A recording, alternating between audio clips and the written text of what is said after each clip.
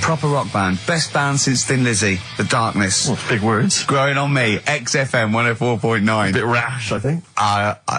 Gervais, S. Merchant, K. Pilkington.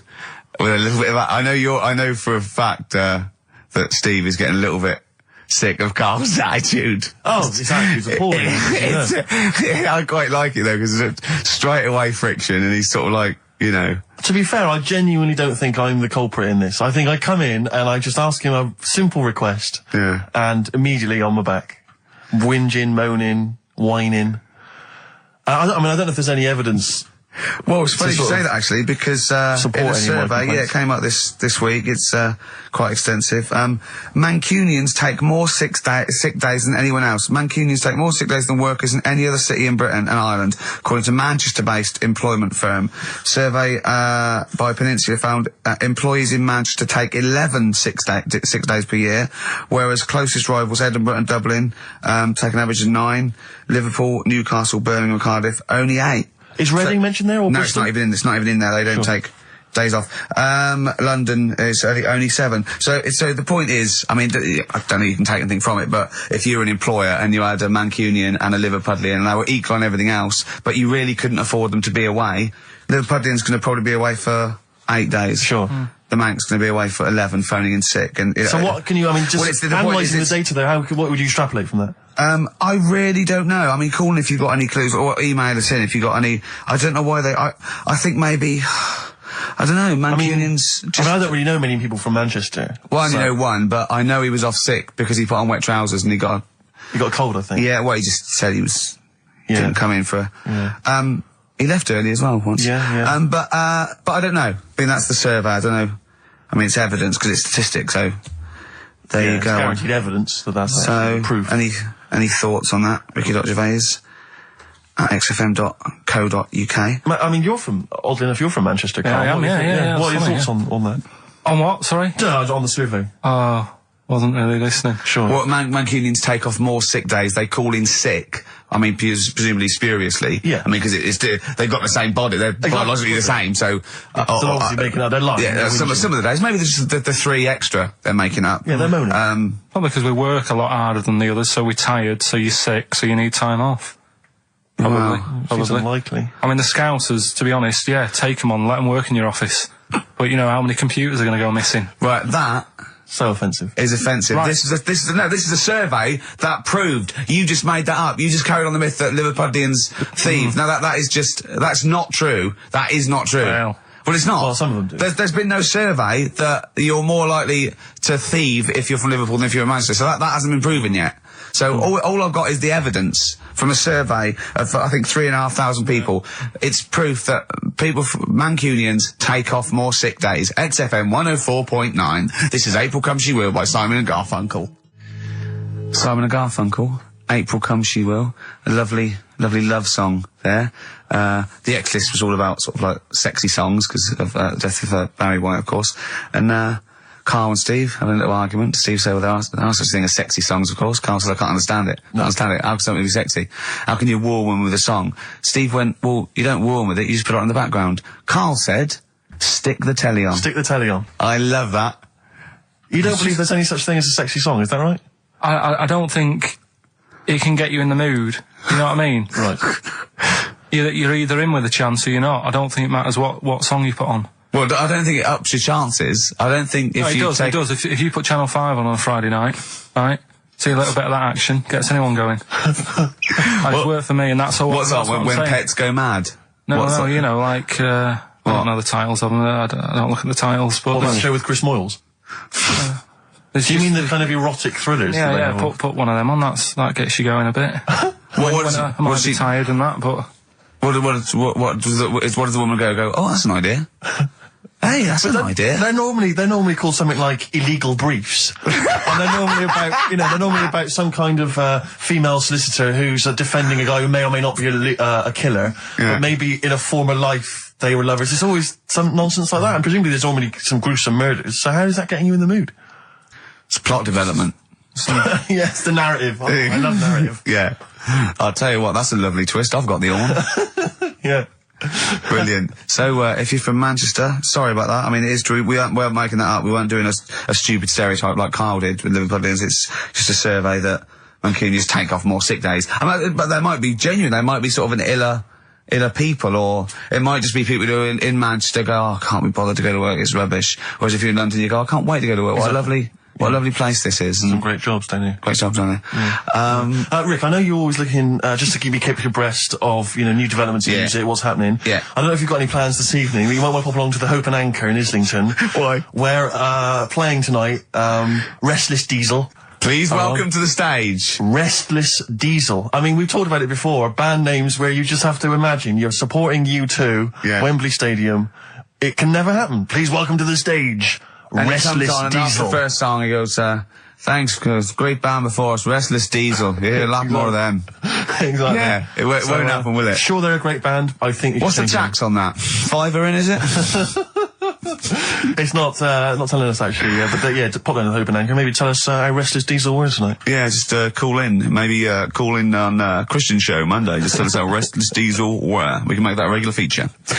Now, what's coming up on today's show? Well, listen, we got all the usual favourites. We got and some new ones. We got Monkey News. That's sorted. Carl told me. People are guaranteed Monkey News. He called in. He said, I've got some Monkey News. Brilliant. He's done that. I had to make sure.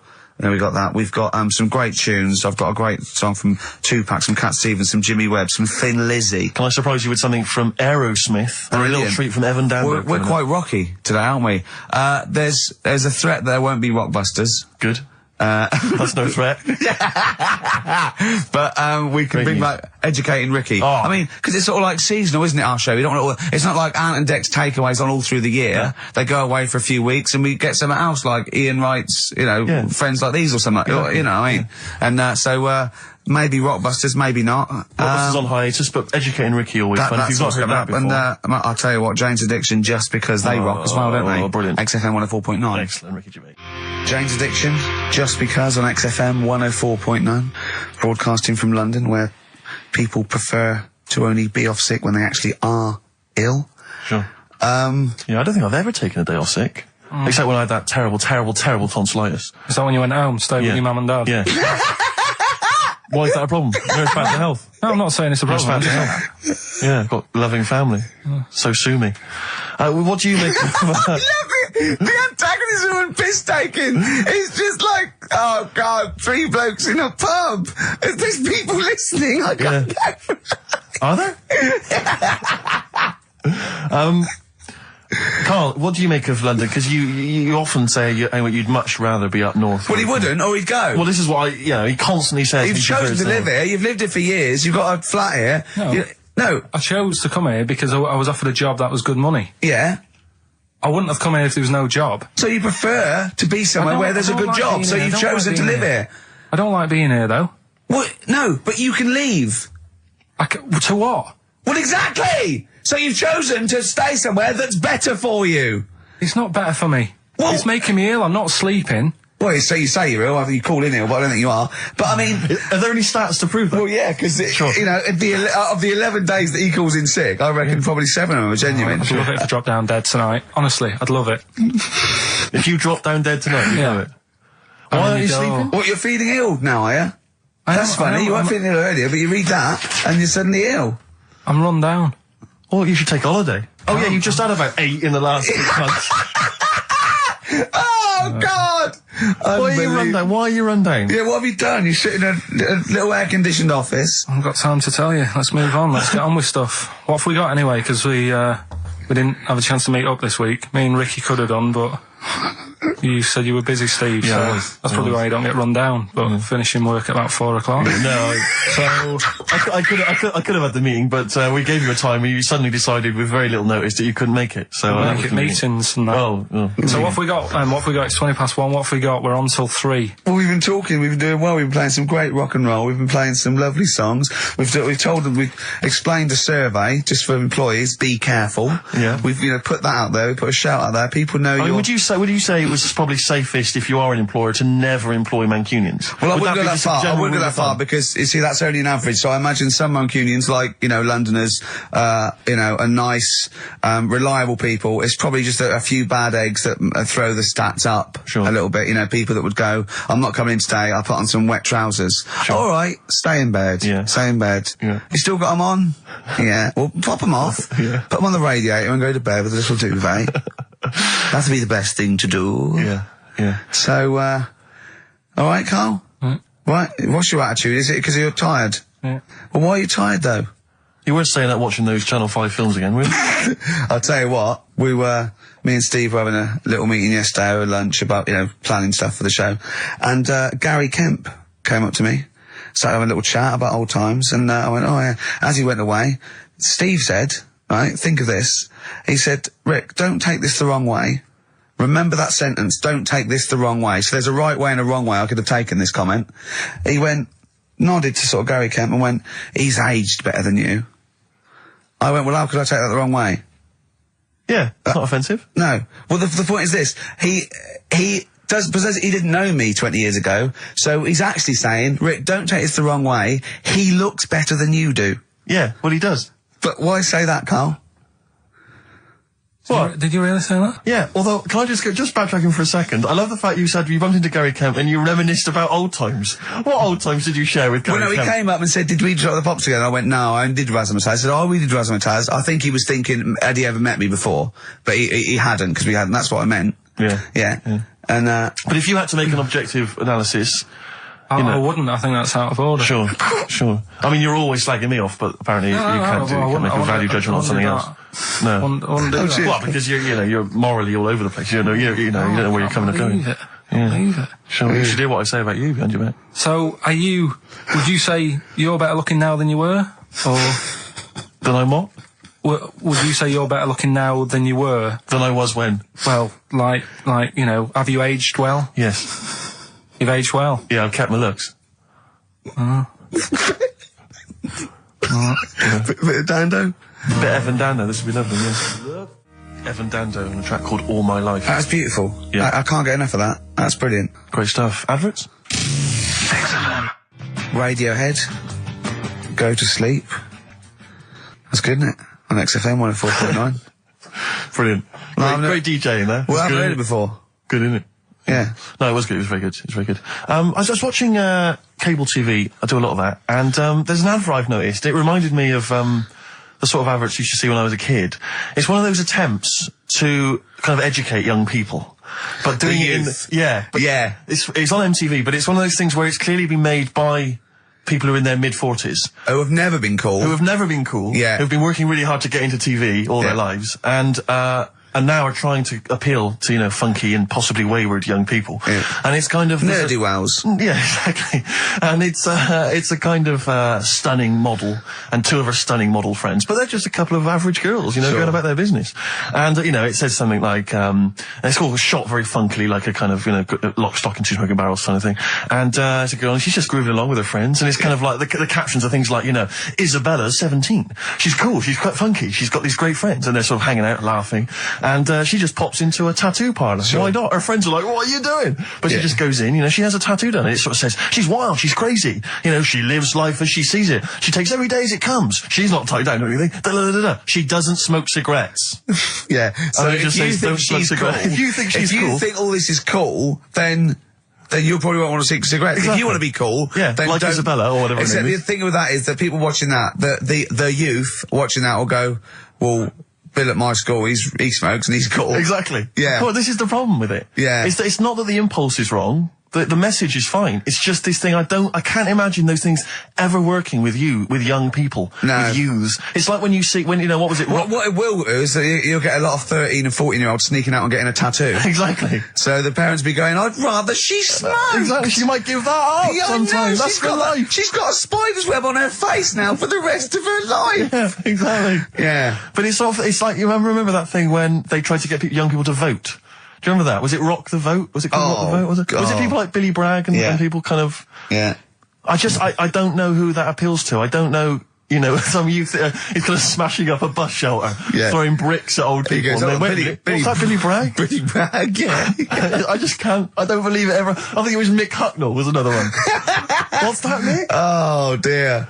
Well, I remember the ones where he just if you were going to go off with a stranger, your cat went, well, don't. Yeah. Ask mummy first. Yeah. And I remember I was trying to jump in cars left, right and centre, but my cat, when I was like 5 or 6, would go, and I go, good point. Yeah. You're right, he could be a nutter. But I seem to remember the Charlie's. The Charlie Says. It was Charlie Says, wasn't it? Yeah. Charlie Says. Charlie Says. I always find them really unnerving. He lived in that really eerie kind of world where you never really saw anyone. Yeah, but it was very kind of, it was very eerie. It wasn't a very kind of comforting but world. they hadn't spent a lot of money on the cartoon. No. No. But it was, I always got the sense with him that he was probably really quite lonely. But I like the fact is that, And he had a cat. Mummy was so pleased, but by the time I came out, they'd gone off and I missed the picnic. But Mummy was so pleased that I'd asked her, she gave me an apple. No, I think and Charlie got something he liked. He gets a fish, right? I was thinking, an apple? No, I seem to remember it being that... I'll get an apple anyway, get me some sweets. Yeah, or a tattoo. I always thought there was a con when your parents got you some clothes you needed for Christmas. I'm not falling for that. Exactly. I'd go, look, I'm getting the clothes anyway. I want battling tops. But the Charlie Says, I seem to remember when they asked him to go off for the picnic, by the time he'd asked Mum, because she was on the phone, I don't know who she was chatting to in the middle of the day, the kids had gone, and I seem to remember one of her clients. Exactly. I seem to remember that he said, don't worry, it was fine, because Mum took him and Charlie on a picnic. Not as good. Who'd rather go with your mates, or with your mum on a picnic? And your cat. Yeah. I mean, I don't think they were friends. This Scotch egg sinks a fish. Well, I had to bring it for Charlie. Don't bring raw fish in the picnic basket. I think they weren't friends of his. They were just local kids who go, let's go and ask that weirdo with the cat if he wants to come down the park. Let's go and ask the weirdo who thinks the cat can talk, and then run away when he goes to ask his mum. When he goes off to ask his mum, they're just going, ask your mum, ask your mum. Yeah. Hello, hiya. All right, we're the local lads, the cool local lads. We smoke, we got tattoos. Do you want to come and play with some puppies in the disused mine? Ask your mum first. Quick, run. Exactly. So look, he's talking to the cat. Look, he's talking to the cat. They were just round the corner spying on him. They were just laughing. There was no picnic. Did you ever go on a picnic, Carl? Was there places to go in Manchester, or was it like Quarryland mostly? The problem with those adverts, like when I was growing up, they'd sort of give you ideas, because remember the Charlie's one, right? And we were on holiday, right? And I met these two lads who are knocking about with like mates and that. And that advert came on, and we thought it'd be a good idea to wind his mum up, because this advert had just been on saying, you know, kids are going missing in Wales, right? Yeah. So we said, oh, this will be a good laugh. We put the kid in the wardrobe. His mum came back from shopping. We said, oh, he's gone missing. We haven't seen him for hours. That's terrifying. I know. That's appalling. How old were you? About 13. And what was his mum? She must have been. Yeah, she was going mad, and that's when we thought, oh God, we've gone. Will we say anything? Will we pretend we don't know where he is? Open the wardrobe, he'd suffocated. Yeah, that's horrible, Carl. I know, but Such it's a just cruel what you do, isn't it? It's just what you do. Well, no, you do. What do you mean? It's just what you do. What was it? Was he in the wardrobe? Was he listening to this? Why didn't he go, Mum, it's all right, when he heard her crying? No, she wasn't crying. She was just panicking and like screaming a little bit and that. Screaming a little bit. Okay, we'll tell her when the screaming starts. Exactly. Yeah. And then what's the other thing? Like on the same, like, you know, all this was going on when I was growing up. And one time we're on holiday, and my mum says, right, if you're going on the beach, it's a big beach. But, you know, if you're going to go out and play there, I need to know where you are. So where are these bells? Where this cowbell around your neck? She gave me a balloon. Good idea. A balloon. And it just, you know, sort of attached to my arm, so wherever I was playing in the sea and that, you can see the balloon and that. Brilliant. But then the problem was, everyone else thought that's a good idea. And it was just like loads of kids with balloons and that. Oh, I ruined it. So that didn't work. Yeah. I had to bin that idea. Weren't you in a car park once? Oh, no. It was New Year. And we were all gathering up. You know, like in Trafalgar Square at New Year, everyone gathers and they have a big kind of party and stuff. Well, in Bristol, they do something very similar on a smaller scale. And I was there one New Year, I was with my friends, and I for some reason I picked up a balloon during the evening. You know, I don't know where I got it from, but I was holding this balloon, and these girls came up to me, and I thought, yeah, nice, you know, maybe a little New Year kiss. They came up, they said, hey, are you going to be here for a while? And I said, well, yeah, I probably will. They said, it's just that we've arranged to meet back at you at midnight. You're so what do you mean? tall. Because I was so tall and had a balloon, I was towering above everyone else. I said, what? I said, we're going to meet back at you at midnight. This is They said, don't worry, you can go about your business because we can see you wherever you are. this is where Nelson's column is. No. No, this is in Bristol. Oh right, okay, Yeah. And so I'm sort of wandering around, and then at midnight these two girls turn up again, and some of these lads come and meet them, and they're sort of laughing and joking. I'm thinking, they're probably going to invite me back to a party. I watched them get in a cab. They went off. They had a wild night. But then I did have a balloon, so it was a great new year for me. I did have a balloon. Oh, should we have a little bit of two-pack? Yeah, if you want. Yeah, A little bit of that. there's a great lyric in this. It's picture me rolling, right? But at the end, he's saying about look at me now. I'm drinking Remy and I'm in a Rolls Royce. And he goes, oh yeah, I forgot the DA. Can she see me from here? Can you see me, ho? And I think this is like District Attorney turning on the radio and Tupac going around going, can that ho see me? She's going, yeah, yeah, I can see you. Yeah. It's brilliant. Tupac. I'll tell you what, we should get rolling. Rockbusters. No. All right. No. Well, he has done it. He just said that he was worried about it because we said it's the last one. What do you think, Carl? I just don't think can I just say now, Carl, seriously, I'm only responding to what we're getting on the email, which is people do not want Rockbusters. They really... There's one guy here he says, it's James Pooley, he says he's preempted Carl by giving my answers to this week's quiz. I don't know what the clue would be, but his answer is no Van Ear, Nirvana. Yeah, good. No Vanny. Yeah, that sounds like one. Number 2, he's just guessed. I don't know again what the clue would be, but the answer is Kid Creosote. Yeah, that's good. That would That's a be typical perfectly viable. Rockbuster. That is brilliant. That's a better game. And the last one is Harry Seacombe. Yeah, that'd be good. So, maybe we should reverse it so people and we have to come up with the clue for them. And we win the prizes. Yeah. Have you got prizes ready as well? It's all there, but... Oh, I feel sorry for him now. What the prizes would have been. I'd rather just give them away to the first person to email in, frankly, than have to go through the torrent of Oh, God! Rockbusters. Look at Carl's face! I wish you could... Oh, can't we get this on telly just for Carl's face? Hey, I'll tell you what we could do, Steve. You know, like Smiley Miley and that used to take the Radio 1 Roadshow out? Oh, man, that would be amazing. Come on. Should we take it out? Hello, Bournemouth. Yeah, how many miles have I done? Don't care. No, should we do this? How many miles have we done? Well, XFM's down the road. Yeah. 1. Yeah. Should we take it out the road just so they can see Karl Pilkington? To be fair, though, you're not really keen to leave W1, are you? Well, we wouldn't. Right, so where exactly would we take the roadshow? We'd do it outside. Outside the building? Yeah. Right, okay. And what would we do? It's called a roadshow because it's in the road, I imagine, isn't it? And we'd give away T-shirts? Throw in T-shirts, and then we'd have a Anyone's band. hat. We'd have band playing. What was that band playing tonight? I forget, something Diesel, was it? Yeah. See, instantly forgettable. That was my point, really. we could have them on. Yeah, great. Yeah. Get a couple of celebrity pals down. Someone from Big Brother 2. That would be ideal. Well, Josh, the other little gay fella. Yeah. He'd come on, just wave. Yeah. I'm beginning to like the idea. Yeah? Brilliant, yeah. So we'll have Josh, something Diesel, we're playing the Bull and Gate tonight, whatever it is. Yeah. Right, I'll throw out some T-shirts. Yeah. And then Carl will do a live Rockbusters. Yeah? Well, I don't know. Do you want it? I just think that ruins it slightly. It would just bring the whole afternoon down, Rick, I think. We get it sponsored by someone. Yeah? No? Well, I'm just trying to inject a bit of... Read the prizes, what they would have done. There's a PlayStation game here. I guess it's maybe not been released yet. It's a little demo of that. What's this? The American Song Poem Anthology. I don't exactly know what that is again, but lots of songs on there and a couple of compilations, arbitrary compilations, the Club Anthems compilation, the best summer holiday album ever. Wow. There it is again. You've certainly sold it to me, Steve. The best air guitar album again. Brilliant. And an old edition of Only Fools and Horses. So, you really haven't put the effort into the prizes, Carl. So if that's the prizes, if that's the whole point of the competition, and they're the best prizes you could conjure up, in God's name, how bad are the clues this week? That's why he doesn't want you to do it, Carl. Oh, we won't bother. Forget it. Doesn't matter. Good. Excellent. Well, that's resolved.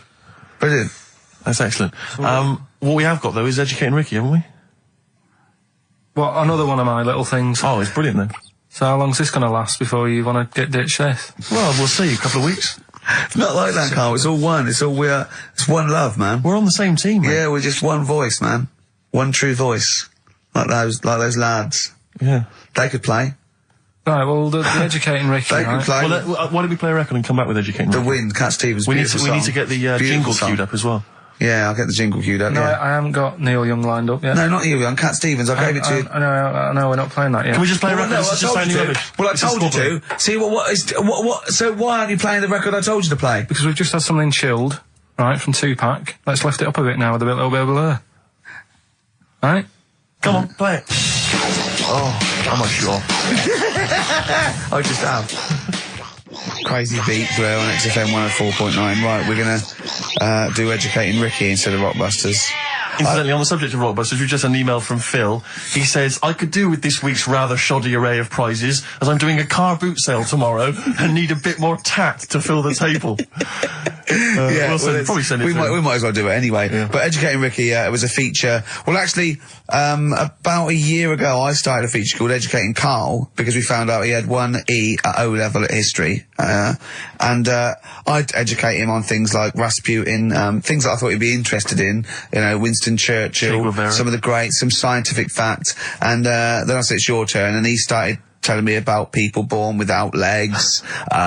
Some people have got a funny eye. There's a woman whose tongue's longer than her arm. And really, you know, turning the screw on education. Yeah. So, I don't know what he's got for me today. Maybe a dog born a cat. Let's have a look. We've done that one, we've done that. Is there, because often we should point out there's sometimes a crossover between Educating Ricky and Cheeky Freak of the Week, Yeah. just in terms of subject matter. Yeah, so we've done Cheeky Freak of the Week. We've done all the freaks. What have we done with the Freak of the Week? There's a dog. There was a woman that had the back legs of a dog. There was last week. What was last week? It was the girl who was born with 4 eyes, 2 mouths, and 3 legs. Sure. You weren't that impressed. I thought if we've got to that and it's not impressing you. Let's we are a spin that, tough let's spin audience, it, I let's admit. spin it. Let's move on. Is there Yeah. a jingle for Educating Ricky? Educating Ricky. Oh God. You've told me Educating Ricky.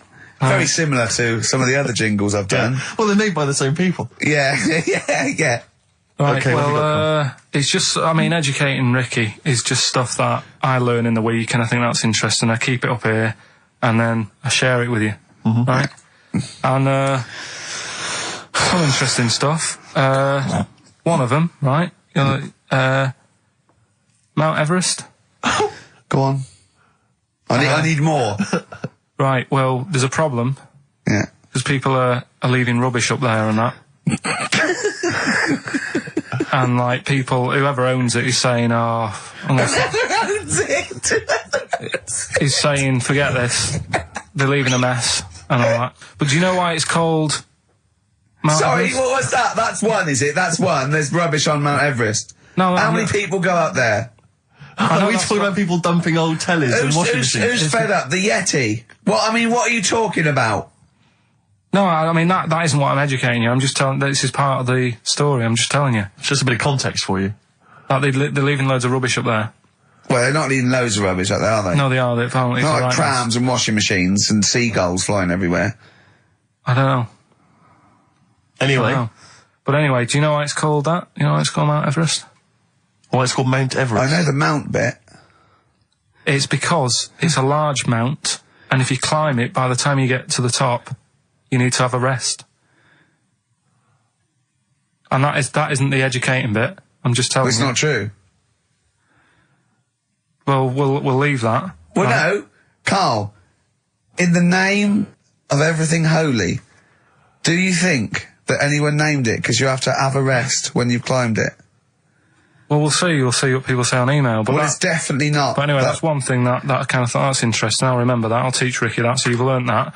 Right, now, are you familiar with this thing that they can do if you're dead, right? No, not if you're dead. It's like if you're ill and you know you're going to die, right? I don't know what this is anymore. Extraordinary. Have a rest. Extraordinary. Himalayas. Himalaya. What? Listen, this is an interesting fact. Come on. If you're ill but you know you're going to die, Yeah, you can have this thing done in Detroit where you get put in a fridge right? and if they work out, you know, what's wrong with you in 20 years' time, they go, right, that fella is in the fridge. He had that. We can sort it. Let's get him out. And they sort you out. Yeah. Is this the first time you've come across this idea? Yeah, I read it the other day. I didn't know I've about never it. heard of this before. It's called cryogenically preserved. Good, innit?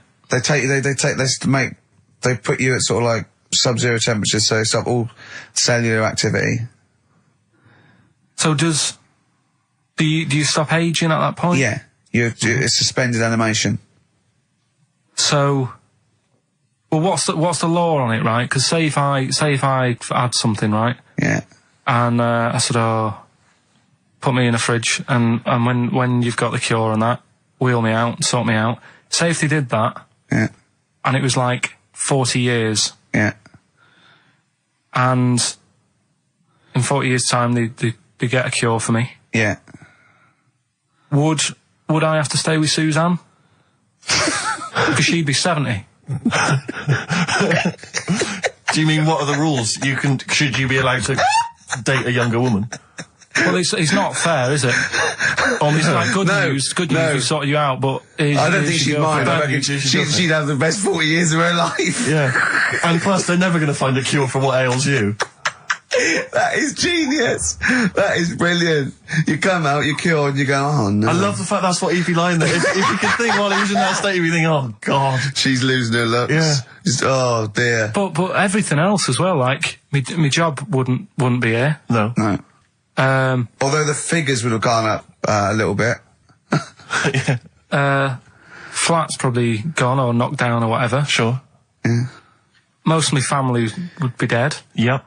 So what's the point? What? How do you know about it? Who's done it? Well, famously Walt Disney, apparently. I mean, Walt Disney actually did die, but had his body preserved so that should they one day be able to bring back people from the dead, they need Walt Disney. They'd think, hang on, who do we have? But with him, nothing is going to change, because when he comes out, Mickey Mouse will still look the same. Sure. Unplug and all that. Play a record! I don't know where your mind is. Play a record!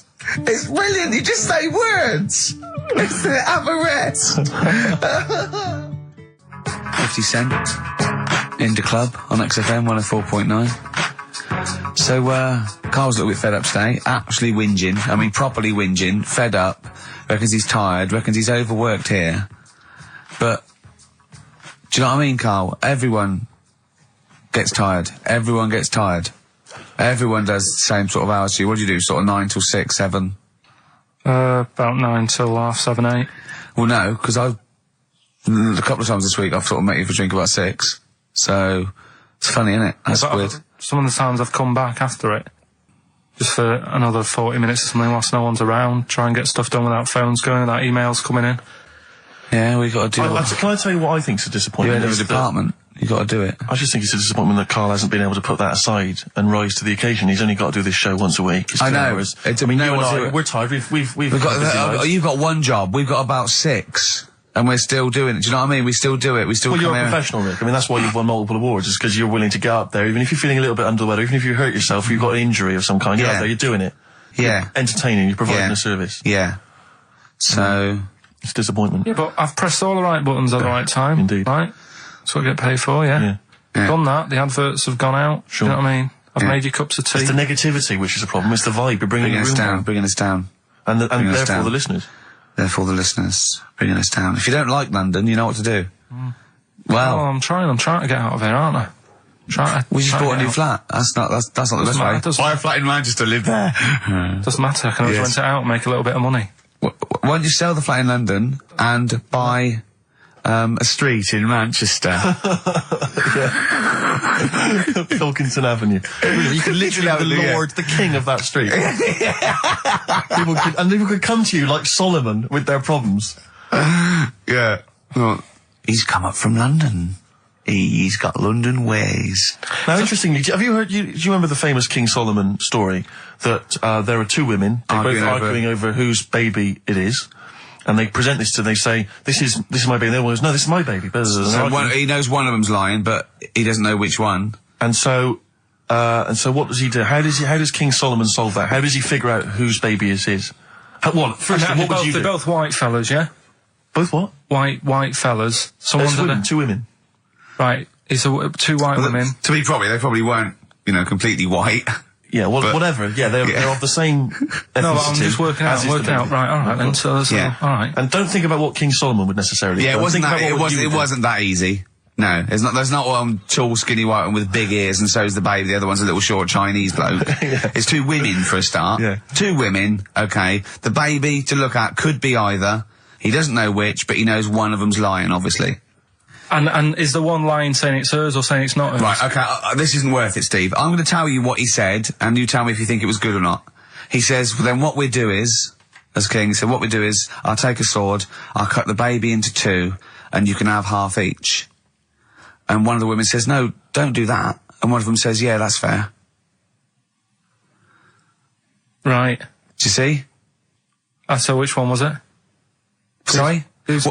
Well, no, my guess is the one that didn't want it done probably was the mother of the child. The one that didn't mind having the baby cut in half probably wasn't a mother of the child. Why don't you think, you bald little mank twat? Play a record. Well, I'm just, right. Although, it's not a very good solution.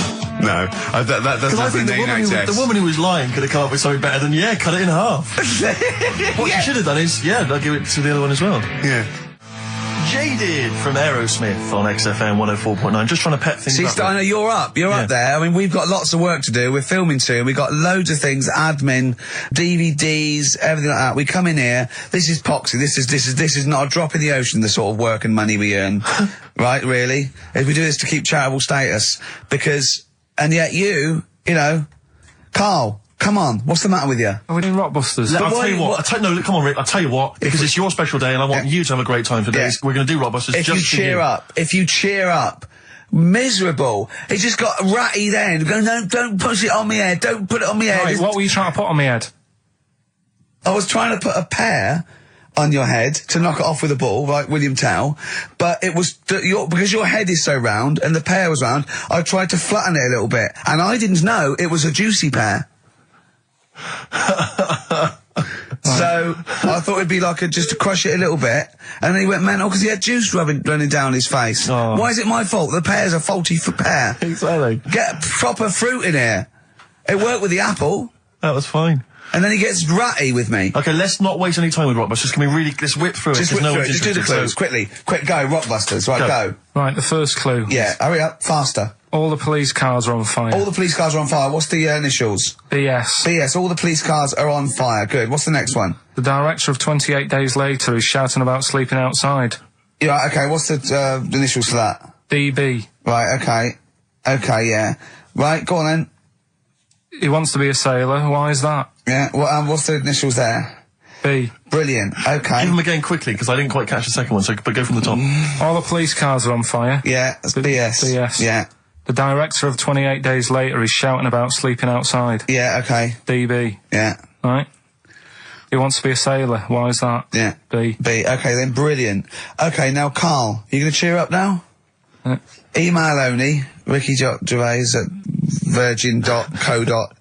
Radio 1 Roadshow. Smiley Miley. Smiley Miley's mileage game. If anyone remembers that, I mean, here's a man, right, whose job, Smiley Miley was not a DJ, lest we forget. Smiley Miley was the guy that organised the vans that carried the equipment to and from the road shows. Because he was such a crazy personality. Because he smiled a little bit. Exactly. He got recognition, Carl. Longevity, lots of money, and lives where he wants to live. The town that he wants to live in. Why don't you just enjoy the town that you've chosen to live in, because it's so good? London. What towns have you been to? Have you travelled at all?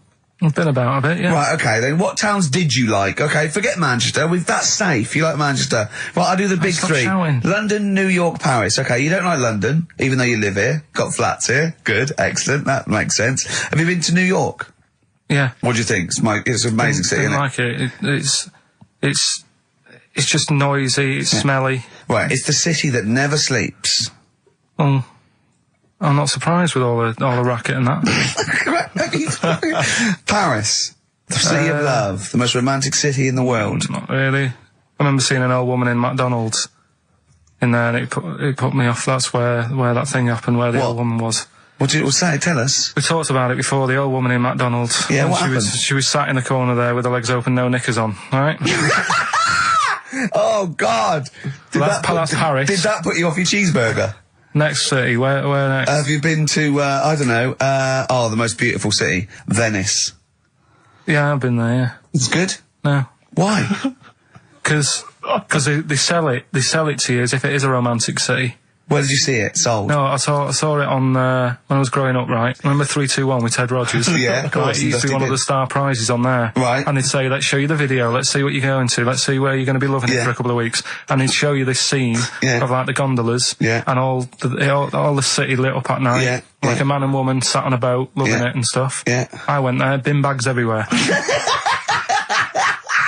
Play a record. Yeah, it's a mess. Play a record. It's London. That flooded. is Wish You Were Here with Karl Pilkington. All right. It's London flooded.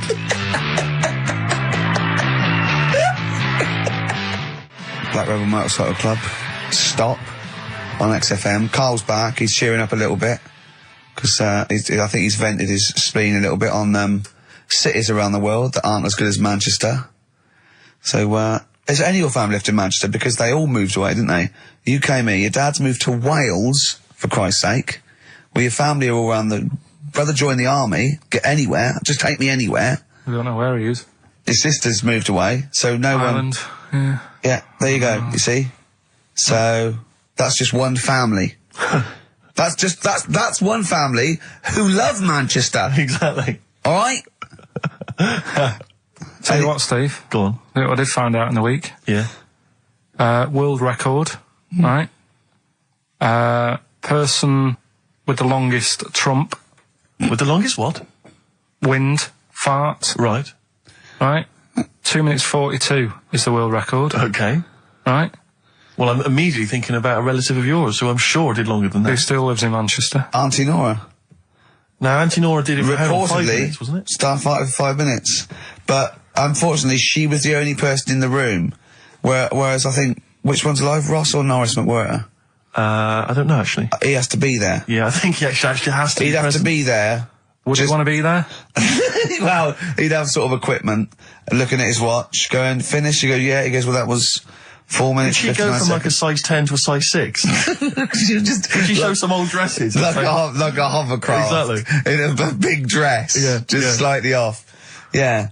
So, it has to be invigilated. But again, you know, how was the Guinness Book of World Records one invigilated? I mean, who was supervising that? Who was He said, monitoring I can fart for 2 minutes. They went, well, we've got to see this. Went round. And, he just probably let it rip. It's probably circular breathing. He's probably sort of sucking in air and swallowing it as he's going. And it's a continuous one, isn't it? It's not like, yeah. I mean, I said, you know, that's how Nora's happened. Me Auntie Nora. She had a little bit of wind. It went on for like 2.5 minutes. Sure. That's when she called me ma'am. As it was still going on. And said, there's something not right here. I'm And, leaking. She said, oh, can you send your dad round? You know, my dad. Yeah. Saying to me, ma'am. With a cork. And, With a lighter. I think this would be the best one I want ever. to show the kids something. he said, I'll be there in a bit, get the windows open.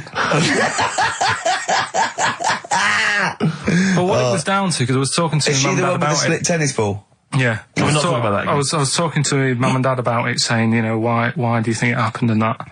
And it's because she never chucks food away, right? And she'll sort of mash it all up. And she's got all these ice cream tubs in the fridge that are just full of Cabbage like water. old mashed up food. Really? And she prepares everything.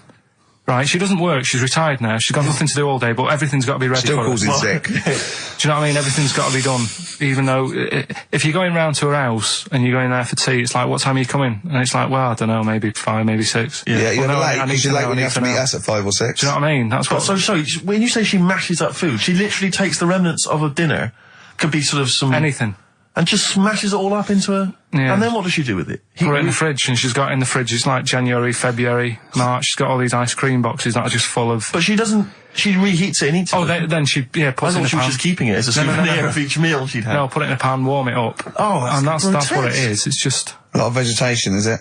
Yeah. Why does it only happen once, or does she save it up once a year, just let it go? I don't know. Well, she is mad, she's... Yeah, she sounds potty. She doesn't answer the phone anymore in case there's a burglar. Checking if she's in. It's like, well, answer it and then they'll know you are in and they won't come round. Yeah. Mental. Well, they can't be sure then, can they? What do you mean? Well, if there's no, well, go, well, maybe it's someone just, they are in, but they're hiding. Whereas if Auntie Nora goes, it's Auntie Nora, we can she'll be farting. We can sneak in when she does a loud one. Because we'll be aware of the telly. What's stopping it? It's got a valance round it. It's got caught on the cat. So have we got a recap on Rockbusters? Anyway? No, just do the... Has anyone got the right answers? Has anyone got the right answers? Let me just check here. Here's one from someone who just says, he's given an answer. Answer to number 1, I. Number 2, don't. Number 3, care. Right, okay. Is he close? Has anyone got 3 answers? I can't find one with 3 answers. So, again, you've done something wrong, Carl. No, no. This isn't radio. Play a record. There you go. Someone's got it. Give it to them. Fine. Okay, give us the clues again. We'll give the answers straight away. No fanning around. Yeah, Right. it's really pointless. Number 1. Yeah. All the police cars are on fire. BS. BS. Yeah. What was that? I can think of something. Go on. Blazing Squad. Brilliant. Okay. Right. The director of 28 Days Later is shouting about sleeping outside. Yeah. That's Dan Yell Bedingfield. Right? Danielle Bedingfield. Right, we'll never let him do this again. I told you I washed my hands of it. I know, but I just thought... Why'd you let him? Why'd you... Because he was grumpy. But this is what happens. Look what's happened. Danielle Bedingfield. That's what happened. The director of... So Danny Boyle, so Dan, right, all that for Dan, about shouting about being... Dan Yell Bedingfield, right? What's the last one? He wants to be a sailor. Why is that? Yeah? Beyonce. What does that mean? Beyonce. He wants to be on the sea. Play record. You're never doing it again. You just signed your death warrant. What have we done? You're never doing Rockbusters again. And if Monkey News is about that, we ban that as well. We've and we're unleashed it. serious this time. So Joe in Catford, stuff off to you. Oh, I can't believe what we've done. He's even doing the shout out. There you won. Well done on that. What have we done, Rick? What have we done? World Party, is it like today? Still to come. We've got Monkey News, is that right? Yeah. Yeah, we're guaranteed Monkey News. But I tell you what, I know, I can look, the look in your eye. You know Rick, what tells I me want? everything. Just play some. Adverts. XFM. There's a little sailor fella. He wants to, join the Navy. Why? Beyonce. Beyonce. Knowles. Is his surname? Yeah. Midshipman Knowles. Now, Carl, we're going to do another edition, I think, of Wish You Were Here, because that really cheered you up, didn't it? So on. Where else you been? Have you been around Europe, haven't you? You've been to any hot country? You've been to Greece? Greece. Turkey? Done Turkey, yeah. Yeah. Been to Turkey. Little fellas. Little midgets working in the canteen in the hotel I was in. Okay. Astley Suzanne as well. Okay. Have you been to Scotland? Once for the Edinburgh Festival. Go on. That's where I looked out in my hotel room, saw a traffic warden putting a ticket on some bin bags. Brilliant. Because they'd gone into the road. So that's Turkey, Scotland. What about places here? Have you been to the West Country where we? Have you been to my neck of the woods, Bristol? I haven't been around. What else is around there? Bath. Been to Bath. Yeah. Yeah. What do you make of it? Once you've been, probably don't need to go again because it's sort of old and they don't change anything. Okay. Do you know what I mean? That'll be So the once you've Roman been- spa he's talking about, Right. I think. What about Brighton?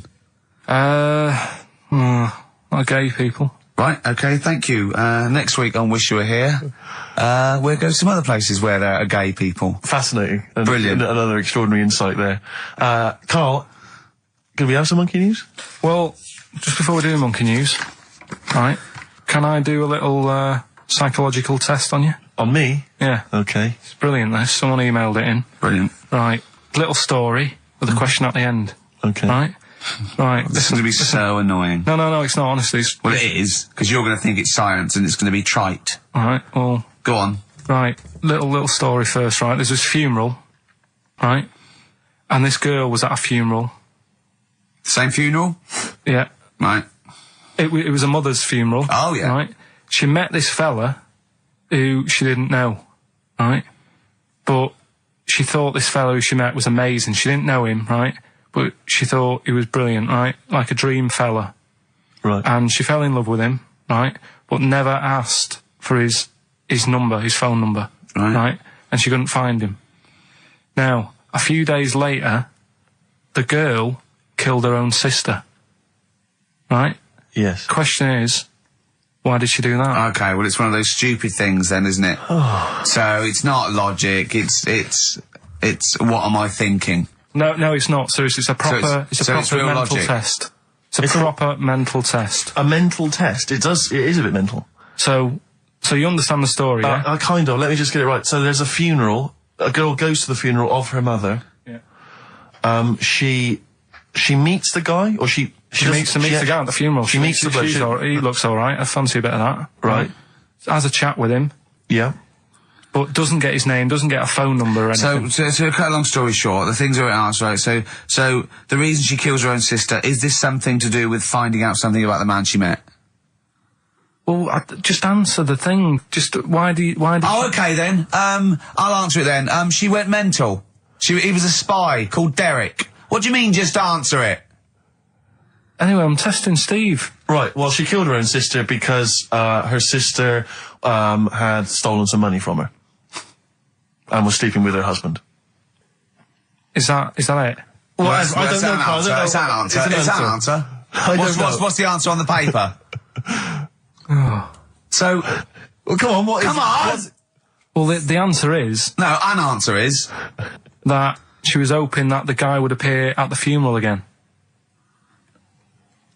He'd go to the funeral. Right, that's not a proper psychological test. It is. It's It one of says those here. stupid little shitty things. It says It's like here. a man goes into a field and dies. Why? His parachute didn't open. That's what I'm thinking. I'm surprised you learn anything. Oh, Honest to I God, love I'm that. surprised you Romeo learn and anything. Juliet. Oh, Juliet's a fish. It said she was hoping that the guy would appear again at a funeral. If you answered this correctly, you think like a psychopath. This was a test by a famous fella, right, who used it on killers, and most of the killers got the answer right. Did you also think that? Was that the answer that you gave when you first read it? I didn't know. But I wondered what you would have got. Good, so that's proof I'm not a psychopath. Yeah, but that's the point. But it's a psychological test for looking at something very, very specific. What's up with that? Well, what was the best that could happen? That he'd got it right, so he is a psychopath. What annoys me is you're not happy with that test, but before you wasted 3 minutes trying to balance a pear on my head. What were you getting out of that? Let's play a song and have some money.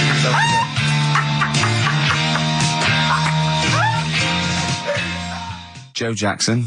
Is she really going out with him on XFM? Right, it's the time that most people, I imagine, have been waiting for. Monkey news. Play the jingle. Okay.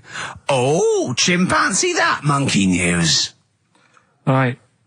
Come on. Come on. Should be ready, Carl. That's amazing, isn't it? It's like Nicholas Witchell. The bomb. No, that's not the first. Come on! No, it's always difficult, isn't it, to sort of find something that's good each week, right? Last week, we did the chimp. It is for us, yeah. We had the chimps who were running a health spa. Yeah. Right. We've covered the one who nicked a car to go on to Spain. Yep. To sort his future out. All shite. The hairdresser, I think we've done that one, the little monkey hairdresser. This week, we're looking at monkeys, that they're using. Do you know, like monkeys? They know how, like. I've lost the will to live, Steve. Oh, well, I don't want to do it. Right? Well, come on, come on. What are monkeys good at? What are monkeys good at? Yeah. Well, running small businesses, cutting people's hair, and driving cars. Yeah, they love Spain. Oh, and foiling bank robberies. Yeah, they're great. Well, something else they're good at, right, is like weighing up the situation.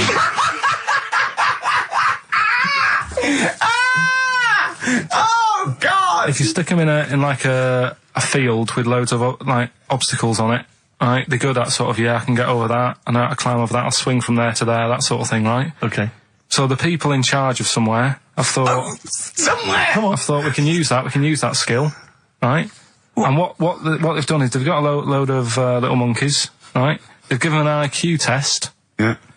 and the ones that score above 80, right? Get to produce this show next week. Join the army. Right. How do they join the army and what do they do? They just, what they do is they set little obstacle courses up for them. They do that. They do a cross-country run. They do, the IQ cross-country test. run? Yeah. Okay. And then once they've done all that, they make them a little uniform. Made to measure little uniform. Slightly longer arms, shorter legs than usual, yeah. Yeah. And, basically then they taught how to use a gun and that sort of thing. Yeah, of course they are. You're talking rubbish again. This came through literally, pretty late on, so. So you've not had a chance to corroborate all the facts, as usual? Just have a look. Right. It's the bit I'm looking for is, well, A, why are they doing it? Why are they doing it? Yeah. Why do we need monkeys in the army? And secondly, why are we giving them guns? I'll just check to see if any of that I love the fact we only let gays in recently. yeah. Talk amongst yourselves. Yeah. I can't read it. There's too much pressure. Well, it's rubbish. But it's rubbish. They don't get it. It's the way that there are things there are animal cores, right? There are horses, there are dolphins, sea lions. There are lots and lots of animals in the army, but they don't have to pass an obstacle test as such, and they're not taught to fire guns. You straight away assume that there's going to be loads of squads of men, and then just one little monkey in the middle. Like, he came second on the test. He's in, boys. What do you think, Steve? You've read it? Well, as ever, Carl, this is an arbitrary email sent by one of our listeners. You know what Ricky and I think of them. and so we're not really basing this on hard evidence. We're basing it on the ramblings of one of our listeners. Rubbish. Once again, lazy, rubbish, uncorroborated, nonsense. The stupid test that you got wrong. Rick, that sounds like monkey news to me. I wanted to play those adverts for you on XFM 104.9. Well, that's about it.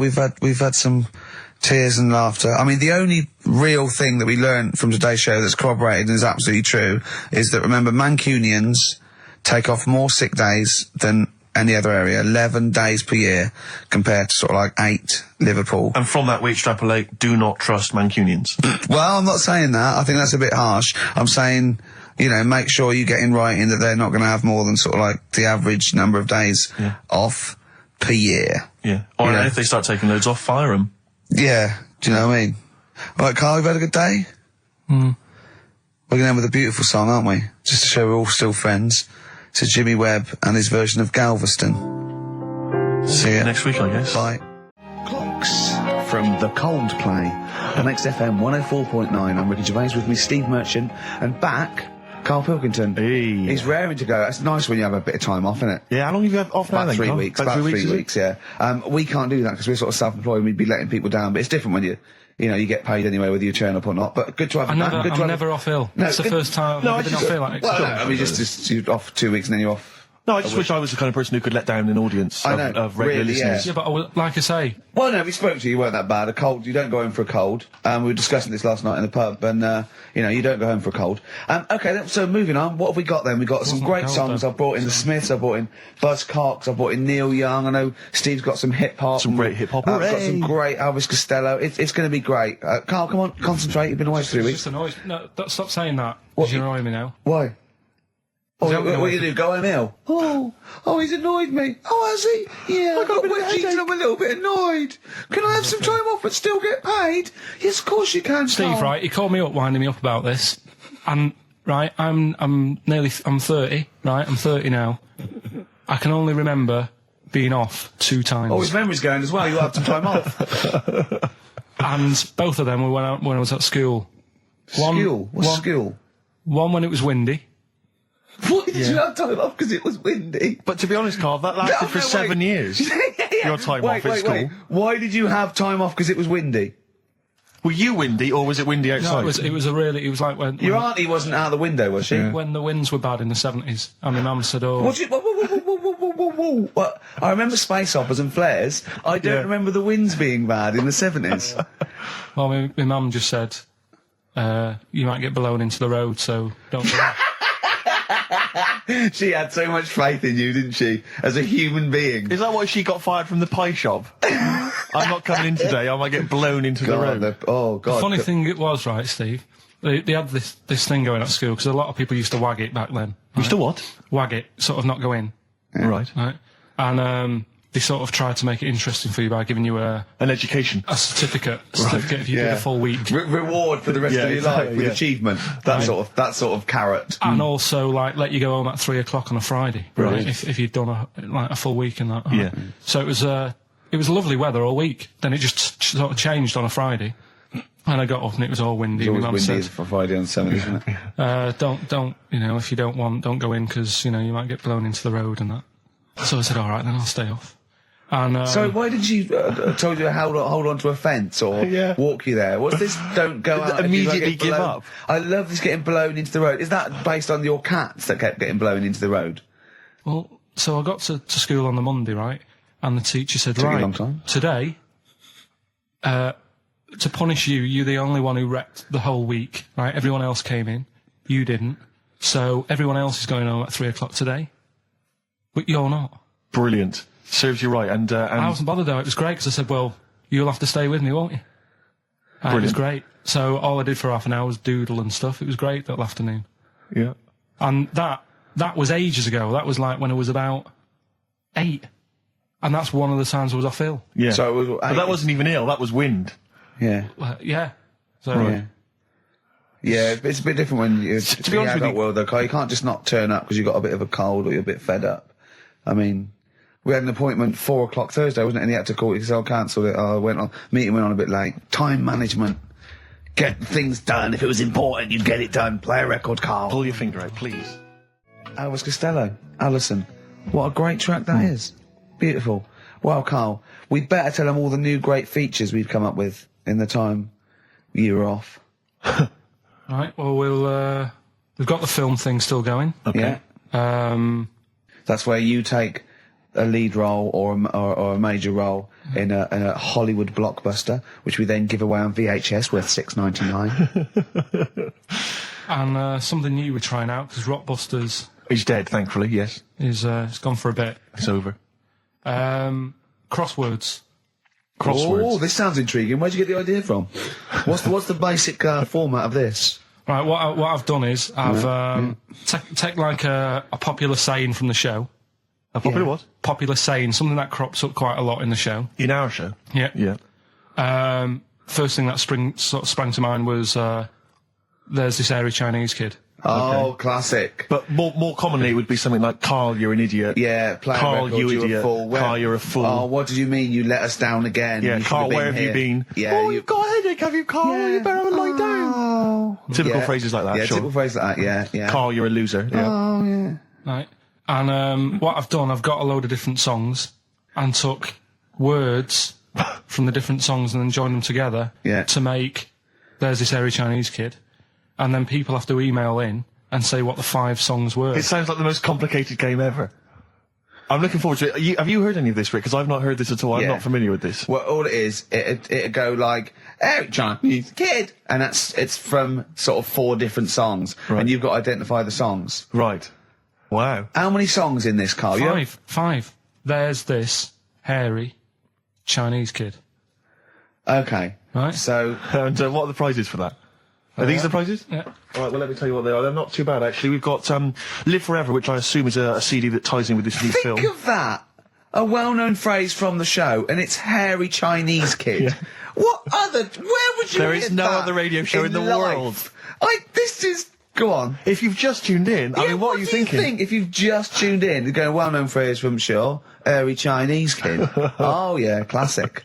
They'll be playing that in charades this Christmas. So yeah, this is a CD that ties in with this new film Live Forever, which is all about Britpop, and so there's stuff on there from Oasis, Blur, Pulp, etc. We've also got another Red Dwarf DVD, Marion and Jeff, first series of that, excellent. That's on VHS, sadly, but never mind. And also the very best of Led Zeppelin, a 2 CD set there with all the classics on. So that's not bad prizes, actually. Carl, you've done yourself proud. We've upped it. We're getting serious now. We're playing in the the bigger league. We've upped the stakes. And we want Heat Magazine not to lose touch with us just because Rockbusters is gone. Yeah. I think they're still behind us. So we've gonna show the world. got film. You appear in a film. We've got crosswords. How is that to do with the crossword? Because I've got words and sort of cross them. Okay. Right, you don't really cross them. But, good. So words. We're playing a game called Words. Word Song. Hello and welcome to Word Song. And obviously, I imagine there'll be some more great music. But we've got a new feature, haven't we? Which one's this? Are we doing within the Monkey News, the new feature? Oh, Steve. I'm excited. You know, Monkey News is my favourite feature. So what have you added to it? Explain it. Right, well, there's been loads of stuff going on in the past few weeks, right? But for the times when I struggle, when sort of monkeys have had a quiet week, and there isn't that much news going on, right? Come up with this thing. I sort of speak to an expert. I've spoke to him already. You spoke to an expert, a Yeah. monkey expert. Yeah. Uh-huh. And I ask him a question. Wow. Right. The feature, it's got a good name. You know, that's the way I work. Yep. Cheapest chimps. Right. Okay. And what I do, I ask them a question about, how much does it cost to, keep one? How much does it cost to, feed one for a week? Yeah. All this sort of stuff. So I give out like a monkey story, and if that isn't enough for people, they'll also learn something else at the end of it. Right. Yeah. So like, It sounds fascinating, can I say right now? That's just some of the things that we've come up with. Play a record, Carl. Please still continue to listen there. Yeah. Richard Ashcroft. Buy it in bottles on XFM 104.9. Ricky Gervais, Steve Merchant, Karl Pilkington. Carl, I need the phone number of your girlfriend. Let me explain why. I was lucky enough, once again, to be on your quiz team this week. Ricky, Still to beat me. He's still to beat me with his team, yeah. We, Second I came. the gang here and some friends, we sometimes go down to a pub quiz in the local area, and I was very nicely, I was invited by Carl to be on his team. Twice now I've been on that team. Ricky's always on another team. And what can I say, Carl? Do you mind me saying this now? Because I've analysed the team, and it's very much your team, and you've put the team together. You've recruited some excellent personnel. Your girlfriend's very, very good on the team, as is one of her work colleagues. And you normally bring in, someone like myself. I like to think I'm providing something with the entertainment section. I seem to remember last time I answered at least 6 or 7 questions that other people hadn't got. So I felt I provided something there. Carl, I rather like John Harvey Jones, who used to be called in to sort of troubleshoot companies. I see why you are not winning ever, and it's a rather pricey contest, isn't it? It costs a tenner to enter per person, and unless you get in the top 3, you're not going to get to see your money back. No. So I think you're going to maybe need to step down from the team, because Carl, I am not sure. You consider yourself a kind of player manager, but frankly, I'm not sure you're providing enough. right. See, this is funny, because as bad as I imagine you are, I don't think Steve would make it into my team, so he's getting a bit cocky here. I want to know what your opinion of him, because he's told me he's great on it. Well, you bang out of order, first of all. Okay. Do you have a good night when you're with us? I tell you what, I wish I'd lost a tenner every time I've come down. That would have improved it. You point out there about the football analogy. Mm-hmm. Alex Ferguson, when did he score a goal? Right. He doesn't. He tells the others how to do it. Right? That's He my doesn't role. take up one of the 11, though, does he? No, exactly. It's not like you can only field 10. Yeah. Because we only got 10 again. I want to be in the 11. Exactly. He's not running around in midfield, falling over. Yeah, shouting, "Oh, what have I told you?" Yeah. No. Right. I'll admit. And right? there's a limit of 5 players. We should explain that. That's the point. Yeah, there's only 5 players on the team. Players, But it was pretty tricky on Tuesday, though, wasn't it? It was one of the tougher... Tell everyone the one question you got right. Something about... Well, tell us the answer. The 2 words you had to say to get the answer. Danny Minogue. Danny Minogue. That was what you provided, Danny Minogue. Is this valuable? Well, no, not really, because there was at least 2 of us who also knew the answer. Oh, well, we gave him. No, exactly. We gave it to Carl. We massaged his ego. Oh, but dear. I just feel Carl. Do you know what? I feel a bit bad now, because I just sort of either had a crushed face. Then. Can I just tell you right now? He just can't believe this. Can I just tell you right now? I think the problem is this.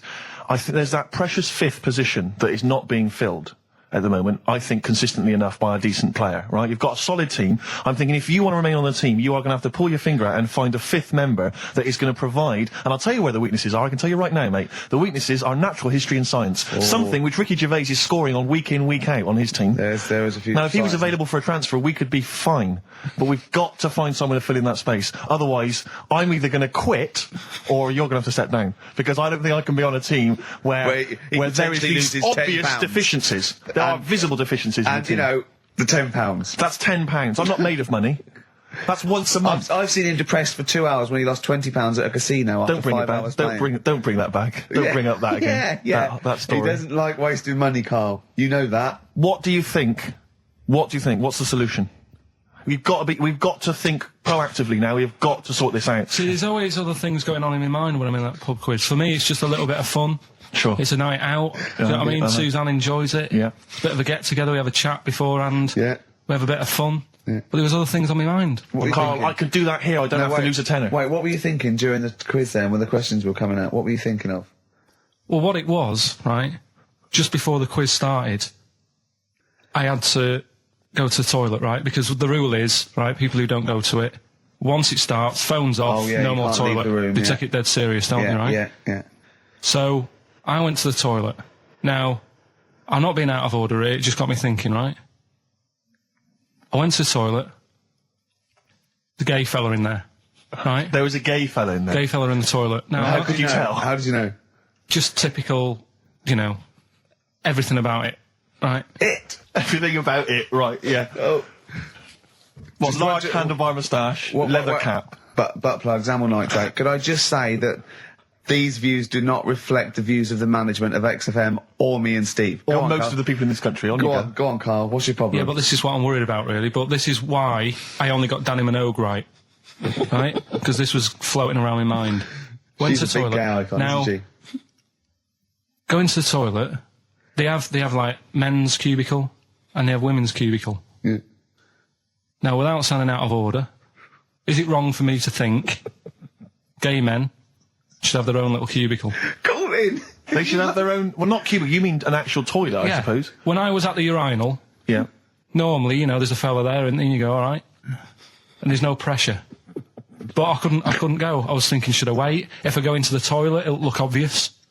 Yeah. I had loads of pressure and But this was what were going you on. worried about? So sorry. What were you so concerned sorry, about? Viewers. I'm so Well, sorry. it's like, right, listen, when I was a kid, right, and it's all right for you to go into women's toilets when you're a kid, it's like, oh, it's a bit cute, right, as long as you're not, like, over 15 or something, right? Right. But when I was a kid, I went into a toilet, and women, when they use their little cubicles, they don't shut the door. Some of them just sit down on the toilet, Yeah. right, and you see everything.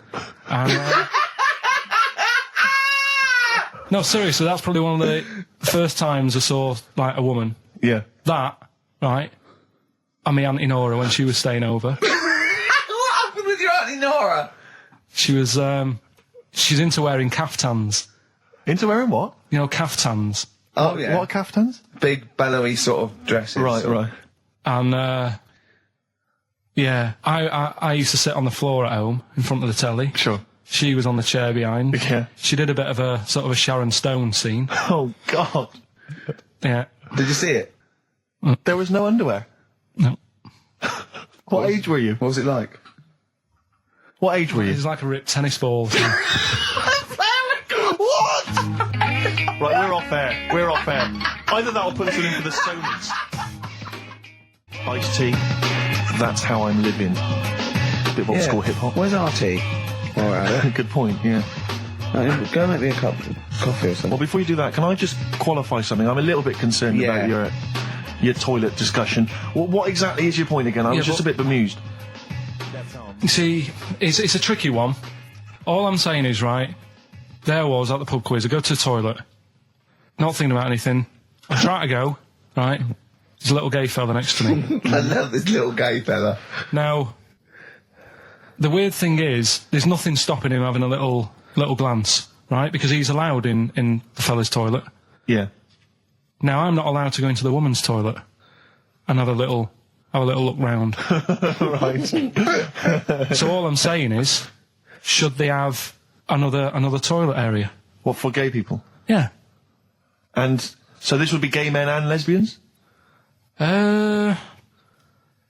Is that going to complicate things? Well, I mean, I can only assume. I mean, to what point? I'll ask you a question, right? If you're intimidated, that's a shame. But you know, most gay men aren't looking at your knob. You know that. What do you mean? I can only say that 99.9% of gay men who use a urinal standing next to what they assume is a heterosexual man aren't looking at his knob. What they're doing then? They're emptying their bladder. No, but the thing is, I can't talk politics for Carl. you're saying like, you know, about would you have one toilet for lesbian women and gay fellas, right? Well, does that mean? Yeah, would it be mixed? Would it just be? Well, would it have a man on one? That's heterosexual man. One little picture of a woman, there, and then what? What would the little icon be? A man and a woman? A man and a woman. Just having a chat? Yeah.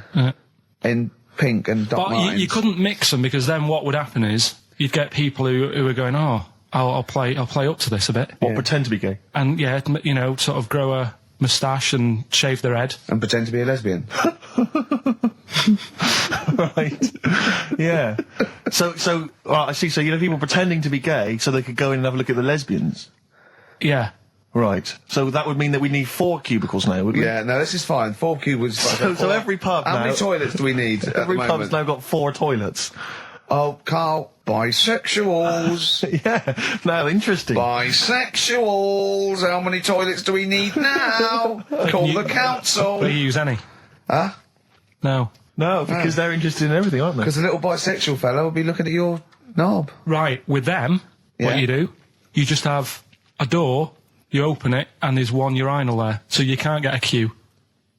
They have to sort of wait. I just thought that, well, why can't there just be a thing between the urinals so no one can look at anyone else's knob? Wait a minute. Just to go back to Ricky's point, what stops, even if we've got the toilet for gay men, what stops the gay men who want to have a look at your willy going in the regular toilet and pretending that they're straight? Most men Who is gonna police this? don't wear gay across their No, head. exactly. They don't have a tattoo. There's no branding yet in the British house where they have to declare. So we're going to have to expand this. What so we've do all you- got to carry identity Do you know cards. you can see a gay, can you? Coming a mile off.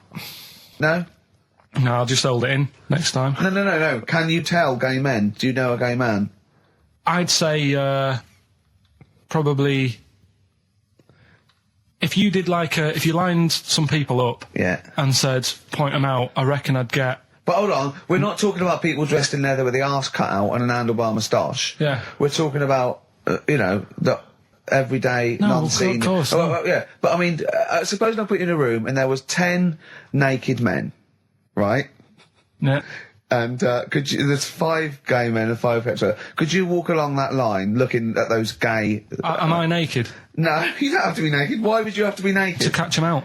Play a record! How would you catch them out? Don't go into it. Don't go into it. Don't go into it. Play a record. Miserable now. Would you share a toilet with Morrissey? From Manchester, you'd have a lot to talk about, wouldn't you? Yeah. We've had an email, Rick, from Jim, and he's just simply said, what about a separate cubicle for bold Mancunians? Wow. Makes a lot of sense. Yeah. You just have your own toilet. The Thrills, One Horse Town on XFM 104.9, Ricky Gervais, Steve Merchant and Karl Pilkington. Now, Karl Pilkington is getting ready. It's the start of a new strand in the show, a new quiz, a new competition to replace Rockbusters. Now, that's quite a tall order, but what have you done? Right, like I said, right, if you've only just tuned in, what it is, I've took, and I'll be taking, a well-known saying every week from the show, something that crops up a lot. First one that sprang to mind was... There's a little gay fella standing next to me in the urinal? That's next week. Okay. This week, there's this airy Chinese kid, right? Yeah. That crops up quite a lot, Sweeping the nation. right? So what I've done, I've got 5 songs, Yeah. and I've edited them together to make that saying. You've got words from songs where any part of that sentence occurs to recreate it. Yeah. Now, what do they need to do? Do they need to say what the song is? Just the 5 songs? I mean, I was going to say song and artist, but if you want, just a song. So there's 5 things there, and if someone doesn't get all 5, it's still worth emailing in because we might give it to the one who's got the most, and then... Yeah. Can I suggest we go for artist rather than song? Only because sometimes it's quite tricky to get a song title. Sometimes it's very odd or it's not quite what you think it is. So maybe artist is an easier one. Are you happy with that, Carl? It's your that all right? competition. I mean, Steve always does this whenever I come up with an idea. Oh, yeah. I'm just trying to make sure it's just the best it can yeah, be, Carl. Yeah. Yeah, no, he came up with a few game shows and Steve was going, no, it's no good. And Carl said to me, he said, it's the one of The Office ever got on telly. Yeah, but... Well, we shall see how Cheapest Chimps plays out. But frankly, the fact that you said to me, Steve, I've come up with the best game show ever. It's called Cheapest Chimps. What's the idea? I don't know. I just like the name. It's something to do with chimps. I thought, well, I'm not sure that's the best game show ever. And what was the other one you came up with that you told me I think about? a few people will be disagreeing with him, Carl. I think people will say that Cheapest Chimps could be the best game show ever. You know, when I was at school, people like you, I really didn't like. You're a stirrer, Gervais. He flits, doesn't he, from one side to the next, Carl. The one thing, we may argue, mate, but at least we're consistent. Ricky Gervais flipping from one side to the other. One day he's on Carl's side. When was the last time Steve wrestled you to the ground and got you in a leg clamp? No, you're right. Never. What, is that supposed to be a good thing? Well, did you see us? Yeah, I saw you struggling in Carl's office earlier. He was punching my legs to release me. We were on the floor, and I was squeezing him with my mighty legs, wasn't I, Carl? What? It was like, I imagine that's what a crab feels like when an octopus has got it. We were playing that, weren't we? So anyway... So, I'll play you this clip now. It's 10 seconds long. We'll play it a couple of times because you'll need to take it in. So here it is then. What are we saying? We're saying artists? Let's go with artists. Artists. So email in ricky.gervais@xfm.co.uk. Name the 5 artists it has taken to make up the saying, Give there's that this email airy address Chinese again. kid. Give that email address again. ricky.gervais@xfm.co.uk. There's this airy Chinese kid. Here we go.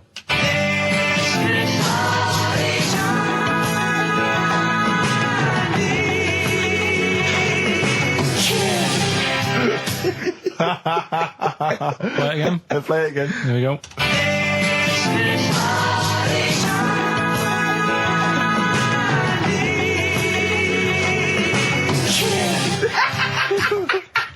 I think you better play it once more. Oh, I've got them. Have you got them all? Yeah. That's nice work. Here we go.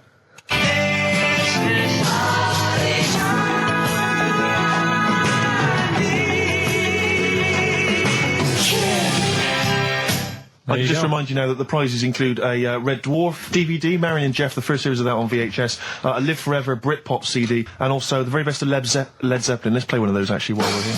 Brilliant rock and roll. One of the prizes on Carl's competition this week is the very best of Led Zeppelin. That's obviously rock and roll. We've also got a Live Forever Britpop CD, Marion and Jeff, and Red Dwarf. And should we play it again so people There's have got this another airy chance? Chinese kid. Who are the artists? Here we go.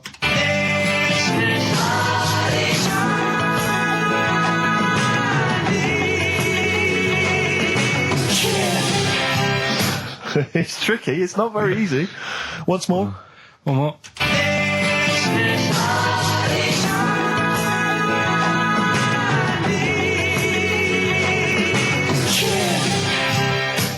Well, there you go. Ricky.gervais@xfm.co.uk. Those prizes can be yours. I, at the quiz, also discovered, of course, and I don't know, I'm just intrigued to know, Carl, I'm just intrigued to know. It was your girlfriend's birthday, wasn't it? Earlier in the week? Or last week? On Monday, yeah. And, I mean, obviously it was a triumph with the stuff you got her for Christmas. The condoms. The box of condoms. Box set of condoms. Oh, yeah. not just the singles, the whole set. Yeah, a complete collection. Brilliant. So what did you go for this What time? did you get her? Yeah, but... No, Yeah, but it's her birthday. How long have you been together? About 9 years. Okay, so, God, it must cost you so much. No, but it starts getting tricky, doesn't it? Because I spoiled her a lot in the first few years. Yeah. So then you Here's start... a packet of rubber bands. Enjoy them. Oh. Well, it's what she wanted. Okay. I mean, you're making out as if... No, everyone wants paper clips. Come on, what did you get her? Got her a new pair of gloves. Right. All right, well. And? What, nice leather ones from Selfridges or Harrods or something? They were good ones, the sort she likes, so... They weren't... Well, they weren't the little woolen ones that she had. Yeah. I thought that was a joke when she said he got me these, because I laughed. No, but I know that's... The one she did have, When they said it was his birthday, right, it was her birthday Monday, and me and Steve wanted to get her, and she went, he got me these, because she had those little woolen gloves on. I laughed, because I thought she was joking, Carl. That's what she wanted. I've told you before about buying presents. Did those gloves have your name sewn in them? And a piece of string that ran over the back of your duffel coat? You know, I've never been into getting presents and that. I had the problem at that Christmas one, that time with the Victoria Plum. Yeah, we'd hate that. We'd hate to bring that back. We've done that. Because you talked about the book, because it's kind of to do with your dad, isn't it? He's a very bad gift buyer, was that the problem? Well, yeah, my dad just wouldn't bother. It was my mum who sort of made an effort, and she sort of worked out half of what I wanted, then she left it to me dad to get it off someone, see if he could get one cheap or whatever. I love the fact that usually people talk about like drinking heavily or violent abuse, right? Yeah. But here's what he's been left with and scarred with from parents is bad gift buying. Yeah, and That's the not so Victoria bad, Plum is it? incident. In the greater scheme of things in the world, Yeah, but- that's not a bad thing to have, is it? Right, there was this, this is what it's like about getting presents and stuff, right? With my mum and dad. Go on. My mate, Colin, right? He Colin had, Mackin? No, Colin Bailey, Oh, right? yeah. He had a Little Sinclair Spectrum, right? Yeah. Computer, Yeah. which was like the thing to have at that yeah, time, yeah, right? yeah. Used to always go round to his house. The deal was... Not the one you had to play through the window because you weren't allowed. No, that's another lad. Oh, right? yeah. This is a different lad. And the deal was, he came to our house, and my mum gave him a pie. And then I'd go round to his, and I'd stay there for a few hours playing, Hungry Horace and stuff like that on it. Sure. Right? Now, my mum and dad knew that I really wanted one of these computers, right? So I waited about a year. Came round to Christmas Day. I thought, I reckon might have one. Turned out they bought me the wrong one. They bought me a ZX81 instead of a Spectrum, right? And Christmas Day, I'm there trying to load the games up. It's not working. I'm thinking, what's wrong, right? And the thing with me when I was a kid, I used to get quite sort of agitated. This is the moment. Right? I found out that it needed a RAM pack to make it work, right? Looking in the thing and it's saying, and make sure you put your RAM pack in the back. And I was like, oh, where's the RAM pack? And my dad's going, I don't know, I've got you the main bit. That's it. So, I was that wound up, I just was sick, right? Just sick. I didn't feel sick or anything, I just was like, oh God. Went to the sink, just sick. Because I was that on edge about it. I said, come on, we've got to get one. And my dad's like, Tandy's shut. We're not gonna get anything today. Ruined again, Christmas Day. That was after the year when my train set got blown up by our kid. The following year, no RAM pack. And now you ask me why don't I get good presents? He's scarred. He just I'm threw gonna up. die. Honestly, I'm gonna die. He's just being sick. Yeah. There's no RAM pack. What? Did you get to the bottom of it? Why wasn't there a RAM pack? You have to buy them separate. Oh, It's one of them okay. cons. What do you mean I can't play Frogger? Oh no. So, wasn't there another incident when you threw up? Spontaneously threw up? Oh. Through sheer anxiety? I do get it. It's not so much now because I've relaxed a bit, but as a kid I used to be quite on edge all the time with certain things. Do you think that's what happened to your The cat wind. that kept being sick? That it didn't get the food it wanted, and it just threw up. Do you remember that? Yeah. God. So they shaved it.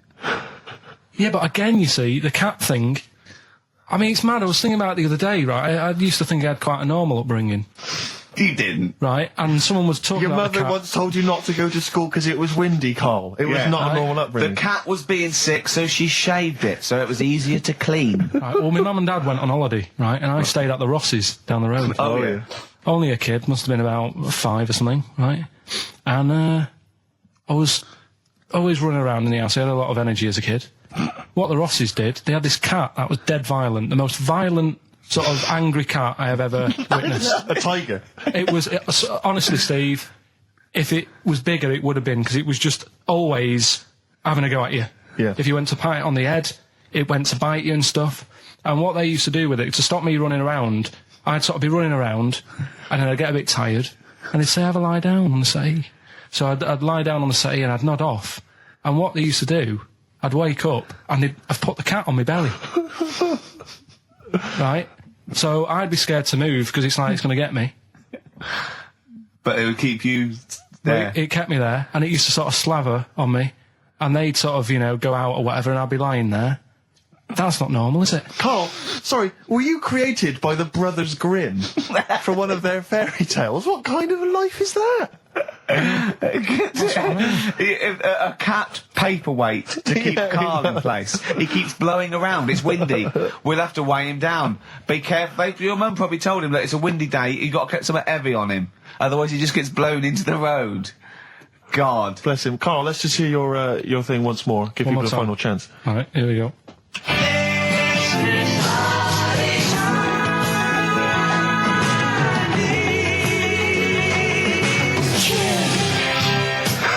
Ricky.Gervais at xfm.co.uk. Strokes someday do email in if you've got any of these, because most people have only got 3 out of the 5. Only one person's got 4, and they haven't got the second bit, the this of there's this hairy Chinese kid. I reckon if you've got that, I realise that I've only got 4. I got that one wrong, so that's the one to get. All right? Ooh, those chili peppers are quite hot. Can't stop. XFM 104.9. I'm Ricky Gervais. With me, Steve Merchant and Karl Pilkington. All right. Karl, you know what the time is? Bong. Monkey news. Yeah. Right. Imagine if Trevor McDonald started like this. Yeah. There's been a lot of stuff going on that with monkeys. Oh, yeah? I was mentioning earlier how we're sort of making the feature grow a bit, right? So I'm thinking, I haven't told you, Steve, either. I've actually been asked to write a thing about monkeys. A poem? No, for a magazine called something Apes. Right. They want me to do like a column, 500 words About monkeys? anything I want on monkeys, anything. What are you going to write? Don't know. Think about it. Well, give him a typewriter. I come up with Shakespeare eventually. Yeah. You could write about that. Why didn't you write about that? The fact that you don't believe it. You don't believe that an infinite number of monkeys could type with Shakespeare. Because you reckon most of them hadn't read Shakespeare, so they wouldn't know some of the spellings. Exactly. It wouldn't happen. You idiot. Get on with it. All right. There's been a few things, but one that springs to mind is they found a load of monkeys somewhere. Right? This is brilliant. Yeah. I mean, imagine this if this was news. Yeah. Go on. Where? Somewhere. I think it was in. 17th century? It doesn't matter that bit. Right? Okay. Found a load of monkeys that are having a good chat. Go on. They're having a good chat. All right. What do They you found mean? monkeys that can talk. Yeah. They've worked out. They've got about 534 different words that they're using to have a chat about stuff. More than you. Yeah, what do they chat about then? Just, things that monkeys are worrying about. Just, where do you get that from? Who does your hair? You going out with her again, are you? Yeah. Oh, yeah. Have you seen that? Sorry, you can't just leave that. No. I'm just intrigued. I'm just intrigued to know what else. Is there any? No, Were I they- mean, that Were they was- discussing the humanity? Did you see that program on Channel 5? Yeah. He can walk upright. Yeah. was good, But wasn't I it? mean, Did you what see do how mean? well Do you mean hung he they was? taught them? They taught themselves this language? Yeah. Where? Where is this? In the wild? Is this? Is it? Not sign language. It's but in some jungle somewhere.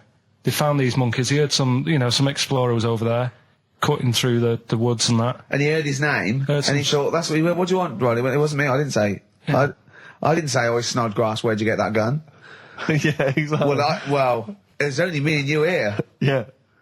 It's weird, isn't it? No, it's not weird. It's not true. Well, right, come on then. What's next? Once again, well, what I'm thinking. Well, I mean, that did happen. So, well, And to sort of add to that feature, that's not true. we're doing cheapest chimps. Right. Can I just say now to the audience, if you thought that Rockbusters was bad, if you thought that piece of rubbish earlier about the Chinese hairy kid was bad, I'm suspecting this is going to be really not very good at all. I'm just pointing the finger. What do you think of it? What do you think of his negativity, Karl? He keeps doing it. I just don't think you should start with the name of the quiz first. This is my only concern.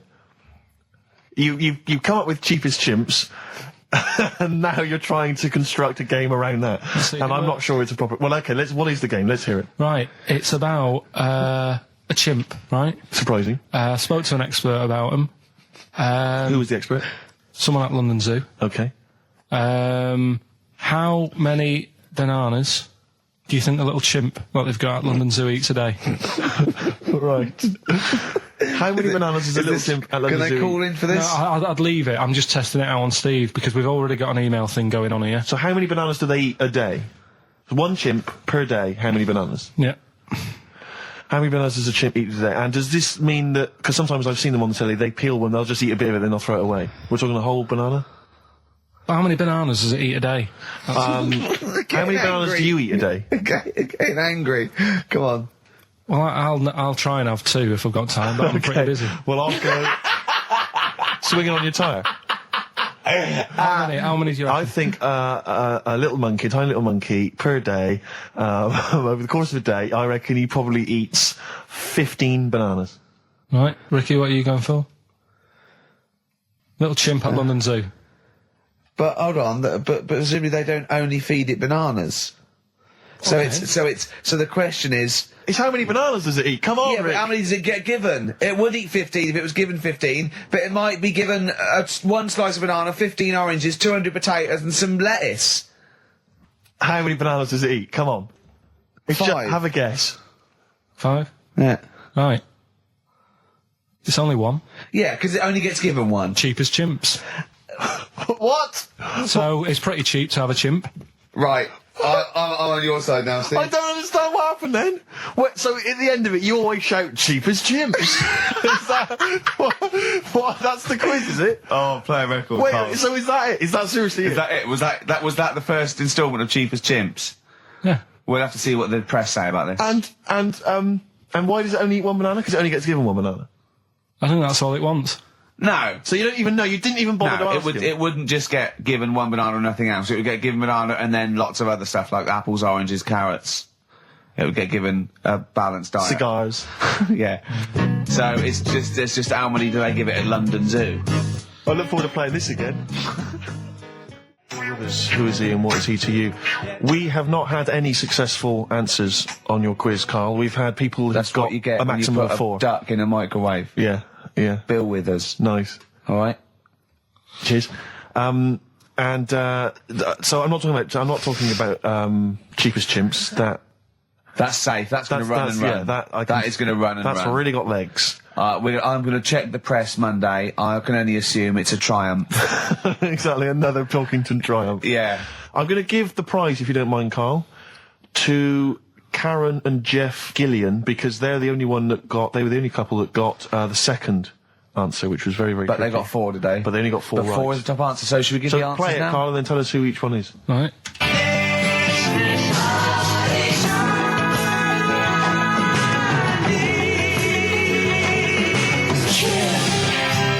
So there you go. I didn't know the second one. There's Play it this again. very Chinese kid. So the first one, the last. There she goes. Right. That's George Harrison. No. That's Philip Bailey. And that's Deacon Blue. Right. So it was the Lars, Yeah. What's the second one? Strokes, That was very tricky. That is hard. George Harrison for yeah. Airy. That's all I could get. It was Ari. Ari Krishna, yeah. But no. Chinese, Phil Bailey. Chinese War is. Yeah. And Deacon Blue, Real Gone Kid. Real Gone Kid, yeah. There's this airy Chinese kid. Very, Yeah. very hard. I love the fact that the normal bit of that, like, the normal bit is like the well-known phrase, there's this hairy Chinese yeah, kid. exactly. Like, nothing happened there. That's normal. There's this hairy Chinese kid. As a phrase that often... In fact, you're right. We must have said that phrase 20 times today. When was the last time that was said 20 times? Never. I don't think it's ever been said anywhere. There's this hairy Chinese kid. I mean... Even in China. I don't think it's... Well, it's very rare. Definitely not said in China. The prizes they've won. The prizes they won: Red Dwarf DVD, Live Forever, the best of Britpop, Marion and Jeff on VHS, and the best of Led Zeppelin. Well done to Karen and Jeff Gillian. I've also seen no proof of this hairy Chinese kid. None whatsoever. Alpine Stars, Burning Up on XFM 104.9. Ricky Gervais, Steve Merchant, Karl Pilkington. Steve, you're out of the room there. Mm-hmm. Carl took a phone call from someone. Okay. He's found a cellmate. Right. Not a soulmate. I think one day they will be cellmates. Yes. Because he's just like, he loves everything Carl loves. And he was telling Carl stuff and Carl's face was lighting up. Yeah. He's told him of 2 Russian kids in the circus. They're covered in hair and their mum tells them off because they're covered in fleas.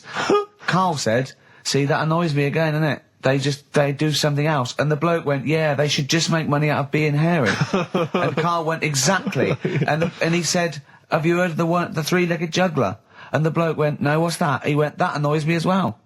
Because he thinks they shouldn't have done juggling, they should have done football.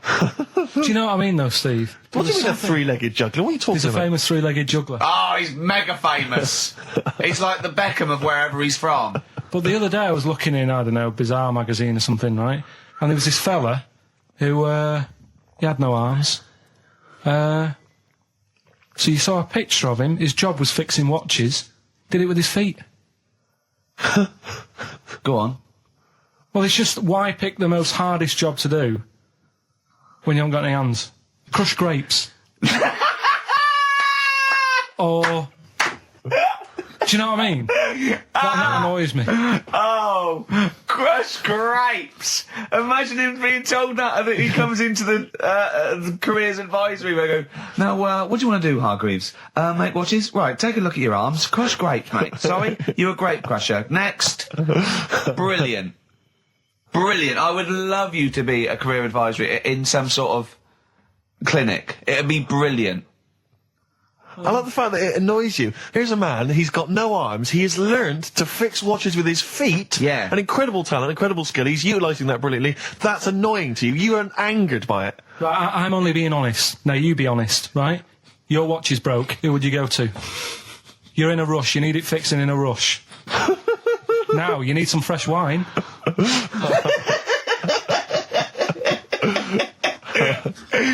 Be honest. Oh, you're amazing. But what's this thing that you've been talking about, this video? Freaks, right. It was a thing that was banned for like 50 years. I think it's been taken off again, but I don't know why, if it's just been deleted, right? It's a quest. If anyone out there has got a copy of Freaks on DVD or VHS, can Karl borrow it, please? I mean, I almost want to set up a camera to see him watching it. It's absolutely real. They use people in the circus of the time. I think it's the 20s or 30s of the Depression. And there's people, there's coneheads, there's a bearded lady, all genuine. There's a bloke they call the human slug who's got no arms and no legs, Karl. And he's just there, and he rolls a cigarette and lights it with his mouth. I think I've seen his brother, who isn't called the human slug, is called the pillow. Right. How does he make a living? He, Does anyone want to meet Karl for money? Do you know what I mean? Like that, the annoying thing was, right, there was a picture of him. I was going to put it on I think I've seen his brother. on our website, we put things up like this, right? If you go to ricky.gervais at xfm.co.uk / What? You put things like that on my website? It's nothing to do with me. I want people to know that website is not kept or looked at by me. So, what have you put on there? There's a fella on there who's known as the pillow. And he's, you see, I get a bit worried with things like this, because we're not sort of having a go or anything. It's just things that Fascinate me. you. Yeah. And, yeah, it's a guy, it might be the same sort of thing. What's your one I called? bet you used to stare at people with goiters, didn't you, when you were little? In Tesco's. Well, just go to xfm.co.uk / Ricky, it is. What's the worst thing you've ever seen on, like, a human face? You know what it is, and What I is don't it? want to talk about it. I can't remember. Have you No. told me? Yeah. What is it?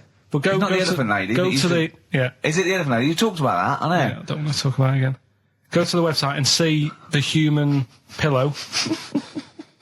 Why is he a human pillow? That's what annoyed me. I thought he was more of a draft excluder. Oh, that breaks all kinds of rules. Buzzcocks, harmony in the head. Now, things are flying here at XFM. People have called in. There is a video of Freaks on the way. Karl's going to see that within the week. That's exciting. That is exciting for me. Do you know what I mean? About our education of Karl. We started off trying to teach him about science and history, and now we just find that he likes pictures of hairy Chinese kids and Who women. doesn't? Who doesn't? No, true. You've got a theory about pictures of freaks, haven't you? You see, you always bring things up that I don't want to talk about, because I'm really worried that people, if you've just tuned in for the first time, it's the first time you hear it, and we're talking about hairy Chinese kids. Yeah. Talking about the human worm. Karl, listen. People don't think that you're taking the piss out of those people. They lump you in with them. Do you know what I mean? They think that you're a freak of nature. So you can say anything you want. Do you know what I mean? Because it's honest, it's from the heart, it's genuine. So don't worry about that. Yeah, but Suzanne was saying last night that I've got a heart of stone, or whatever it is. Why? Because I wasn't crying at Comic Relief. And all I always used to say to her, get out, Elephant Man. Let me watch that for 30 minutes. I'll be crying my heart out.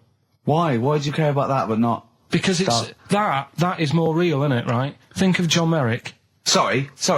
What, the film starring John Hurt is more real than footage of starving people in Africa? No, but what I'm saying is, think about... See, this is why I didn't want to bring it up, because people are going to just say, Well, you're allowed to cry at what you like. People can't have you for not but crying at someone and crying at someone else. Imagine that, like, if you've seen the film, you know, his head's all, you know, messed up and that. Yeah. He's getting picked on all the time. Yeah. By Michael Elphick, I remember. Yeah. It's just really, really sad. Whereas, you know, we try to help But out you give him a bun and he people. forgets it. Do you know what I mean, though? He never forgets, Rick.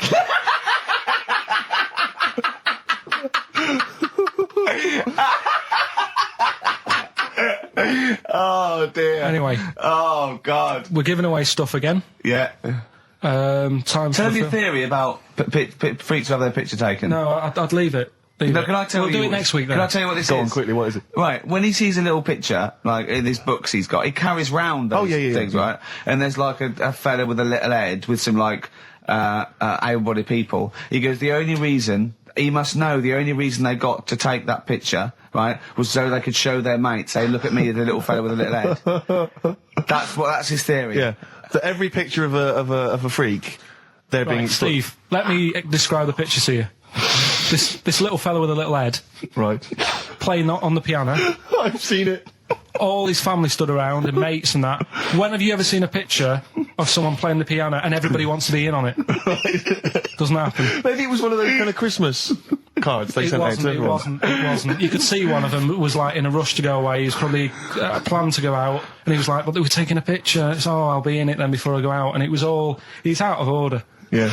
If you say, do you know the one? I do know what you mean, yeah. There you go, What about the one in the, when you went down to Cornwall, in that little We'll talk pub? about that next week. What, you want to get on, do you? Yeah, right. We've got to give away another prize. Yes, you lucky people. For those of you that haven't seen it and do not have the requisite £4.99 to buy it yourselves, you can win on VHS cassette, panned and scanned.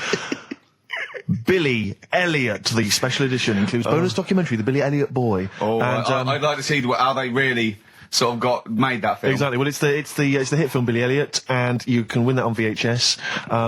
Because Carl, I assume you have included yourself in an excerpt from the movie. Taking a scene from the film. Who do you play, Billy? I'm playing the part of Billy, Brilliant. and we'll have a question at the end of it. Come on. Brilliant.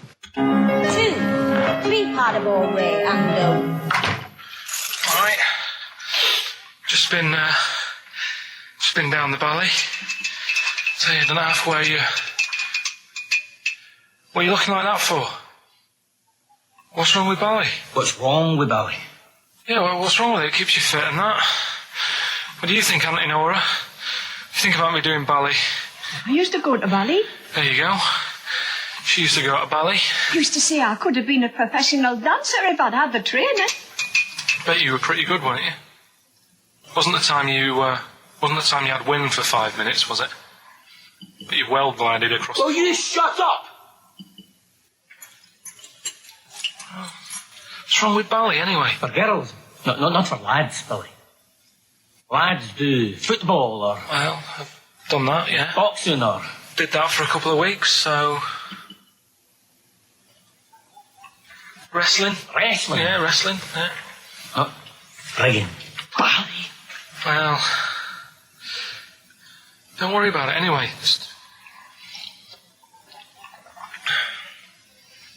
Is it alright if my mate Wayne stays over tonight? He just wants to sleep over. He's just coming over to... Wayne, sleep? Yeah, he just stays over.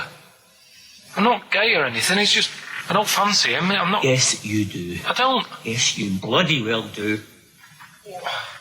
What, just because I want my mate Wayne to sleep over and I've started doing ballet, that turns me into a gay man, does it?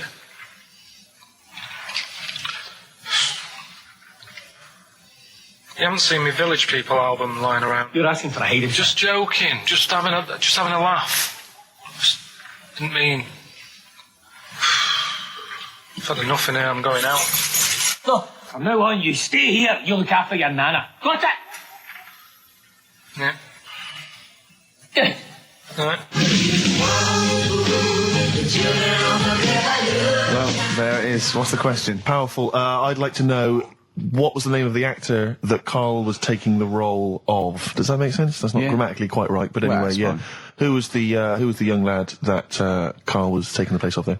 Name of the actor, not the character. And just email in ricky.gervais@xfm.co.uk. You can win yourself. You've got to be fast. You can win yourself a VHS edition of Billy Elliot worth £4.99 price. I'm going to leave the sticker on, which has actually got the price on. Brilliant. I'll leave that on so you know just what you've got in you. Foo Fighters. No, it's not. Yes, it is. Feeder. Yeah. I don't know what I'm doing now. Why have we got to stop? Sorry, we just had an argument then. Why have we got to stop at 5-2? It's just the football's on, isn't it? So what can we do? We can do a link here, and then we can play. We'll play a song, do a little. What about chat. the competition? We got to announce the competition. Well, Steve. Well, I can tell you right now that there's only 2 people, it would appear, that are interested in a VHS copy of Billy Elliot. That's how mediocre that gift and that prize is, Karl. I don't know if you want to learn from that. Yeah. But I'm going to give this one to MJ McKay, who has correctly identified that you were taking the part of Jamie Bell in Billy Elliot. So, well done. Right, just forward me that and I'll sort that out. We'll get the video. What film are you doing next week? Don't know, I've got been out and bought a couple, got Silence of the Lambs I can do something with. Right. Bought Fight Club, but it's a bit difficult. Always open to suggestions and that, so you got any favourite films? What about the 1930s film Freaks? Oh. Can't wait. I cannot wait for your... Brilliant, that'd be good. Excited about that. Why don't you do a film review of that next week as well? Yeah, well, it depends. If the fella, if anyone's got it, just send it in. I'll send it you back once I've watched it. So that'd be good. Next week we'll do... Oh, please tell me there's going to be more Cheap as Chimps. Yeah. Oh, thank goodness. We'll see what the press say. We'll see what the press say about that. Looking forward to that. Do you know, like, you're always having a go at my ideas? Yeah. Little, cheapest chimps you put down. Mm-hmm. Again, I normally come up with these because you don't come up with a competition idea. Sure. Yeah. He's done him again. Yeah. Well, cheapest chimps, mine, you're dissing it. Yep. Rockbusters, one of the most successful competitions ever. Uh-huh. And he means in the world, not just on XFM. Yeah. You put that down. Yep. Right? What are you thinking about this, right? I was watching Comic Relief last night. Came up with an idea. Mm-hmm. Right? You get Jono. Okay. Jono Right. Coleman, yeah. Say Vanessa Feltz. Mm-hmm. Maybe, Dawn French, because she'd be around for that. And then get them all in a room for Comic Relief. And what you do, put a cake in front of them. Yeah. Right? And like, you don't feed them. And like, they're going, oh, I'd love a bit of that cake. Right? It's called Famine Academy. Right. Right? Whilst they lose pounds, they get pounds. Right. What do you think? Play a record, Karl. Well, I love it. again. I love Do you it, know what I Carl. mean? Yeah, again. Small Faces, All or Nothing, finishing this week's edition of the show. Is that because Karl would love to see pictures of people with small faces? Very small faces, yeah. He'd love anything, wouldn't it? Anything. Brilliant. Oh, I'll tell you what, go in the basement of Waterstones or Foyles, right, and go down to the books with, sort of congenital illnesses. You'll see some brilliant pictures, I'll tell you. Hot tip of the day there. Yeah, good on advice. XFM 104.9. If you're at a loose end this afternoon. What about the fact that new gambling laws give Blackpool the green light to become a British Las Vegas? What do you make of that? Are you a gambler? Little bit when I go on holiday, like going in the arcade and having a little flutter. Sure. What's your favourite? I have a go on the fruit machines. Yeah. There's a good one called The Simpsons. Right. Is that your favourite? Yeah, it's quite good. Is that a tie-in with the TV show The Simpsons? Yeah. Okay. Will he make Blackpool the next Vegas? I don't think so. No, not Can't do see I. it happening. No. You been to Blackpool? Yeah. What was it? Was anything? It's a bit rank. Is it? It is a bit rough. Okay. Needs a lot of work doing on it. Yeah. No, that won't happen. Okay. And you're not worried about this encouraging gambling, generally? Gambling's not a vice you're concerned about? If you're a gambler, you're a gambler. Do you know what I mean? If Blackpool isn't done up, they'll go somewhere else to have a flutter. Sure. So it's not going to make any difference. Okay. No. Okay, jolly good. What do you make of the So Solid crew's Ashley Walters being jailed for 18 months? Obviously not a very good example to his young fans. He should have got more. Do you think? I had a dream about him the other night. Go on. About the group itself. Okay. I had a dream that... Were they all there? Because there's a lot of them. all of I them. couldn't remember all their faces. The feature in a dream. I had a T-shirt on. He had etc. Exactly, He had yeah. two of them, he had etc. Yeah. I had a T-shirt on. You had a T-shirt on? Yeah, and it said on my T-shirt, "So Solid Poo." And I was walking down the street and they came towards me. And they were just about to beat me up. That's a great dream. That's amazing. That's an amazing I love dream that. We've for all a had 30-year-old. We've all had that anxiety dream. Oh my goodness! What if I no. meet the So Solid crew and I'm wearing a God. T-shirt that slags them off? Oh, I don't believe it. Yeah, yeah. So what happened? Did you get beaten up in the It was dream? one of them where I woke up. Do you know I've been telling you that I keep getting them things where you feel like you're falling? Oh, yeah. It was the same sort of thing. It's But you know I'm not a real psychiatrist, don't you? You should, you know no, what I but mean? you do know a lot about a lot. Yeah, I do. Thanks very much. And, if I'm at home talking to Suzanne about something and I don't know the answer, I think, right, I'll ask Ricky that when I see him. Yeah. Thanks. But you know that, I think you might have mentioned before that apparently if you die in a dream, it means that you're dying in real life. Yeah, well, that's it. If you don't... But apparently if you get beaten up by the So Solid crew in a dream, it means you're being beaten up by them in real life. Yeah, that is true. So you probably woke up a lot to of find people them have been pummeling your joking. Yeah. Terrifying. Absolutely terrifying. So, lock him up for longer. Okay. Finally, what do you make of Halle Berry becoming the first black woman to win the Best Actress Oscar? Did you see her speech? Got on my nerves. Did it? I mean, it's good that she won. It's nice for anyone to win an award. Yeah. But she did go on a bit. And, I've been in that same sort of position. What? Chasing an Oscar? Well, I got... what they used to do at school is... Okay. If you did a full month without being off, you got a gold certificate. Okay. And I did a month once without having a day off. And I went up and I didn't make a fuss. You didn't start crying. Got play a record, mate. Well done then. Were you the first kid in your school to do that? I don't think anyone else got the certificate. It was only because I was never in. They tried to encourage me to come in. It was just for you. They mounted an entire ceremony just to encourage you. Wise words there from Bella Sebastian on XFM 104.9. I'm Ricky Gervais, with me Steve Merchant. Hi, Steve. Well, I mean, it is indeed wise words, Rick. I'm worried that people are going to get out of the office now and into the sunshine, not be listening to the show. There's always the transistor radio. That's true enough. If you're thinking of heading down to the park, take one along. It is time. Keep it low, though. Don't want to irritate other people. No, yeah. And if you do want to irritate him, spit on him. It's better. Exactly. And kick him and throw little rocks. Exactly. With me, Karl Pilkington. We're into this way into the second month of the education of Karl. As you know, Karl got 1 GCSE in history and E, and we've been cramming, haven't we? Oh, and, Rick, before you mention that, can I on. just say something? Obviously, we always do this thing with the Sun, White Van Man, where we read this thing out from the Sun and query Karl. And I was out with some friends last night, and my friend Dan always listens to the show, and he said, Karl, I love the bit when you answer the questions in the Sun. Why do you ever know what the questions are before they're asked, or is that your first answer? And Karl said, no, that is it. They don't let me see what the questions are first. They don't show them to me, and I always get really anxious and really get really paranoid. And I was just wondering, have you seen the error there, Karl? Have you seen the mistake you've been making? Right? You're worried that you didn't get the questions beforehand, right? What? How could you maybe combat that, do you think? How could you combat that if you're really nervous? Coming Maybe you up wanted to sort of have some views or ideas beforehand. It's your error, isn't it? Do you know what I mean? It's your show. If you want to take a chance with me. No. So The point is this: that if you're really worried about it, how could you get hold of those questions in advance? Is there any way you could get hold of those questions in advance? Yeah, but is it always in today's? Is it always in Saturdays? Yes. So they don't do that every day of the week? They do, but I always take it from this Saturdays. Right, well, yeah, I could, but that would cost me money. I'm not on enough as it is working here on a Saturday. Okay. How much is the Sun? 30p. Yeah, well...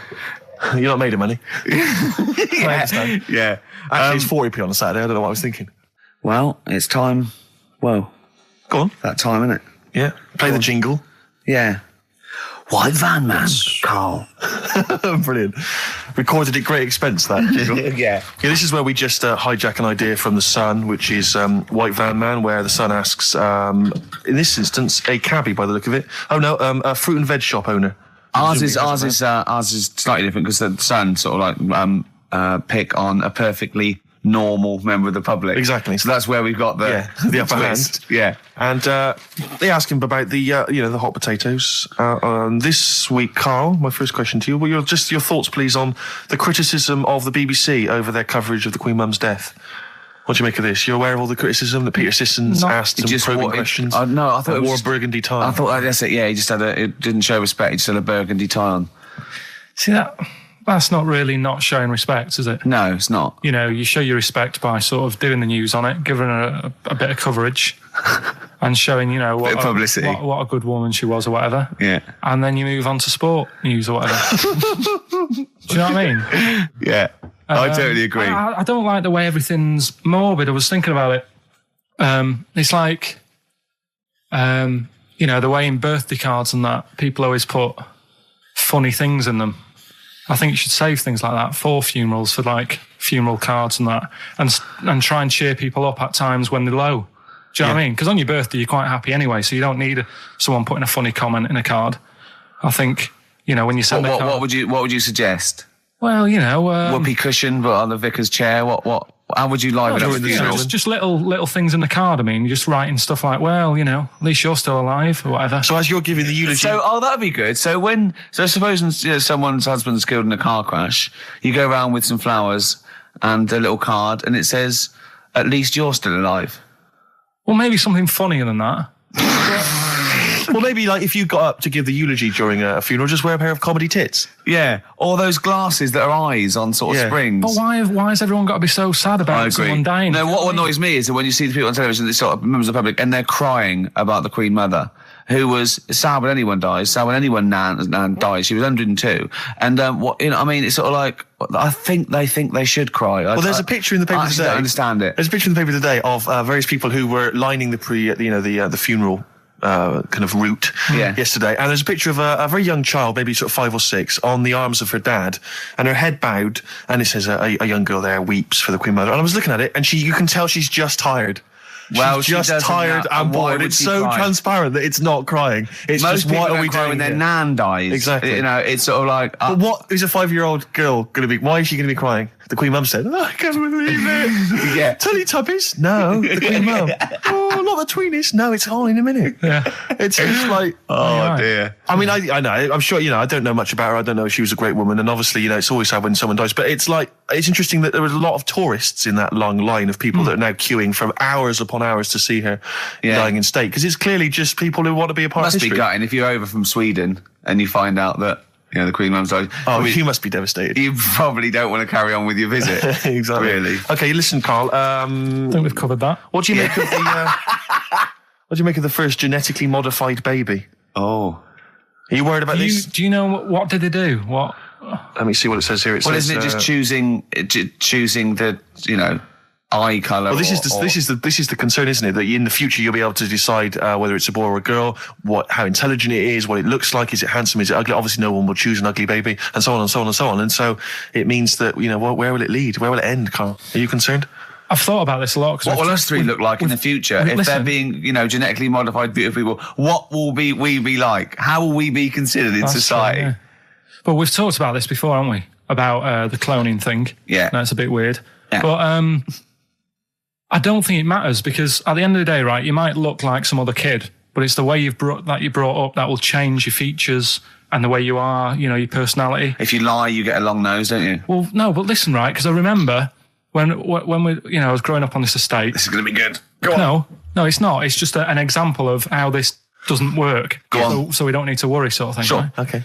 So I'm growing up on this estate, and there was this woman about 4 houses down, right, who's a bit rough. All right. Didn't fancy her. Oh God, no. Right, but she had a baby. Well, tell me about her first. I'm interested in this woman. What was she? It was a very... Was it like being a man in a dress? I mean, I didn't grow up in a posh house or anything. And I'm not saying that if you live in a bit of a rough house, you're a bad person. What did she look like? But anyone can Tattoos? clean up. Looked like Tony Green with a fag on. They didn't clean up much, right? Oh. Which, even if you've not got a lot of money, you can still try and make the place look nice. Yeah. Right? But she didn't. And a kid used to take a horse into the house. Sorry. Whoa, Neddy. What do you mean a kid used to take a horse into the house? Where did he get a horse? Must have nicked it from somewhere.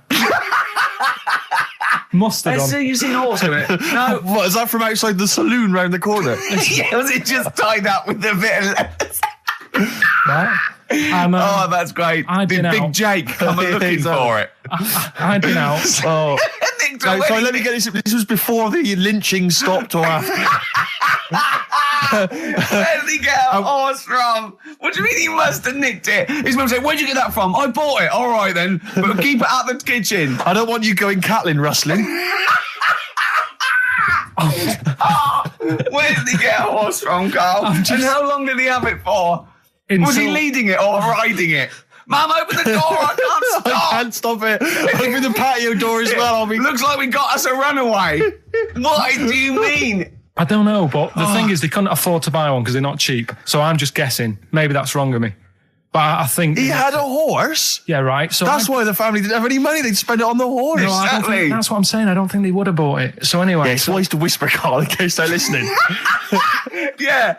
And They could be in the room next door. It's not buying it, it's keeping it as well. Oh, so I was like in the car with my dad coming into the avenue, and you used to have to drive down it to turn round. And, and you know, sort of go back to our house. You had the traditional method of transport. Yeah. And the horse was in the lounge. Reading a paper. Just like walking around. Oh, God! What? And when I was doing, I tried to earn myself some money once by flogging little flowers in plastic cups. What? This is genius. It just keeps coming. What do you mean you're trying to flog little flowers? What do you mean? Wait. Let's play a record. Let's play a record and come back to this. Because this story's going to just unravel and unravel. It's going to go on for hours. Let's play a track, deeper Carl. and deeper. It's like an onion, isn't it? We've created a whole world here where there's a man living with a horse. Just walking around the lounge. I come from the West Country. I've never heard anything like that. I just think of a big sort of like orange carpet, and it's got a rediffusion telly, and this horse going, I'm fed up in here. Exactly. This is really... I am not taking the rubbish out again. Yeah. Right, play a record. Let's have Velvet Underground. We've got that lined up. Oh, yeah, the classic from the first album. I'm Waiting for the Man. Let's come back to the horse in a second. Little flowers in pots. What do you mean? Well, that bootleg's going under the name of Nothing, Miss Jackson, I think, by Meats and Poultry. So there you go. I do love these bootleg things because they're so pointless, but they're so enjoyable. Yeah, it's great. It's fun to do. Yeah, exactly. They're really good fun. great. But not as much fun as White Van Carl. White Van Carl, absolutely. Do you want to explain the premise? Well, we take the Sun, ask someone else, and ask Carl. It's as simple as that. The Sun have just taken a normal person. We flipped it. We're going to ask Carl the same questions about the week's news. Yeah, just basically your opinions, Carl, as ever. What do you make of, well, obviously the big news, David Beckham's broken foot? Is this a big concern for you? No, I mean, he's sad. You know, it's sadder for him more than anyone because, you know, to like be in the World Cup is like the main thing for him, isn't it? Yeah. But he's still a young lad, and I don't think he'll give up. I reckon he'll still turn up. He'll be all right. And yeah, good luck to the lad. You know, I like David. I'm not going to slag him off. Wise words. Yeah. He says that like he knows him, like he's popping round for drinks later. Yeah, like we tried to stitch you up. Go on. But obviously yesterday, was it yesterday? I think maybe Thursday. The Sun printed a big picture of David's foot and encouraged everyone to touch it at midday, because hoping that this would somehow, if we all thought and prayed together, somehow that would help his foot heal. Do you believe in that? No. Any belief in that? No, you're going down the old like your Agella route, aren't you? Sure. I know it's stupid. Yeah. I'm sure. I mean, it's nice effort and everything. It sort of cheers everyone up. Hold on, you believe in ghosts and warlocks and licking toads? Why is that any more stupid than all those things? It's not going to work, is it? All right, fine. It's rubbish. Okay. What about this then? There's apparently now available £1.5 million apartments available on an exclusive ship which sails around the world. Yeah, it's like what do you make of that? It's a huge thing, and you live on it, and it's. I mean, in theory, how big is it? It's mental. Do you know it's like huge a town centre. Do you know how like people said that the Titanic was the biggest ship? Was that only then? They've got bigger ones now, haven't they? Yeah, a lot bigger. Oil tankers are much bigger, and. Yeah. No, but actual liners are big. Yeah. It was the biggest then. Yeah. Because my mum told me that there was one that was that big that it had like rough areas on it.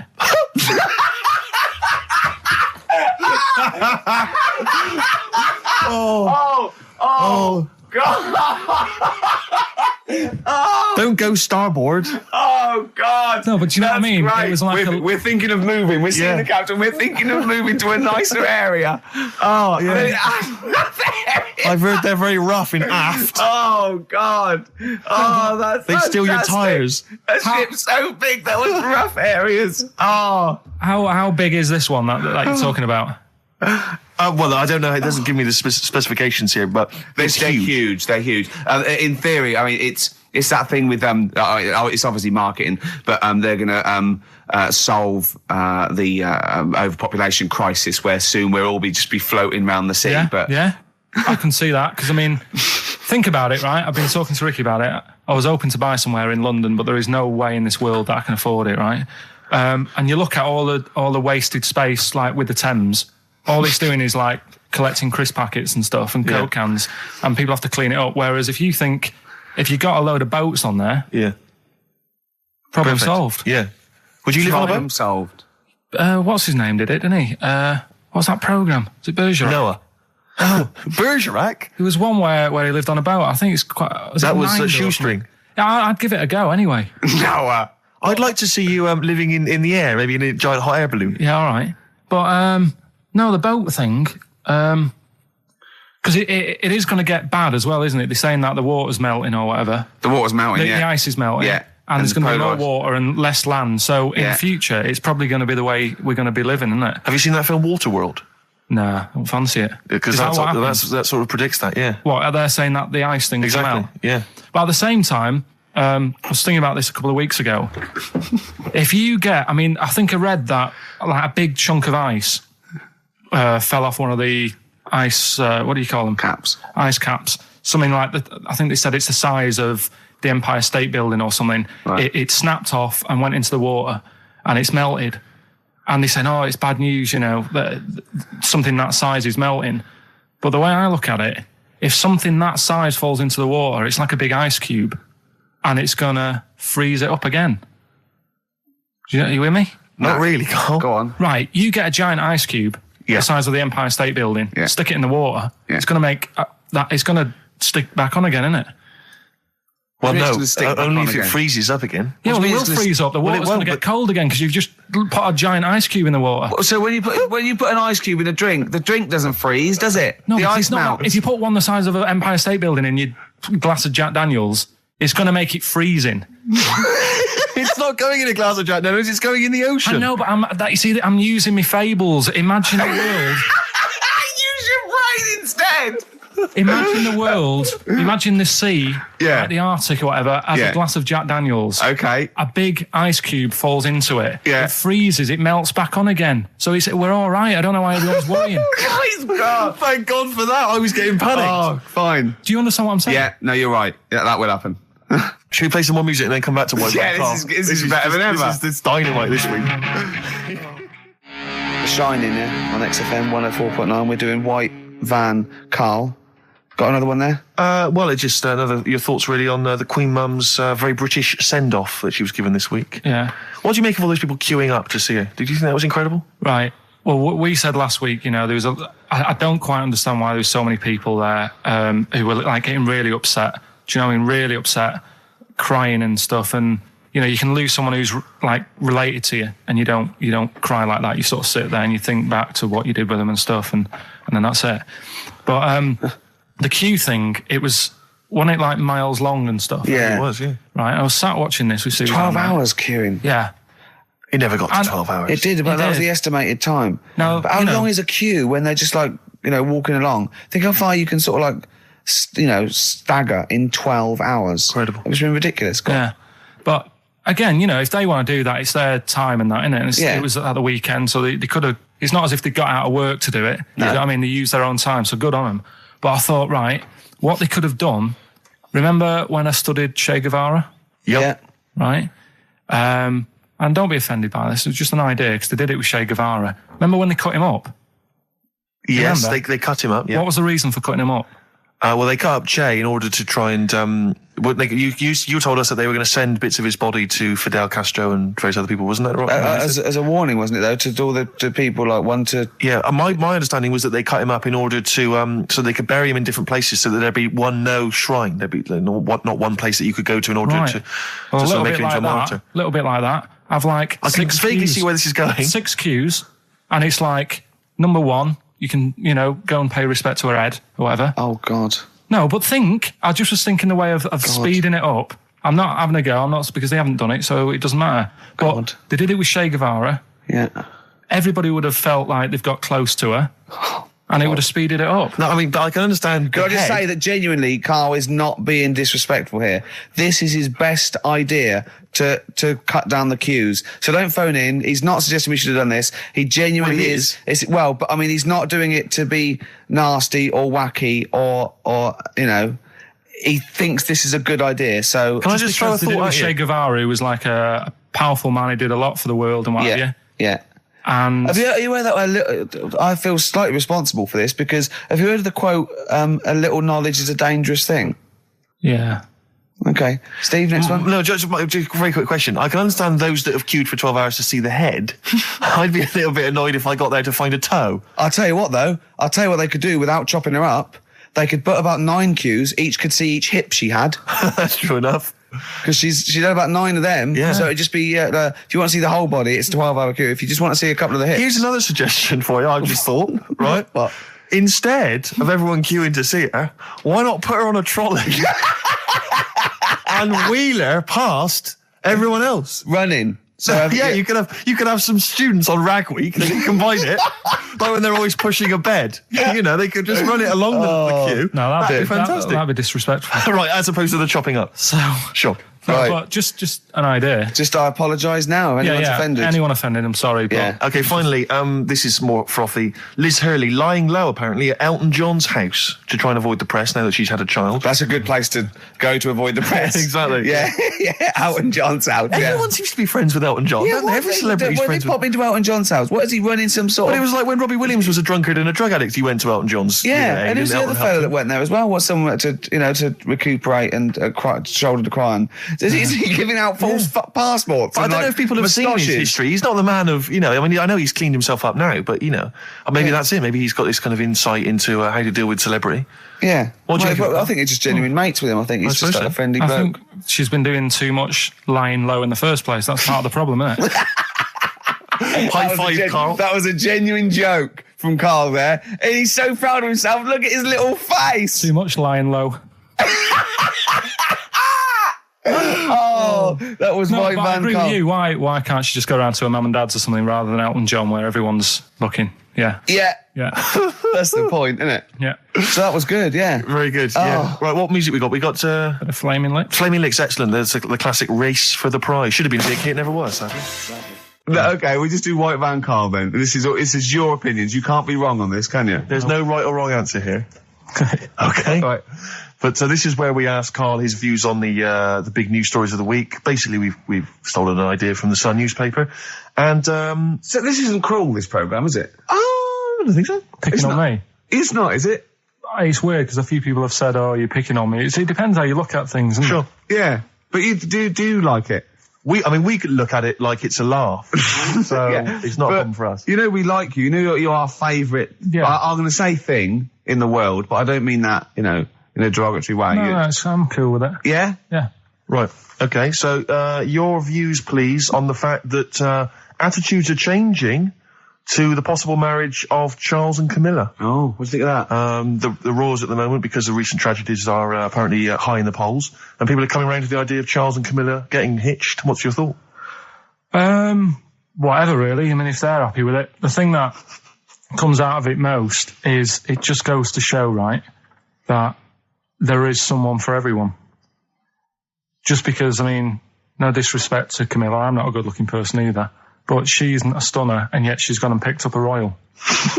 Right? Yeah. So I think it's good for things like that to happen, because it cheers you up. Do you know what I mean? Gives you a bit of hope. Thanks, Carl. So yeah, it's good. You know, if they're happy, if anyone's happy, it's a good story, isn't it? Yeah. You know what I mean?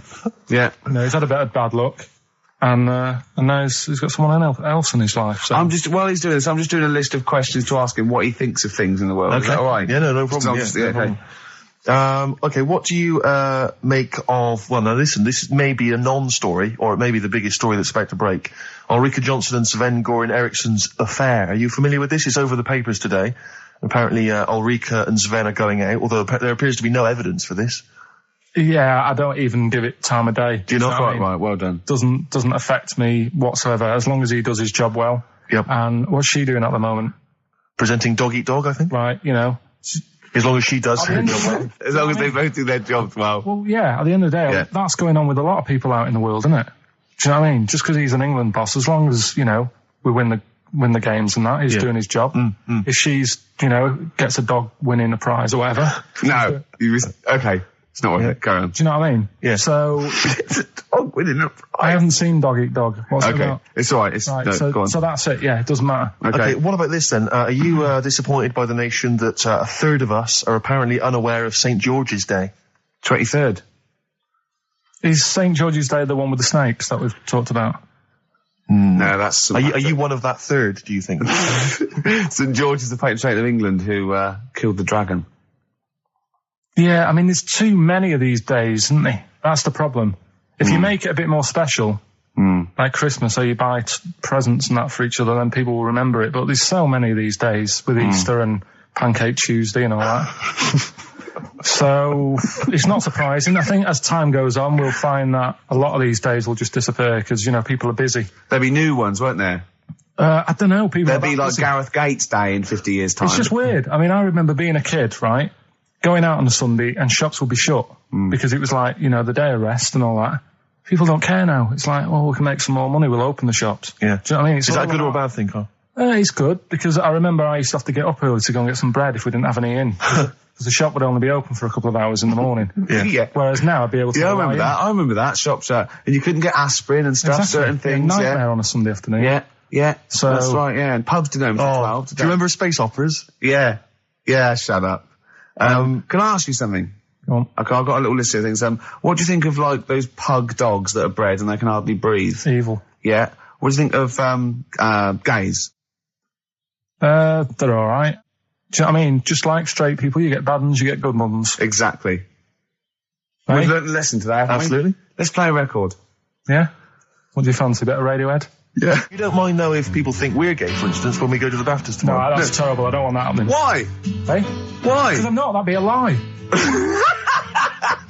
I don't like lying. If I was, I'd say I was gay, Yeah. but I'm not. We'll say you were, just pretend. We won't get in otherwise. No. Just a little kiss and a cuddle. Say I'm a bit gay. No. I'm not gay. Right. White Van Carl. White Van Carl. Yeah, this is where we steal the White Van Man column from The Sun and basically fire those questions at Carl, getting his opinions on the week's news. Okay, Carl. Let me see. Okay, what do you make of this? The average woman, apparently, takes 27 minutes to get ready to go out. Did you know that? Is it? Are they saying that's a good thing or? No, they're saying that the bare minimum it takes. No, this is what they surely. said. No. But I remember reading. I'm sure they said that it takes them 27 minutes to get ready to go out at the very least. I think. It's not that bad if it's for a night out. It's that. I mean, 30 minutes is all right. If it's but, going to get to 20 Woodbines. But yeah, or you know, if the house is on fire and it's like quick, Yeah. get ready and get out. I don't think it's in a fire, no. I think, yeah, go on. I think that's 27 minutes. good. I'd Do you take think about 27 I minutes. can take up to that. But do they include the getting up, having a bath?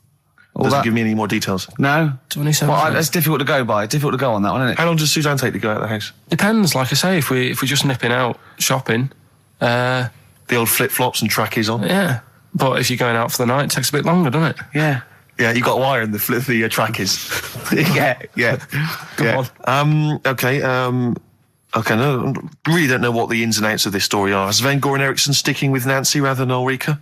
Was his wife in it or his girlfriend? Yeah, I don't know if this story's true. No one seems to have offered any evidence for it. Anyway, Everyone remained silent. It's rubbish. And, okay, what do you make of this? David Beckham apparently was driving despite having an injured foot and just further threatening his World Cup chances. Now, obviously, you're a big football fan. Well, I'm not that big. I like the odd game. Sure. Would that hurt him? Would that hurt his foot? It can't be good. Is it in can a plaster? It's not in a big cast, Sure, is it's it? better to drive than it is to walk on it. Good point. Fair enough, yeah. Go on. Can't argue with Can't that. get the bus, can he? Okay, and what do you make of this fascist leader who's having a lot of success in the French presidential elections? What's he doing? Have you not come across this story? No. Right, this is one of the big political So stories. he's got a far right that got nearly 20%. He's a in one far-right fascist leader and he's having considerable success in the French elections. I don't think we should be asking Carl questions like this. Not something you've got to I'm getting scared. There's all sorts of bad stuff going on in the world that we don't know about. Yeah. But we know about this. Yeah, but you're better off not knowing because there's nothing I can do about it. You're absolutely right, Carl. Fair enough. I can't argue with that. Oh, God, man that's alive. fantastic. That is brilliant. White van. Yeah, White Van Carl. I mean, for those that don't know, we do this. We most ask weeks. Carl the questions that the Sun asked someone else. That's right, the Sun every day asks some, average Joe, his views on the week's big stories. Carl, let me ask you now, what do you make of Prince Harry smoking openly at a polo club? Are you aware of this story? No. Was it? Go on. Prince Harry, you know that he's one of the royals. Yeah. And he was seen smoking openly, a fag, a cigarette, a polo. Third in line to the throne. Something like that, yeah. Imagine that. Someone smoking a cigarette who's third in line to the throne. A cigarette, Carl. Is it a non-smoking polo club? Do you know, I don't know, but if it were, would that make things even worse for you? Well, No, yeah. seriously, what do you make of it? This is, the whole, the furore is he's a role model, he's a royal, should he be seen puffing away in a public place? I don't think it matters, does it? Not a concern for you? How old is he? Is he old enough to smoke? I think he probably is, yes. Right, yeah. Well, fine. I think the trouble with this role model thing, with anything that's legal, it should either be illegal or not. Yeah. I just don't think you can impose things like that, because you could say that it is bad for you, and it is bad to start smoking, and it really is bad for you, it causes cancer and everything. But everyone knows that, don't they? Well, yeah, but you should either make it illegal or shut up about it. So this is Carl you're asking, isn't it? I am indeed. So we can throw these questions your way as well if you fancy. Sorry, yeah. But it doesn't matter. But Carl, what are your views generally? I mean, it's obviously cigarettes are perfectly legal and so on, but what about stronger narcotics? Because I know you're very scared of drugs and stuff, aren't you? I'm not a fan. I don't No, what's your concern? What's your worry? Just like you might get into them. It's Sure. like you might have them and go, oh, this is all right. Exactly, Carl. Exactly. Although I was talking to you about it earlier, and you weren't very sympathetic about a lot of young people who have perhaps gone to crack or smack. You didn't you describe it as their own fault? Sometimes it is, isn't it? Yeah. I mean, I could have turned to it where I grew up, but I said, well, don't want to do that. It's not good for you. Sure. And I avoided it. You turn to ghosts. So you've got no sympathy for anyone who's a drug addict. It's their own fault. It depends, doesn't it? Sure. Do you know what I mean? You can be an addict if, I don't know, something. I'm trying to think of a nice way that Well, you most might end people up. start on stuff like that because something really traumatic's happened to them. Very few people go out for a laugh one night and go, let's all try it. Sure. So, but yeah. Just say no, I suppose, is the Just say attitude no. in the end. Listen to the cast of Grange Hill. Now, this will scare you. Now, Carl, you will be a little bit unnerved about this. Have you seen the film Jurassic Park? Yeah. You know what happened there? Well, according to the Sun here, it says scientists are planning to clone mammoths for a theme park. Look at his face. Look at that. He looks like a dog caught in the headlights of a car. He's terrified. I love Carl. He sprung to attention Carl. there. Is that the best news you could have? Man moths.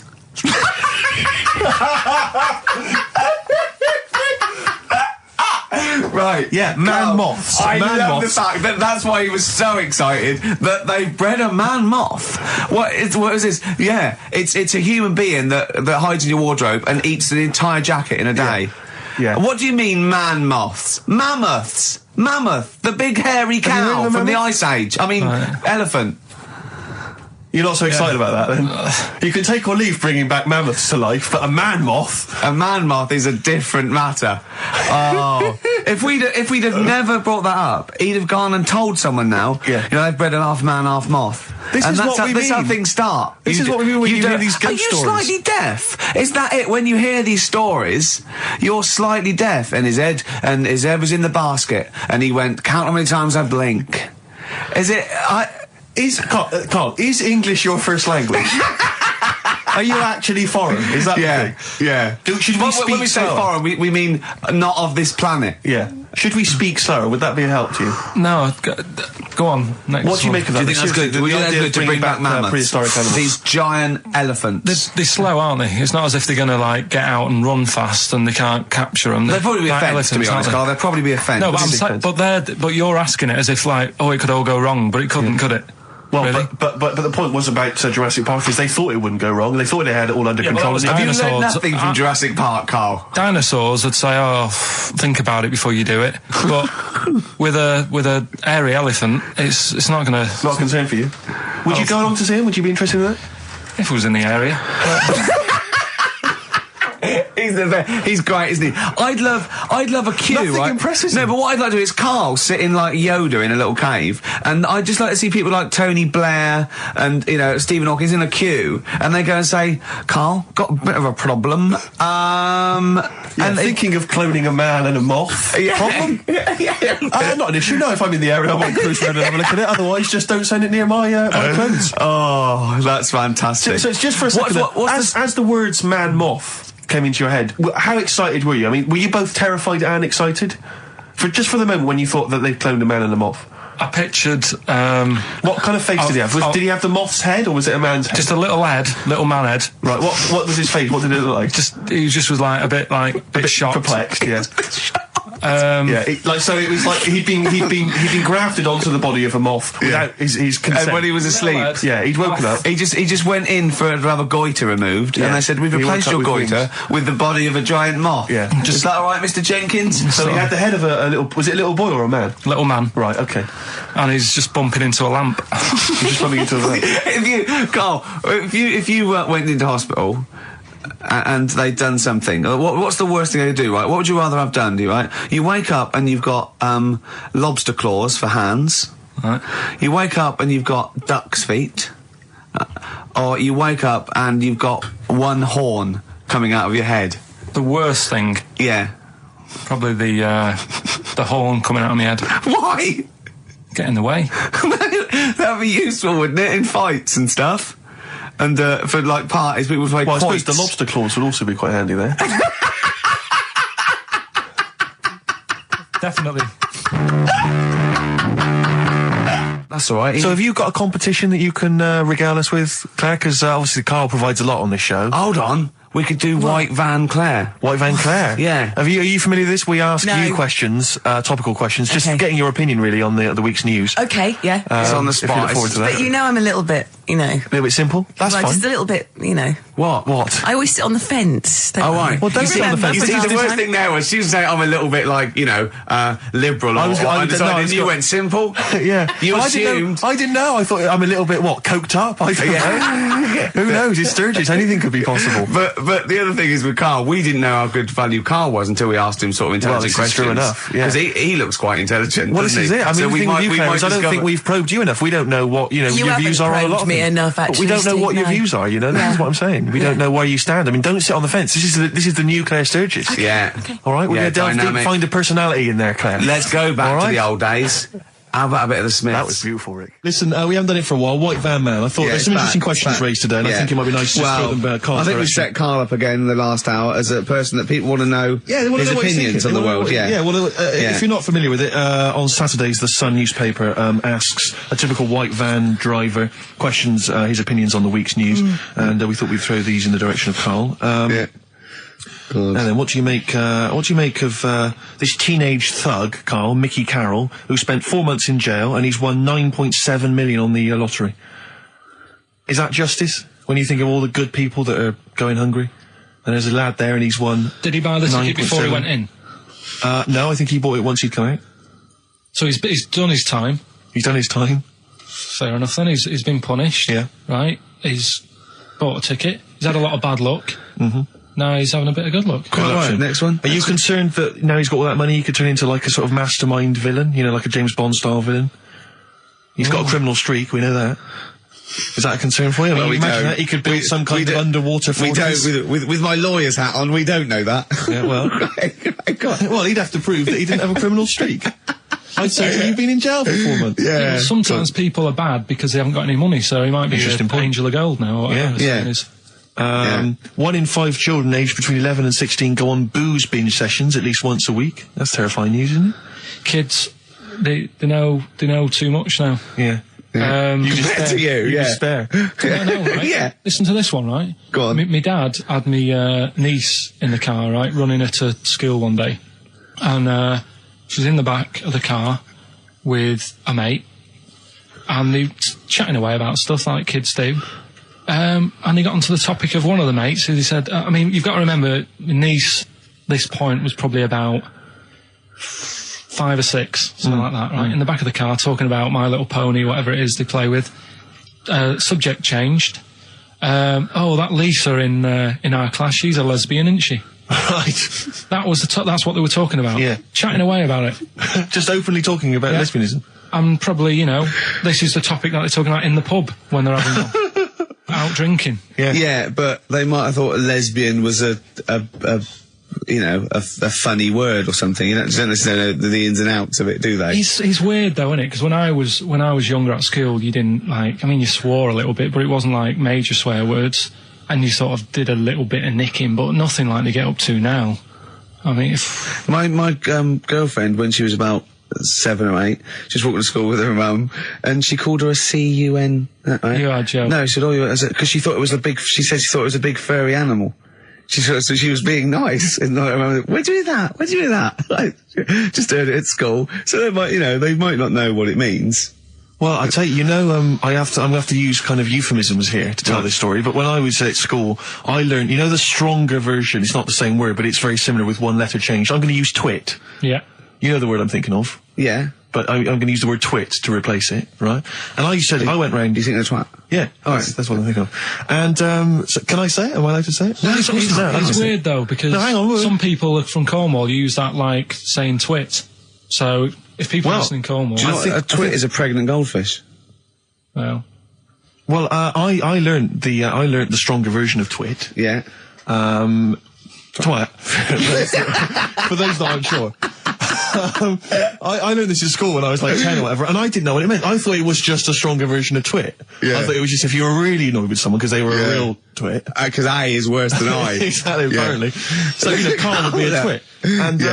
And so I started using this at home because I didn't realise what it meant. I started using this at home. Oh, you twit, you're a twit. And saying it to my dad, you're a twit, but not saying twit. Yeah. And my dad didn't know what it meant either.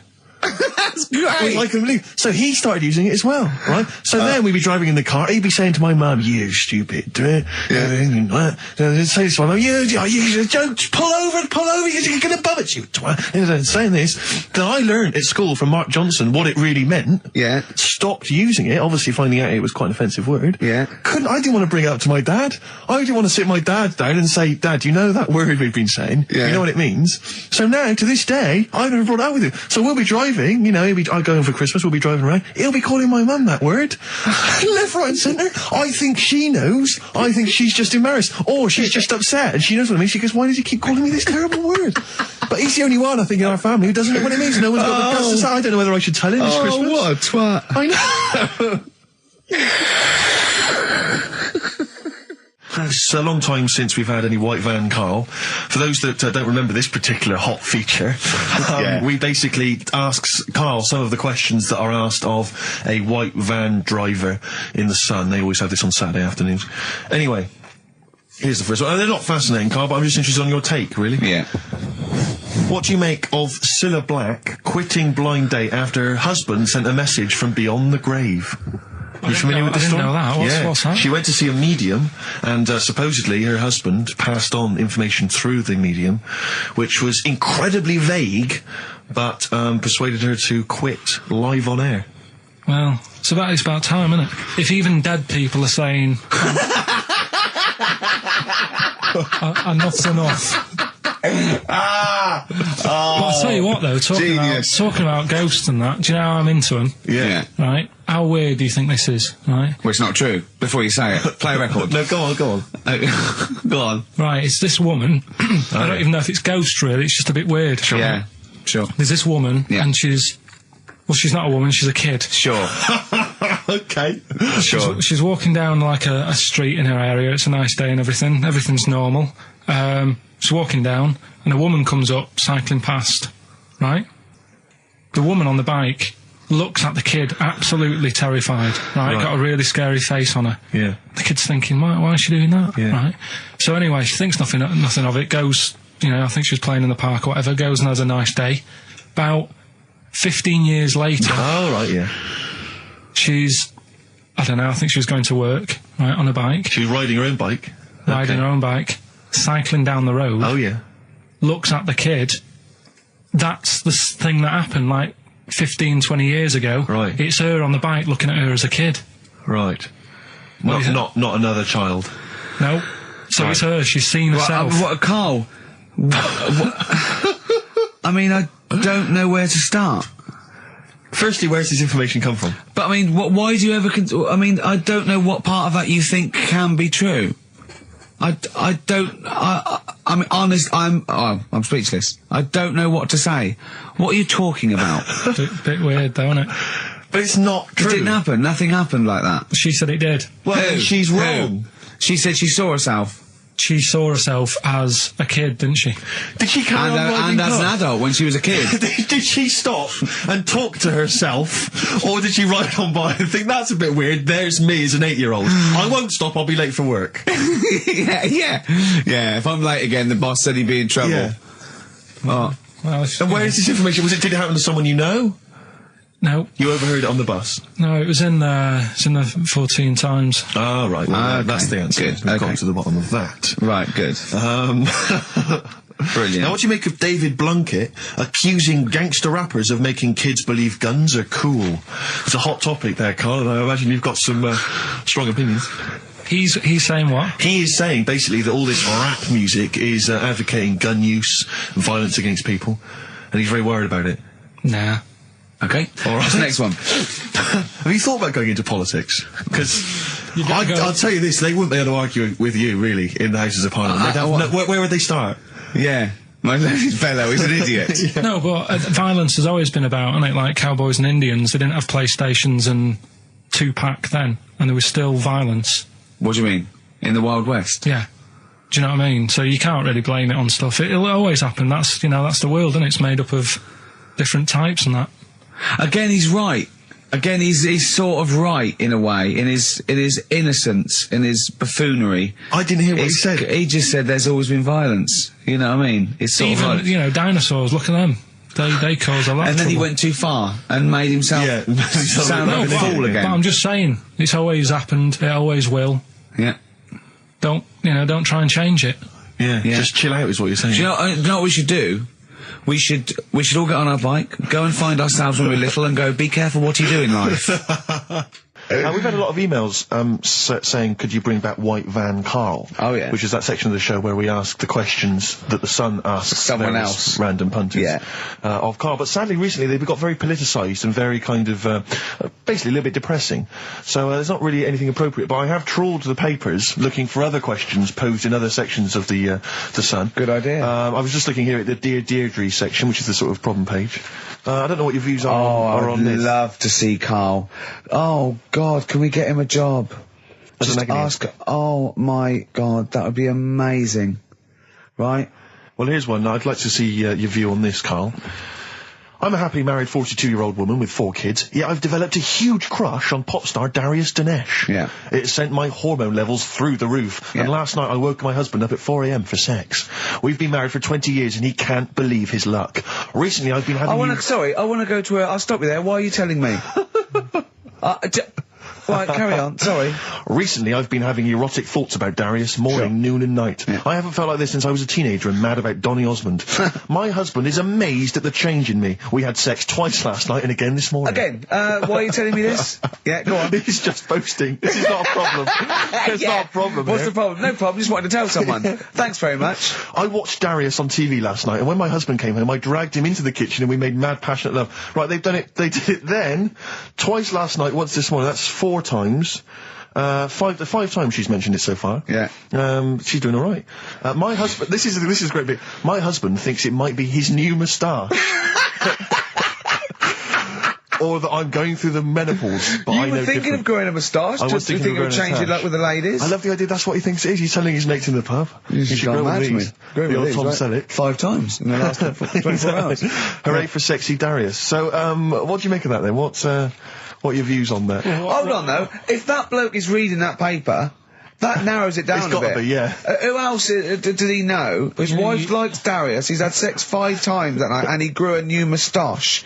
He's thinking, I wonder if that's me. Maureen.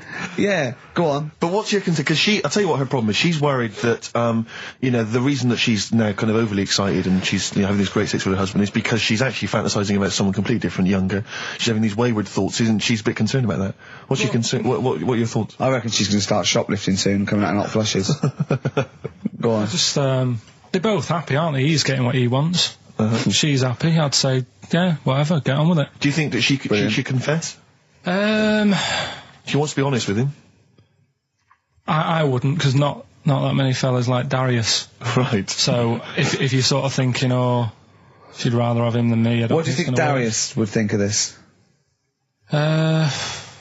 He'd probably be happy with that. I mean, What would you do if you got loads of phone calls, right, from women going, Karl, whenever you're on the radio, I just have to do it. I just have to do it. Your voice makes me... I say, right, well, you know, it's all right.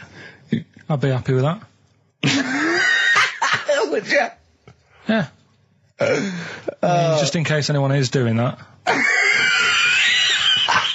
What would you do to sort of like egg them on a little bit to help them out? What do you think? What sexy things would you say? What do you think is your quality? What do you think people would find, you know, pretty horny about you? Is it your sort of mank wine? Do you think that? Just say this, London shit, innit? I think say that, but you know, London, it's not that good, is it? Like I think you've done it there. So that's say something quite sort of sexy though. Say something like, you know, well, I love to love you. Say something sexy. Say that. No, say something sexy. Suze answers to me, you know, do you love me? I go, yeah, you're all right. Job done. The thing is, I know that's true. Yeah. I know that's true. That's brilliant. But because one of the things that Deirdre says is that she's wondering if this marriage is going a little bit stale and needs to be freshened up. They need to give a new spice, a new spin to the marriage. What would you do? What advice would you give to spice up, you know, something that they've been married for quite some time? Get I think get Darius, all Darius things, get David Snedden's new video on the telly. What do you reckon though, Karl? Just treat them. Do you know what I mean? Just surprise them now and again with stuff. That's what I do. It's what you got those condoms, didn't you, that you got two for? So hang on, what? You've never done that? What? You've surprised Suzanne with what? You know, I've like, you stood behind a door and shouted at her when she comes in. Don't drop the jelly! Yeah, you know, just the usual stuff. There was some free chocolate delivered to work the other day. I took her a bit of that home. Nice of you, that's really thoughtful. She didn't like dark chocolate, but I said, well, it's a thought. So, I had it. But, you know, you often benefit from any gift that you give her. The chocolate, the meal, the condoms. There's always something in it for you. Yeah, there is. I love the idea. She's got bored with the Christmas present now, though. What, the condoms? Yeah. Or the food that she ate. No, the condoms. Right. Yeah, she's got tired of filling them with water, throwing them at the passing kids, or putting them on her head and inflating them. I love the idea of asking problems. What do you think of erectile problems? You know that Pele advert? He goes, "Be careful, we haven't got erectile problems. Call this number." What would you do if you're impotent? What would you do? What's the advertising? Just saying, like, you know, if you can't, you know. I haven't seen that. Yeah. Why have they got him doing it? Well, he used to be able to keep it up for hours. The ball, and yeah. What would you do if you to advertise that? No, if you suddenly couldn't get, you know, what would you do? I don't think it bothered me now. I know you're 30. You're talking like you're an 80-year-old. No, but do you know what I mean? You sort of been there, done that now. It's like the boxing and the dancing that I did. It was good as a kid, and now it's like, take it or leave it. You need to write to Deirdre. That was the Christmas song. Remember them dissing all over the place as usual? Absolutely. Dissing all his mum and everyone. Yeah, it's a little bit Christmas. of cussing in there, which they bleeped out, thankfully. Carl's in a bad mood already. He's been in about 3 minutes and he's in a bad mood, getting stressed. If you can't hack it, leave. What's the matter with you? No, I'm just saying. I was meant to enjoy last Saturday off and I didn't. Why not? Why is that our fault? Because you weren't here? Just because... I don't know, but... Are you not in the Christmas spirit? Why didn't you enjoy last Saturday? What did you do? I went all the way back up north again, right? Because it was Suzanne's dad's birthday, right? I was busy last week, didn't have time to get him a present or anything. Didn't have time to get him. So I got to Euston Station, bought a card for him, which was a Christmas card, so he wasn't happy because he was saying it's my birthday, and I said, well, I won't be seeing you again.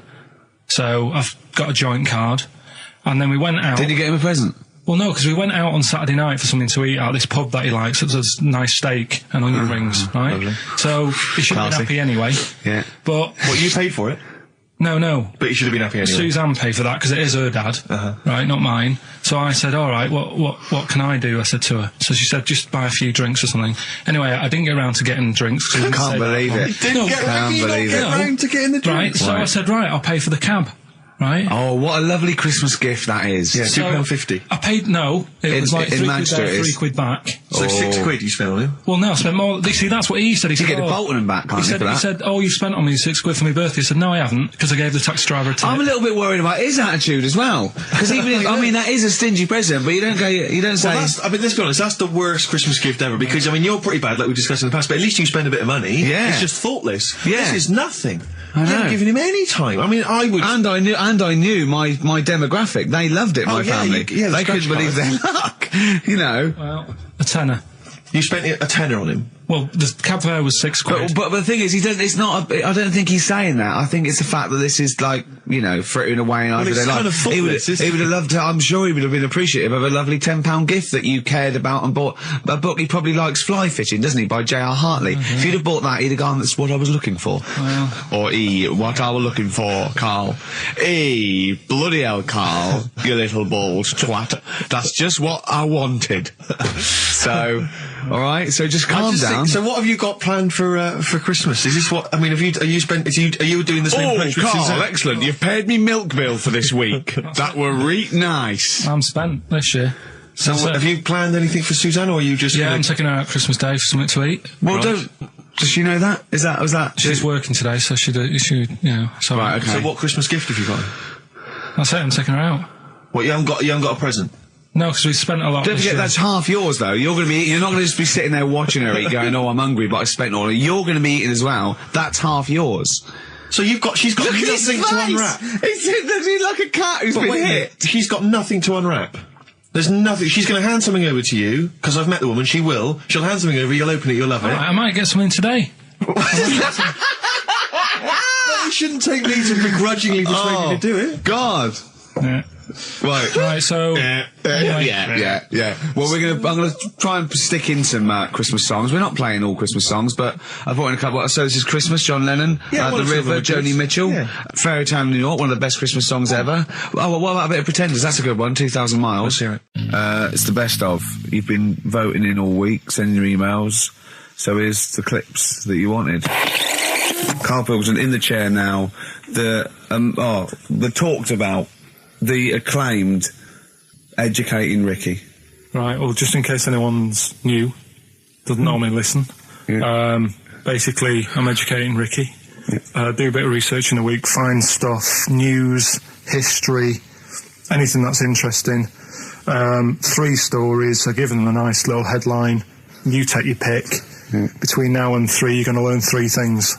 Yeah? Yeah. So, the headlines are... I'll be no buying one of them. Give us that again.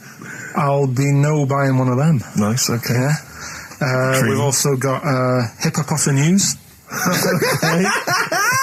Okay. And Chicken You Believe It. Chicken You Believe It. Well, I'm going to go for Hippopotamus News. Hippopotamus News. Right, well, this one, it's...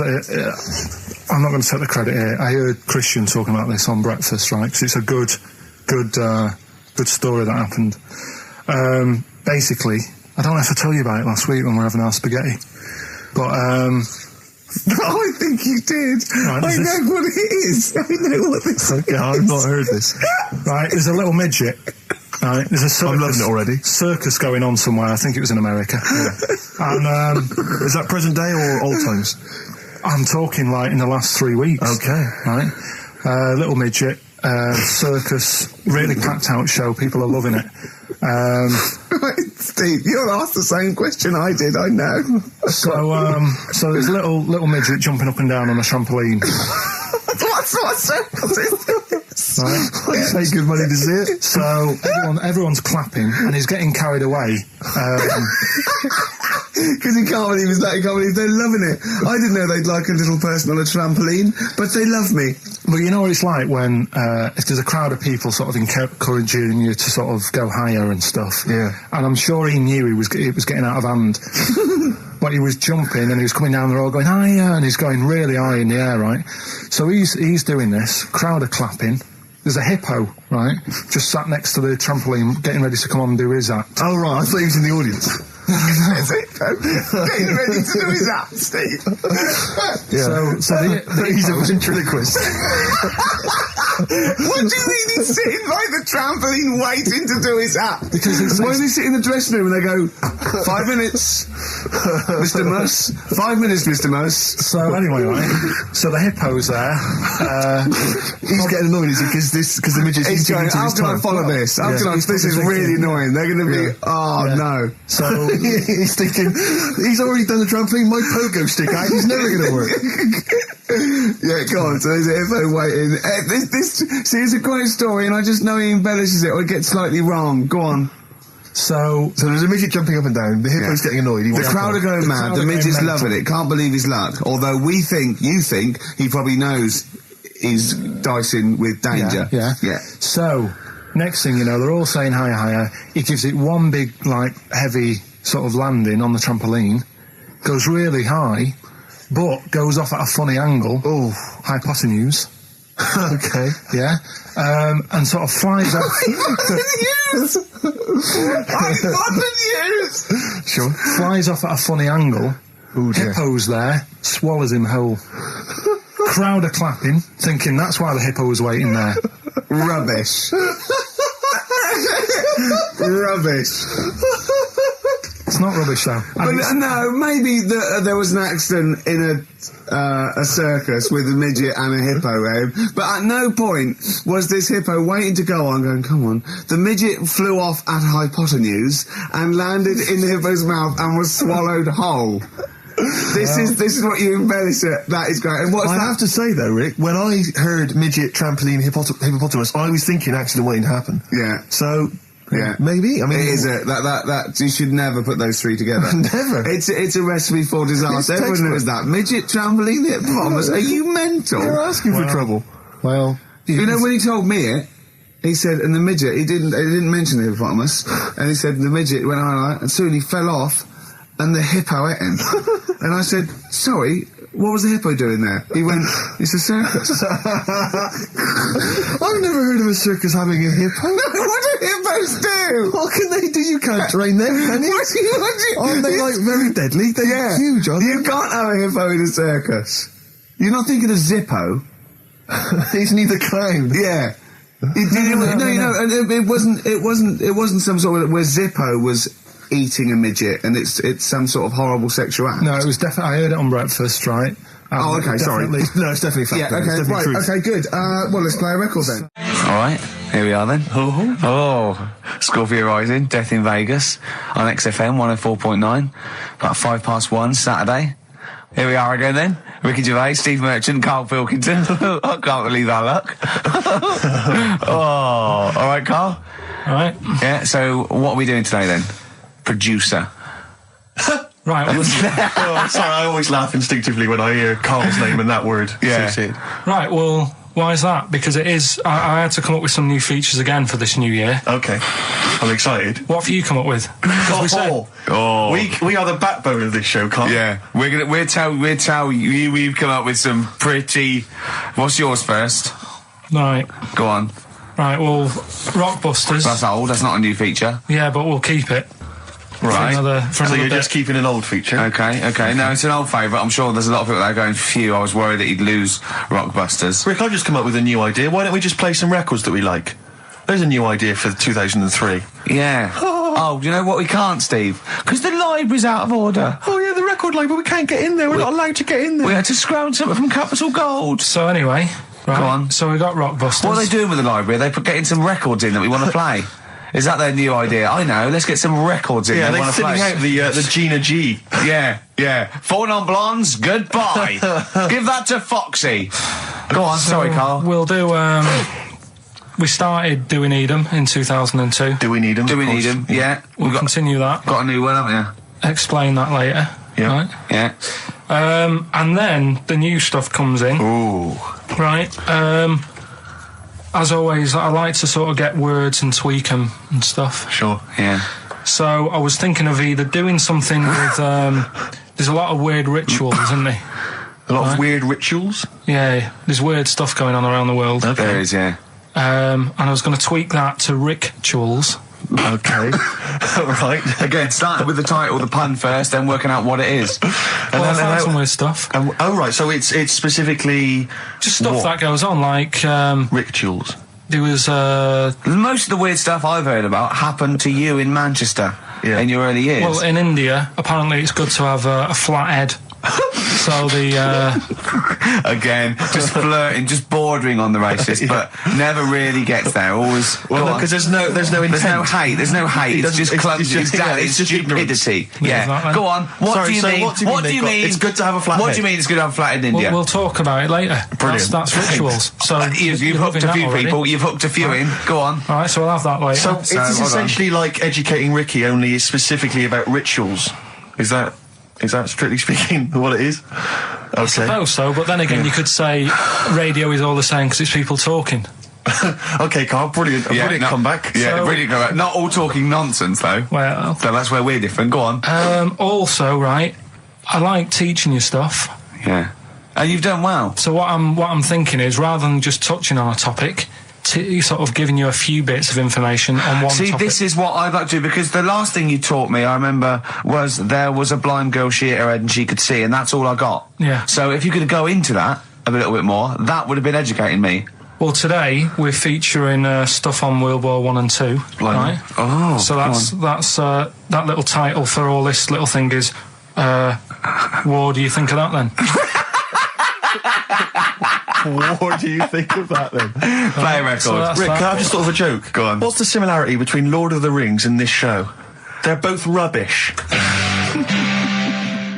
Travis, Level come through on XFM 104.9, Ricky Gervais, Steve Merchant, Karl Pilkington, etc. Got some great tunes actually lined up. Excellent. I've brought in some Amy Mann, some Neil Young. I play my favourite Clash track. What have you got for us, Steve? I got a dynamite hip-hop tune by Yeah. The Roots, which I think you'll enjoy. Love it, love it. Got a little bit of Joni Mitchell, maybe swing that on later. Oh, excellent. I nearly brought in some Joni Mitchell. It's a good job I didn't. Yeah, exactly. It wouldn't have made any difference. It wouldn't have made any difference. No, you'd have probably played yours, and then Yeah. I'd have been Fine. told to Go away. with Flea My Ear. Carl, what have you got lined up for us as the producer?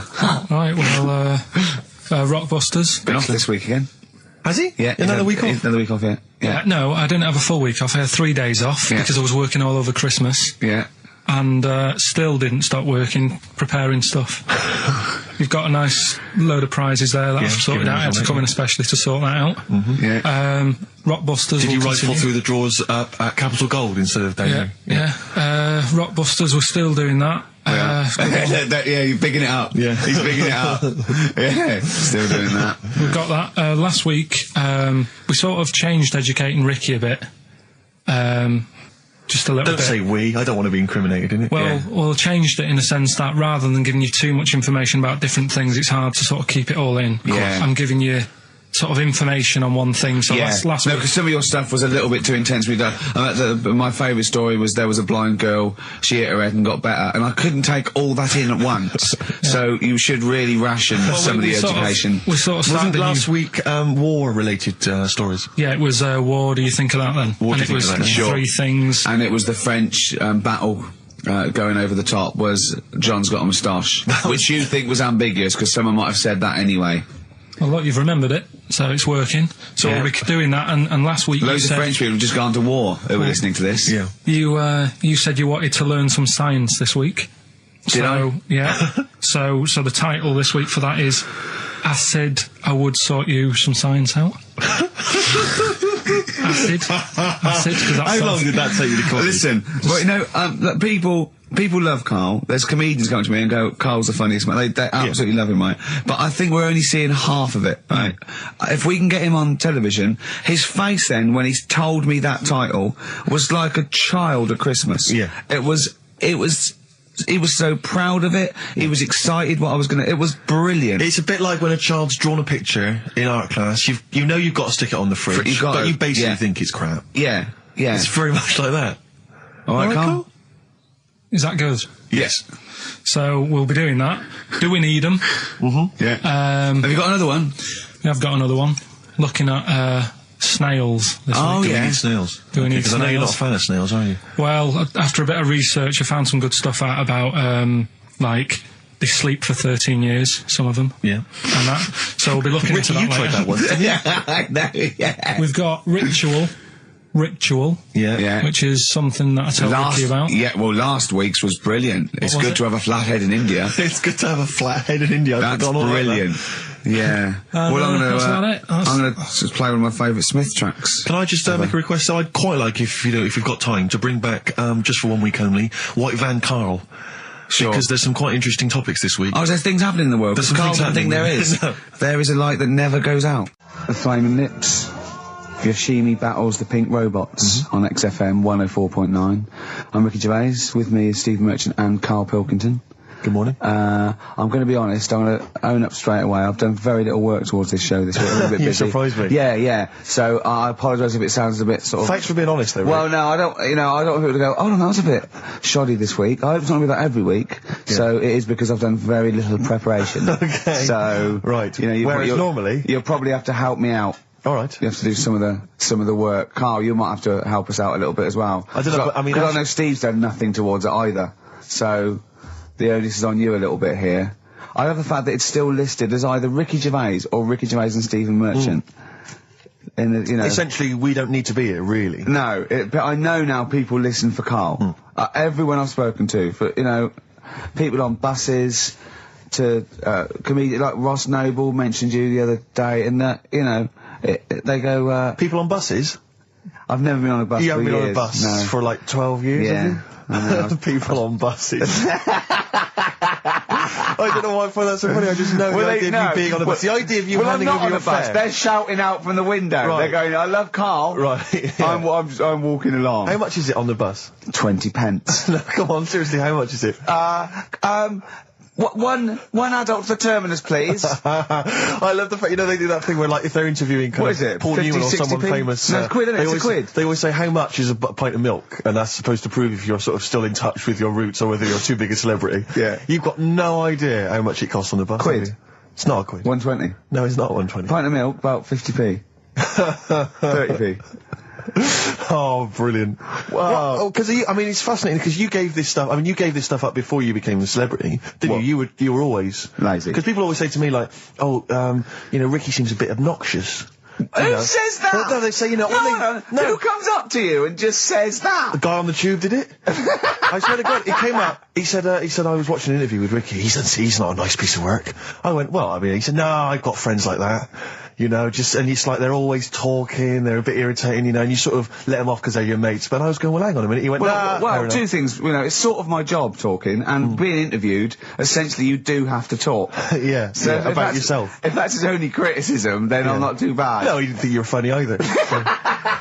In fact, he had a whole list. Well, I'd say a list, a petition. It wasn't Dickie Anderson, was it? It wasn't Richard Anderson. I hope he's listening. He's our biggest fan. I'll tell you what, Mock Turtles need a remix by Fatboy Slim, don't they? Mock Turtles? It's a great tune, but I'd love to hear it remixed. Yeah. There you go, Feeder, just the way I'm feeling, XFM 104.9, I'm Ricky Gervais, Steve Merchant, Karl Pilkington. We've got a great show lined up this week, haven't we? Go on, what have you got planned? Well, I've got songs from David Bowie, Thin Lizzy, Gene, AC/DC, you heard Feeder, they got, Smiths, all that. We got a great feature, a new feature, spoke to Karl in the week, and we worked out a new feature where, people are gonna give him sort of like problems to solve. There could be scenarios, there could be management scenarios at work, problem solving, things like that, organising things. He's a very good organiser. So I'll tell you what happened. He's dropping Do We Need Him because he's getting fed up with scientists. He thinks there's a conspiracy and they're getting together and they're never going to lose an animal. Right. So he's just fed up with that. Rockbusters, we've got some great prizes. Well, have you seen them yet? Nah. Be careful. They're not going to be great, I just peeked in and all I'm going to say to you is Fools and Horses Christmas special? Not the little one with the little car. With the little car, yeah. Brilliant. That is excellent. Karl, what have you got to say for yourself? Hold on, it was a rollover, wasn't it? Because you really mucked up Rockbusters last time. What was he doing? It's saying FP for the whole thing. No, FD you were saying, and it was Frida Payne. Have you written the clues down this week? Because that seems like an obvious way to improve this. Yeah, I'll write the clues down. A week before he couldn't remember what the answer was. Yeah, yeah. Yeah, but, you learn by your mistakes and that. You don't. Well... So I'll give you a little taster. We were having a pizza in a pizza establishment. When was it? Wednesday or Thursday? Yeah. And he was going, I'm a good organiser, I'm a good problem solver. Give me any scenario, right? Obviously he didn't say scenario. And I went, okay then, so you're the manager of this place, and there's a couple there, elderly couple, they're about 60. They've had a lovely meal. He went, yeah, right. I went, but the gentleman, he's got a little bit of a heart condition. He takes a pill after his meal, as he should, after meals. He's only taken Viagra. Oh. And now he's stuck in. Wedged in. We've all been there. It's gone and it's stopping him getting out from the table. I said, what would you do? He went, what? He's stuck in because of his dick. I went, yeah. He went, right. He said, I'd use the situation. I'd make cash. I said, you're not going anywhere. Do you want a pudding? Entrepreneurial. I like it, Carl. And he went, so that's that sorted. I've got the job on that. Next. I went, okay. You won't believe it. Next day, there's a little problem in the toilets. Two gay men were having sex and they got stuck in each other. Yeah. He went, right. I'd say, is it the same fella as yesterday with the Viagra? If so, why was he let in again? He was on the door. Yeah. I went, it's not. It's too different. He goes, right. Does his wife know he's cheating on him? Yeah. He went, right, I'd go down. I'd go, and then he went, I'd say this isn't a restaurant problem. Call an ambulance. Strictly speaking, not a restaurant problem, no. But am I right? Huh? Am I right? Well, I don't know.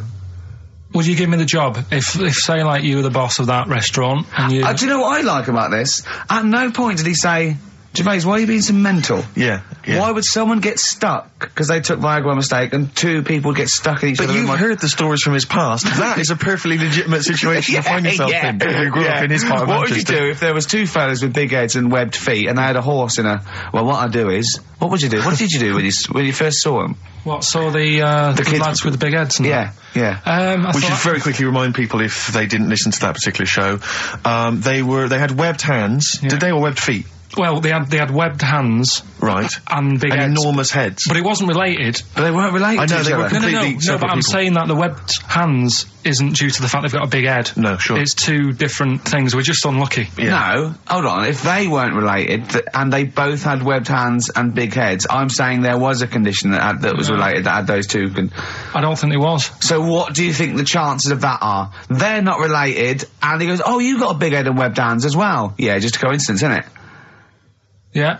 I honestly don't think it was related. Right. Because I've since seen the same problem again on another kid with a big head. His hands look good. Right, so do you think the big head is just a separate issue? Yeah, it's a totally different illness. It's like having a headache and a cold at the same time. Right, so not always connected. But the weird thing is, right, looking around in the week at weird stuff on the internet, there's this woman who's got a big head. Oh, yeah. And, she was fed up with it because when she was walking down the street, it was so big, she couldn't hold it up. Right. She couldn't hold it up. Oh God. Okay, shut up. So when she was walking, her eyes were hurting because she had to sort of look up all the time because her head was that heavy. Her chin was sort of balanced on her chest. Right. And she'd have to peek up, yeah. So she goes to the doctors, and this was after years and years, and said, I thought I could put up with it, but I can't. How big was her head? It's big. I don't know if it was like big because there wasn't a picture. I don't know if it was just big or a lot of bone. So it was heavy. Very heavy. Right, like the Elephant Man, just outcrops. Yeah, right. So the doctor said, we can sort that out. But we'll have to take your head off. Right. Okay, listen to this. Listen. Keep going. Because what you don't seem to understand is I have the same reaction to you when I see it. Yeah. What? Right? You're quizzical yourself.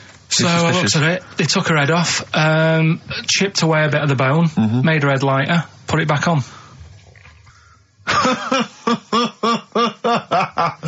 Right, play the Smiths. They took a woman's head off. Yeah, this is asked by the Smiths. And if you'd like to ask Carl something, details coming up soon. Badly drawn boy. Born again on XFM 104.9. Here we are then. Ricky Gervais, with me, Steve Merchant, and Karl Pilkington. Raring to go. He's a bit grumpy, Carl. Woken up at 8 o'clock. Because he's from the north. Yeah, because he's in London. Yeah. And London's rubbish, right, isn't it? Oh. You can't even get a Band-Aid in London, can you? Or grouting. In Manchester, I could walk to the next shop and definitely get some Flash, or maybe some Vim. You can't get it down here. You gotta go to a trendy bistro, haven't you? Carl, why are you grumpy? I told you before, I'm just a little bit tired today. Because he had to get up, the builders next door woke him up. No. He's always going about his hours. Those builders probably got up at 6. Yeah, but to I get can there understand builders who get up early because they're building outside and they've got to get the job done before it gets dark. But he's working in someone's lounge. If it gets dark, put the light on. It's not a problem. So why is he starting work at like 7 o'clock in the morning? Well, because the builders get paid by the day. And if you get a builder there and go, I'll just do 11 till 3, he's not going to go, I'll tell you what, love, just give me 40 quid. I didn't do a whole day. It's a day's work, isn't it? So you want to get the most out of them, don't you? Plus, he probably wants to finish early so he can have a good night out. Yeah, it's a Saturday night. You know what I mean? He wants to. Yeah, he wants to get at least 15 pints in. And he was cheery. I bet he was whistling and dancing around and tapping. So I don't know how you can be annoyed at that. Why don't you get earplugs? I don't like it, the idea of earplugs. Why? Because I live in a flat, so it's not as if I'm looking after my house, right? I know. Already, I've lost you. No. That wasn't even a whole sentence, and I don't know what you're talking about. No, but what I mean is, if you live in a house, right? You know that you've turned the lights off downstairs. You know you haven't got a frying pan on, right? Right. Okay. So, Not really. Keep him going. But I live in a flat, and I don't know what the other people are like. There might be some daft people in there who God, don't, imagine that.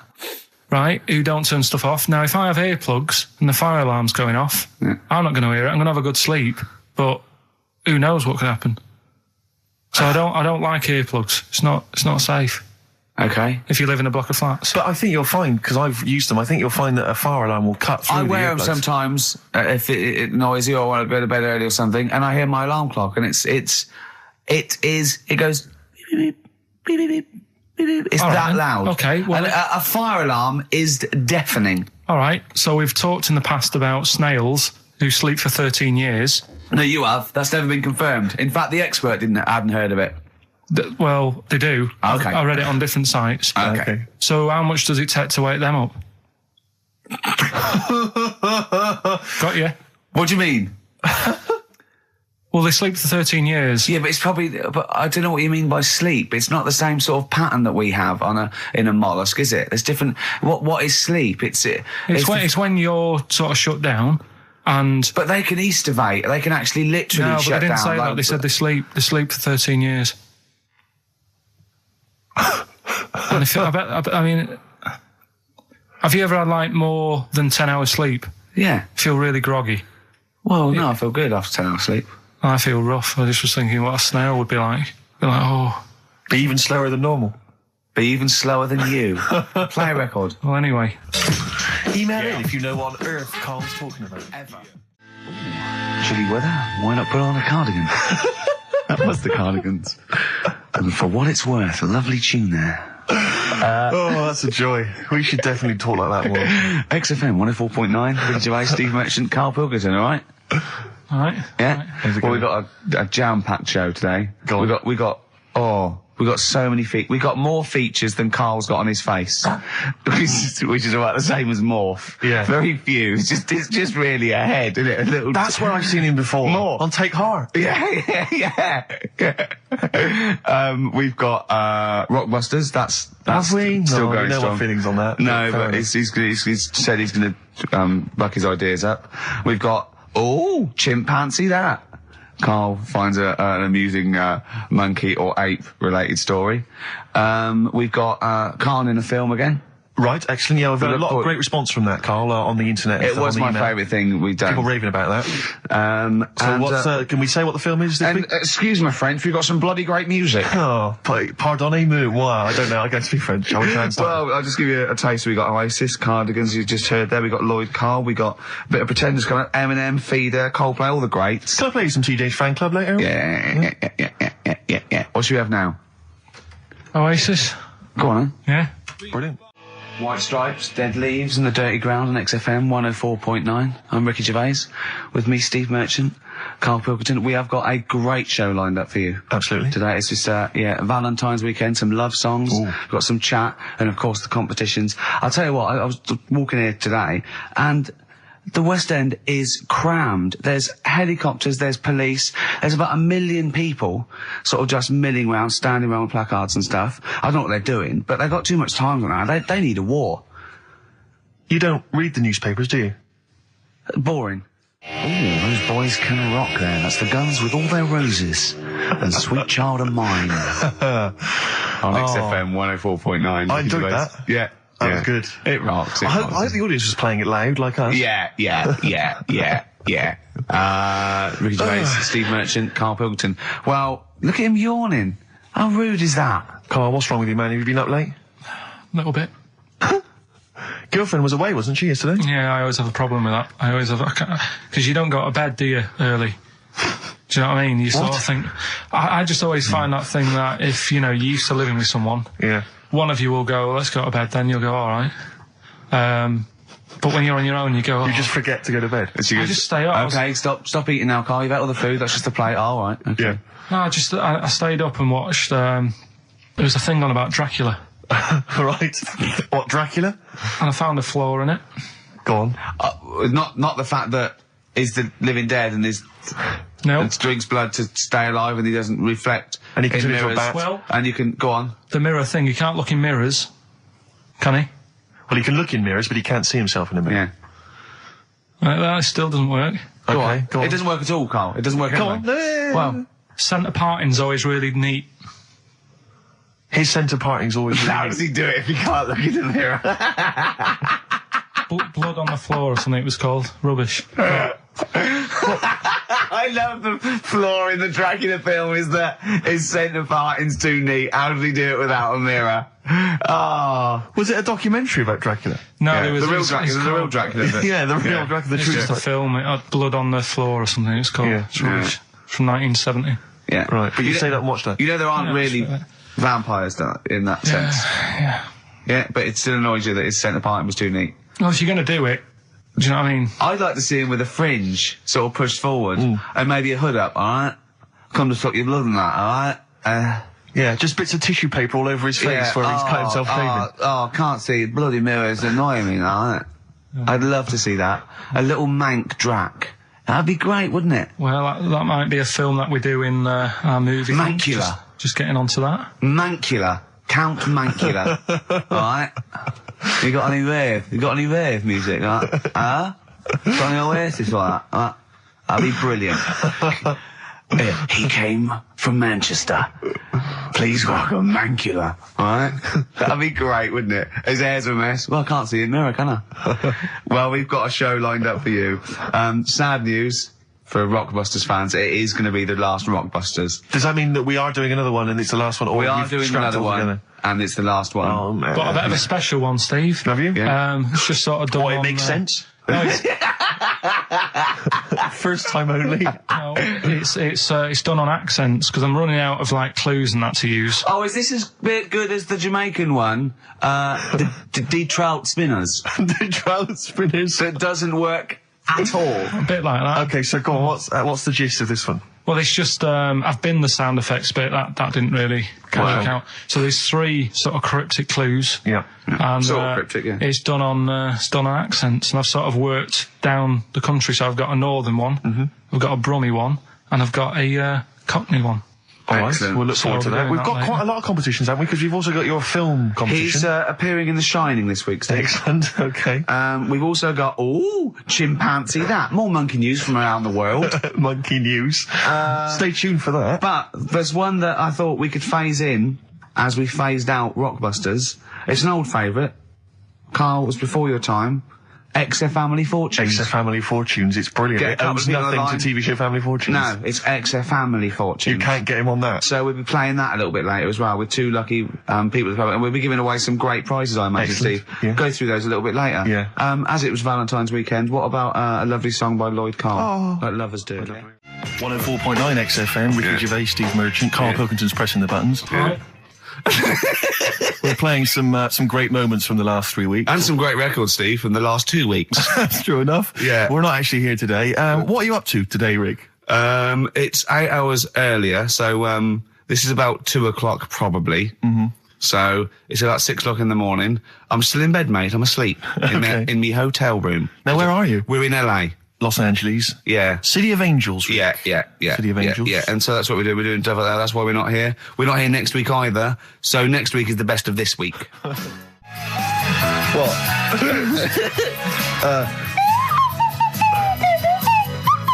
Someone's left one of those little things in here. It's brilliant, isn't It's it? amazing. What are they called, those things? I imagine just there. I was thinking of being in the front row at a Morrissey concert and going, can I just play along? They are brilliant. I don't know what kind of sound that is. I don't know. It's only used for when Kenneth Williams Yeah, exactly. sees someone undressing. Yeah. That's the only time that is used, that noise. Exactly. That is But brilliant. it's like it was specially created for the Carry On films. Yeah, we need, I don't know what it is, but we need something when I walk in and see someone changing. Well, what about this? There Is a Light That Never Goes Out by the Smiths. I phoned Karl up in the week, yeah, and I said, what are you doing? He went, well, even though it's one of my days off, I'm just doing some research on the web. Found anything that said, yeah, I'm doing science. And then he said, you can get wigs for dogs in Tokyo. That's his scientific fact. And I went, what do you mean? Dogs, if they need a wig? I said, if they need a wig, what? Dogs going bald? And he went, like, this is fine to him. He went, it's a stressful city, Tokyo. The world's all right with Karl. He's always got an explanation. I've only ever seen him confused once. When in Edinburgh, he looked out of his window one day and he saw a bloke putting a parking ticket on some rubbish. Yeah. And that genuinely confused him. Yeah. He couldn't work out, could you? It's a bit weird, isn't it? And the woman breastfeeding her 8-year-old child, you didn't like, did you? I don't like that. But the what's the name? Animals with wigs. I kind of thought, after I put the phone down to you, I kind of thought about it. Thought, yeah, it's a bit daft, that. Are you sure he's not the ageing pop group? No, the Animals. But when you think, have you ever seen like a bald pet? No. It's weird. What do you mean? Because my mum, we had a cat. We used to get through loads of cats because we lived on a. Oh God! It started early today, innit? What do you mean? You got through It's only 10 past 1. What were you doing? No, running a restaurant? We lived on.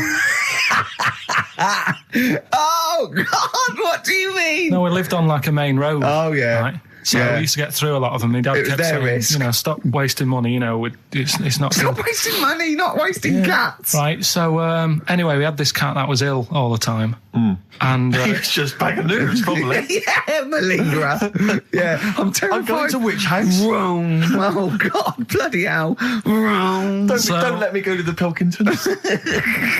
and it, for some reason, it kept being sick all the time. Right? Yeah, that is nerves. That's definitely nerves. So my mum kind of thought, I've had enough of this, and she shaved it. Whoa, whoa, whoa, whoa. Now I know you're not vets in your family, but what correlation did your mum think there was between it being sick and shaving it? Because it kept being sick, and it was a pain to wash because it kept getting. So caught she up. wanted a dry wipe cat. So why didn't she just varnish it? What? It's weird. It's weird. So now he's cold and sick. No, but not all of it. She left sort of the back half, but sort of from its waist, sort of. I love that. Shave it because it's sick on itself. And That is it was the genius. weirdest looking thing. I mean, normally I like cats. I'm always like giving yours a stroke on the head and that. Yeah. But as soon as she did that, it was like, oh, Yeah. can't touch it. And then So now it's sick, cold, and hated. Yeah. Karl. It must have, I mean, the other cats must have been taking the mick out of it constantly. You're just making things worse. Did it get, I'm hoping that it got run over and was put out of its misery. no, I think it got all right, that one. Or is that the? Yeah, it did get run over. It did. Oh God. Oh dear. How many cats do you say you've got through? I'd say whilst I was living at home, I mean, it's still on the increase even though I'm not there. So whilst I was there, probably 5. God. Wow. Oh. Yeah. And were you upset each time, or you just got used to it? It's one of them things, isn't it? Like I've said before, when you first see something, it's a bit of a shock. Do you know what I mean? It's like the Elephant Man or whatever. Yeah. First time you see him, it's that sort of, oh, look at that. Do you remember the first time you saw Steve? No, I'm not being funny. Do you remember the first? Yeah, but I've said this before. It's always, then you get used to how people look and you don't. No. I'm going to burst. You have to play a record. No, but. Because I just see Steve's face. No, but I've got used to it. Shut up. Well, here we are again, XFM on a Saturday. Just gone 1 o'clock, Steve, if I'm very much mistaken. But we're not here as such. We're away again, gallivanting around. We've got to do the special sort of best of again. Okay. Which we did a few weeks ago. So this is the best of the last 3 weeks. Which I think is, I think it's the best 3 weeks we've ever had. But I'd like it condensed into 2 hours. Yeah. Yeah. Some great music as well in there. Yeah, there'll be some great music, interspersed with fine chat that you've already heard. Yeah. Except this bit. This bit's new. We've actually, out of the kindness of our heart, we've come in last week. Yeah. Yeah. And we've done a few clips just because we felt a bit guilty about shooting off. Yeah. And I mean, leaving. even now, having heard this link, I'm beginning to wonder if it was worth our time. Oh, dear. You know, I've said in the past to you, Rick, that my grandparents, so I love them dearly, but it's like for the last 30 years, they've been waiting to die. I know, It's yeah. like they just sort of, it's like, you know, the novelty wore off of like... just, Life in the 50s. Yeah, they got kind of bored of it. Life, yeah, in the 40s, it was brilliant. All sat around the old Joannas, the bombs Yeah. fell, singing, they loved that. The 50s, you know, that was great as well, because that was the post-war years. It was, you know, it was a bit tight in the pocket, but it was all right, everyone pulled together. And then the 60s came along, all the crazy music, the funny hair. Let's stay in bed. Exactly. They basically stayed in bed. And it was one Christmas when my grandmother said to my dad, what do you like for Christmas? What do you fancy for Christmas? And this must have been, I don't know, 20 years ago. She said, what do you fancy for Christmas, Ron? And he went, well, you know, I could do with a nice big kind of warm winter overcoat. She said, don't worry about that. Don't worry about that, because your father will be dead soon. It's right, you can have his. Meaning my granddad. Well, to be honest with you, my father's still waiting. Which is good news. Good news for my grandfather. Less good news for my dad. He's freezing. He's freezing. He finds out, how is he today? He's fine. Oh, okay. Oh, I'm freezing. It is it's such a weird mindset, that. I think it's that, to me, is what sums up people from that older generation, the 40s and 50s. And it seems to me that you've got that kind of mindset. It's like you were born in the 30s. And whenever you talk of your childhood, it's like you had like a baked potato to take to school. And a hoop and a stick is a Christmas The other gift. thing is, I think that that sort of generation, it seems that the man is dependent on the woman. There's a total dependence. Oh, absolutely, If she dies, he's done. Yes. He's done for. Just pine away. If he dies, she's got 30 years of pottering. Absolutely, yeah. Do you know what I mean? Yeah, and going to, like, you know, the youth club and the Yeah, I know church. what you mean, yeah. It's sort of like that. It's sad. Of course, it's sad for them, but it's not the end of their life. No, sure. And it sort of is the other way around. I don't know why that is. Yeah. It's terrible. That's a little melancholy thought for I know, Christmas I've really time. brought it. You brought it down. You've brought it down. I've brought it. This isn't a nice show at all. This is terrible. Well, I We're didn't going to have really people wanna make just it- killing themselves. What? Well, I didn't really want to make it a Christmassy type show because I don't really like it. Oh, he's done it again. What, you did Christmas once, didn't like it? No, my dad always said... All right, steady on. Dad said Christmas morning was for, like, you know, for me. So he used to stay in bed. So he never... That's brilliant. That's a great thing to say, isn't it? Yeah. Christmas morning's for you. Run wild. Do what you want. Just don't bother so me. I'm going to Honolulu for 2 weeks. That's great. Dad, it's Christmas. Do I have to do anything? No. So my mum used to get up because she used to like to see my face light up, you know, when I open my presents. And then... to give fireworks. And then then I'd have to go to my bedroom from about 6 o'clock onwards because, like, my mum and dad were into having big Christmas parties and I wasn't, like, old enough to go. Right. So they'd say, right, you know, you've had your fun there, you go up to your bedroom, stay in there. Really? Yeah, I remember one year, right, I got a train set, that's what I wanted. Yeah. Right? It's brilliant. Playing with it all day. I thought, I don't mind about the party, I'm happy staying up here playing with this.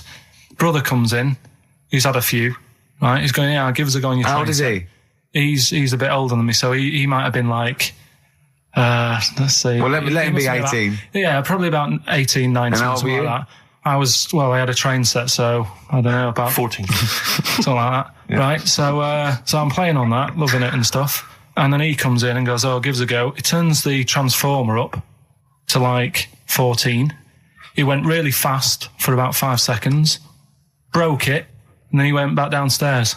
Wow. So Christmas, I hadn't even got to Sounds Christmas like Day. the Conservative government with British Rail. Satire, that is. Rick, I just thought that there's satire. It's If there's any saying- satirical it's- shows listening or it doesn't work. It magazines- doesn't work in any way because there's the analogy falls down apart from there being a train. Think it through though. British Rail was trains, Yeah. and the government broke the trains in many. Well, they didn't break them, like not officially breaking them, but they kind of. It does work. It's perfect. Oh, I'm pretty pleased with that. And I can't. And no one's asked him to be on. Have I got news for you? It's weird, isn't it? Because it is strange that when Yeah. you've got a satirical mind that's as quick as that. Yeah. All And right. he's broke your little train set. So what did you do?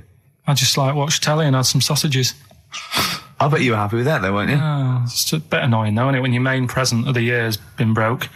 And then, did it ever get it fixed? No, that was it. Put away. I'm intrigued why your parents wouldn't let you come and join in the festive fun. Was it like really debauched down there? Was it like eggnog everywhere? And Well, no, but I mean, that's fair enough. 6 is a little bit early, but I just think, you know, if you're a kid, you know, he had his fun, put him to bed at 8, maybe.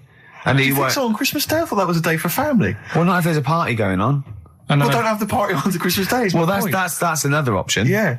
Your parents are weird, aren't they? A strange breed. Well, I think that was the year, right? you're talking about buying presents and stuff. I think I did treat my mum to. I didn't buy my dad anything. I think that was like when I got a bit older, he used to get me dad something because he wasn't that bothered anyway. No. So got me mum. There was a cheap shop, right? Of course. Thank God for that. Called Snips. Right? So I went in there and I thought, let's see what I can get her. And remember Victoria Plum? I don't think so. Well, it's like a fairy character. Right. Right.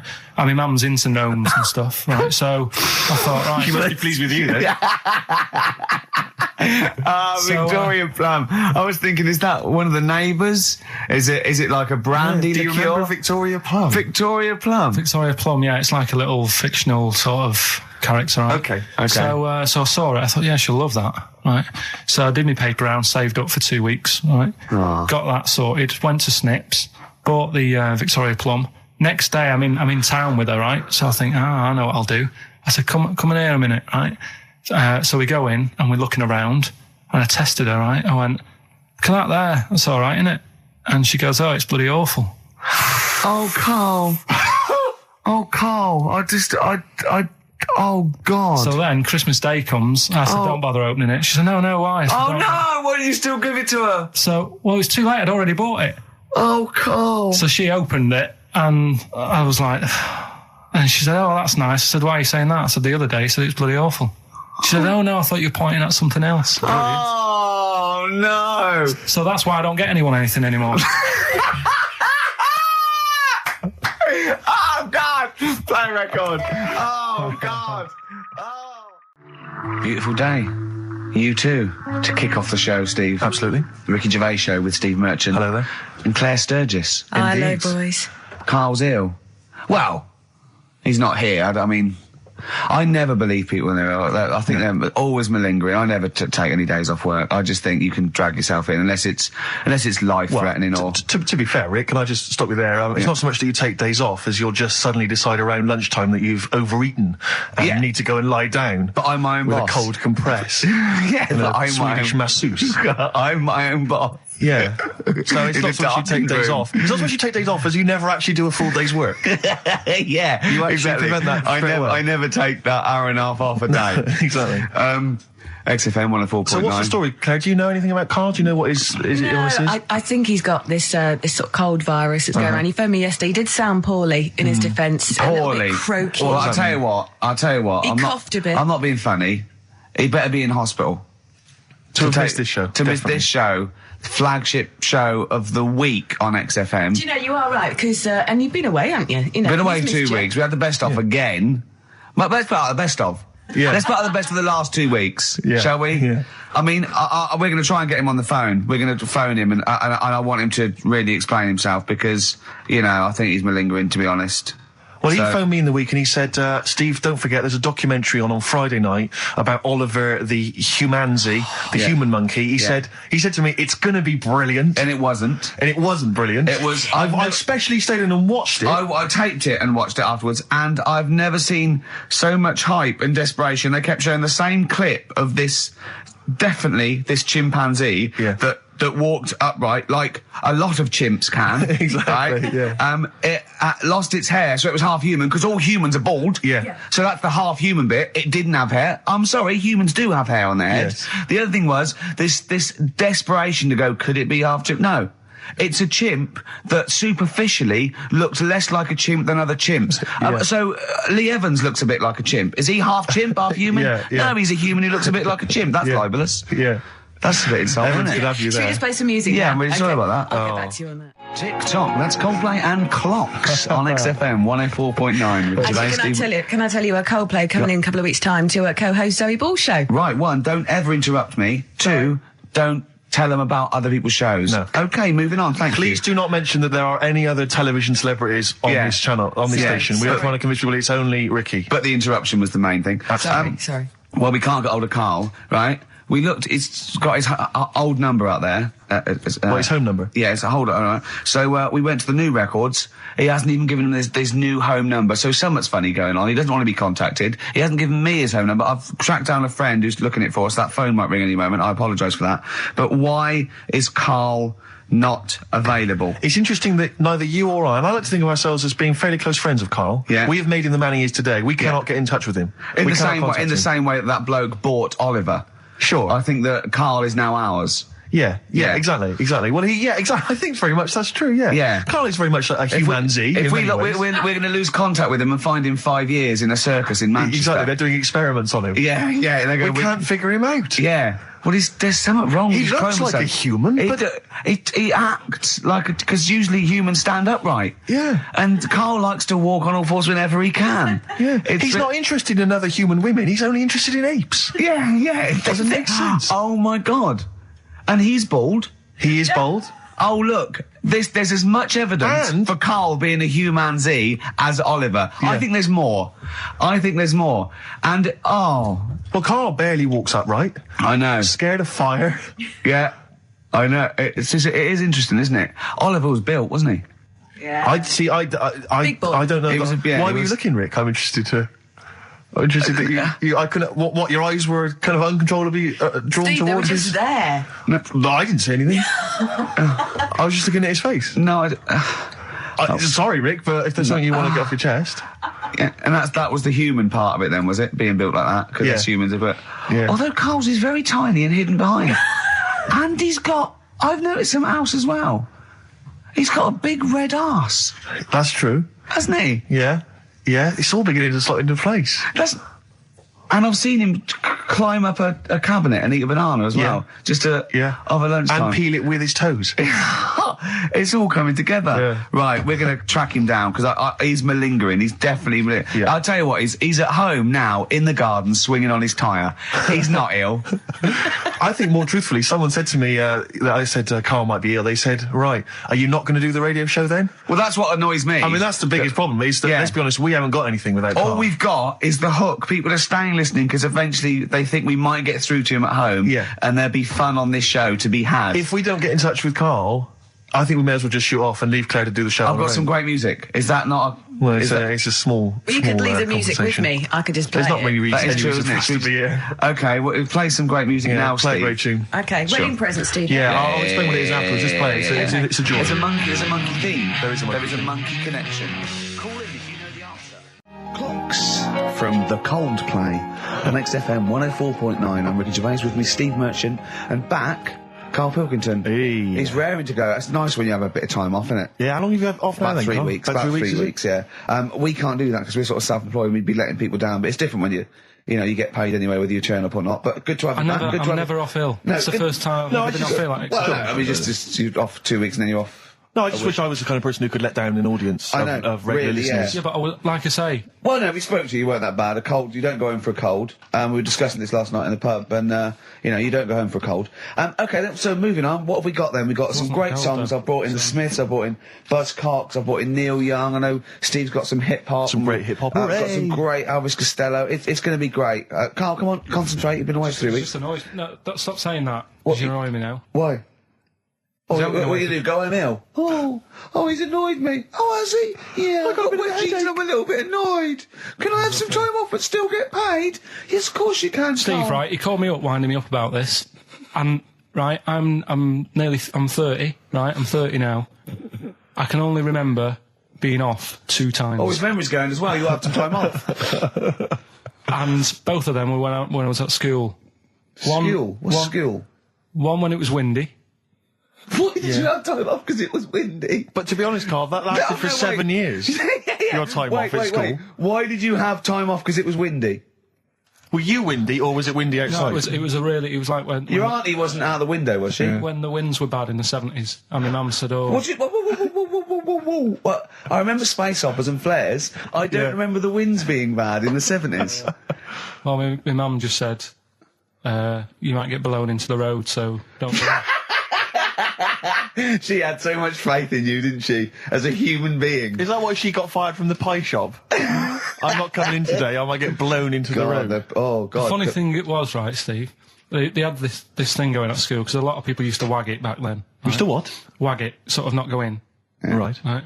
And they sort of tried to make it interesting for you by giving you an education, a certificate if you did a full week. Reward for the rest of your life with achievement. That sort of carrot. And also, like, let you go home at 3 o'clock on a Friday. Right. If you'd done a full week and that. Right? Yeah. So it was lovely weather all week. Then it just sort of changed on a Friday. And I got up and it was all windy. It's My always mum windy said, for Friday on 7, isn't it? don't, if you don't go in, because, you might get blown into the road and that. So I said, all right, then I'll stay off. And so why did you told you to hold on to a fence or walk you there? What's this? Don't go out. Immediately give up. I love this getting blown into the road. Is that based on your cats that kept getting blown into the road? Well, so I got to school on the Monday, right? And the teacher said, Took you a right, long time. today, to punish you, you're the only one who wrecked the whole week, right? Everyone else came in. You didn't. So everyone else is going home at 3 o'clock today. But you're not. Brilliant. Serves you right. And I wasn't bothered though. It was great, because I said, well, you'll have to stay with me, won't you? And it was great. So all I did for half an hour was doodle and stuff. It was great that afternoon. Yeah. And that was ages ago. That was like when I was about 8. And that's one of the times I was off ill. Yeah. So it was, but that wasn't even ill. That was wind. Yeah. Yeah. So, right. Yeah, it's a bit different when you're to be honest with you, world, though, Carl. You can't just not turn up because you've got a bit of a cold or you're a bit fed up. I mean, we had an appointment 4 o'clock Thursday, wasn't it? And he had to call it because I cancelled it. Meeting went on a bit late. Time management. Get things done. If it was important, you'd get it done. Play a record, Carl. Pull your finger out, please. Oh, that's them Red Hot Chili Peppers, and they can't stop. I'm Ricky Gervais with me, Steve Merchant and Karl Pilkington. You're listening to XFM 104.9. Coming through today, it's noisy again out there. It's a nightmare. A lot of people marching up and down. What's that about? Well, from what I can work out, there's hundreds of them, millions of them, and they're all shouting really loudly. What do we want? Peace. When do we want it? Now. What do we want? Peace. I want to go, shush. Yeah. We all want a bit of peace on a Saturday. Yes. Keep it down. Please. I can barely hear myself think. I know. And he's not listening. Tony's not listening. He can't hear you from there. You may as well give up. He's not listening. There was 1 million of you last time. It didn't do anything. Hey, but Steve, there's no attitude. You know what? I couldn't find Boy George's War is Stupid, so here's a bit of Dylan. Bob Dylan.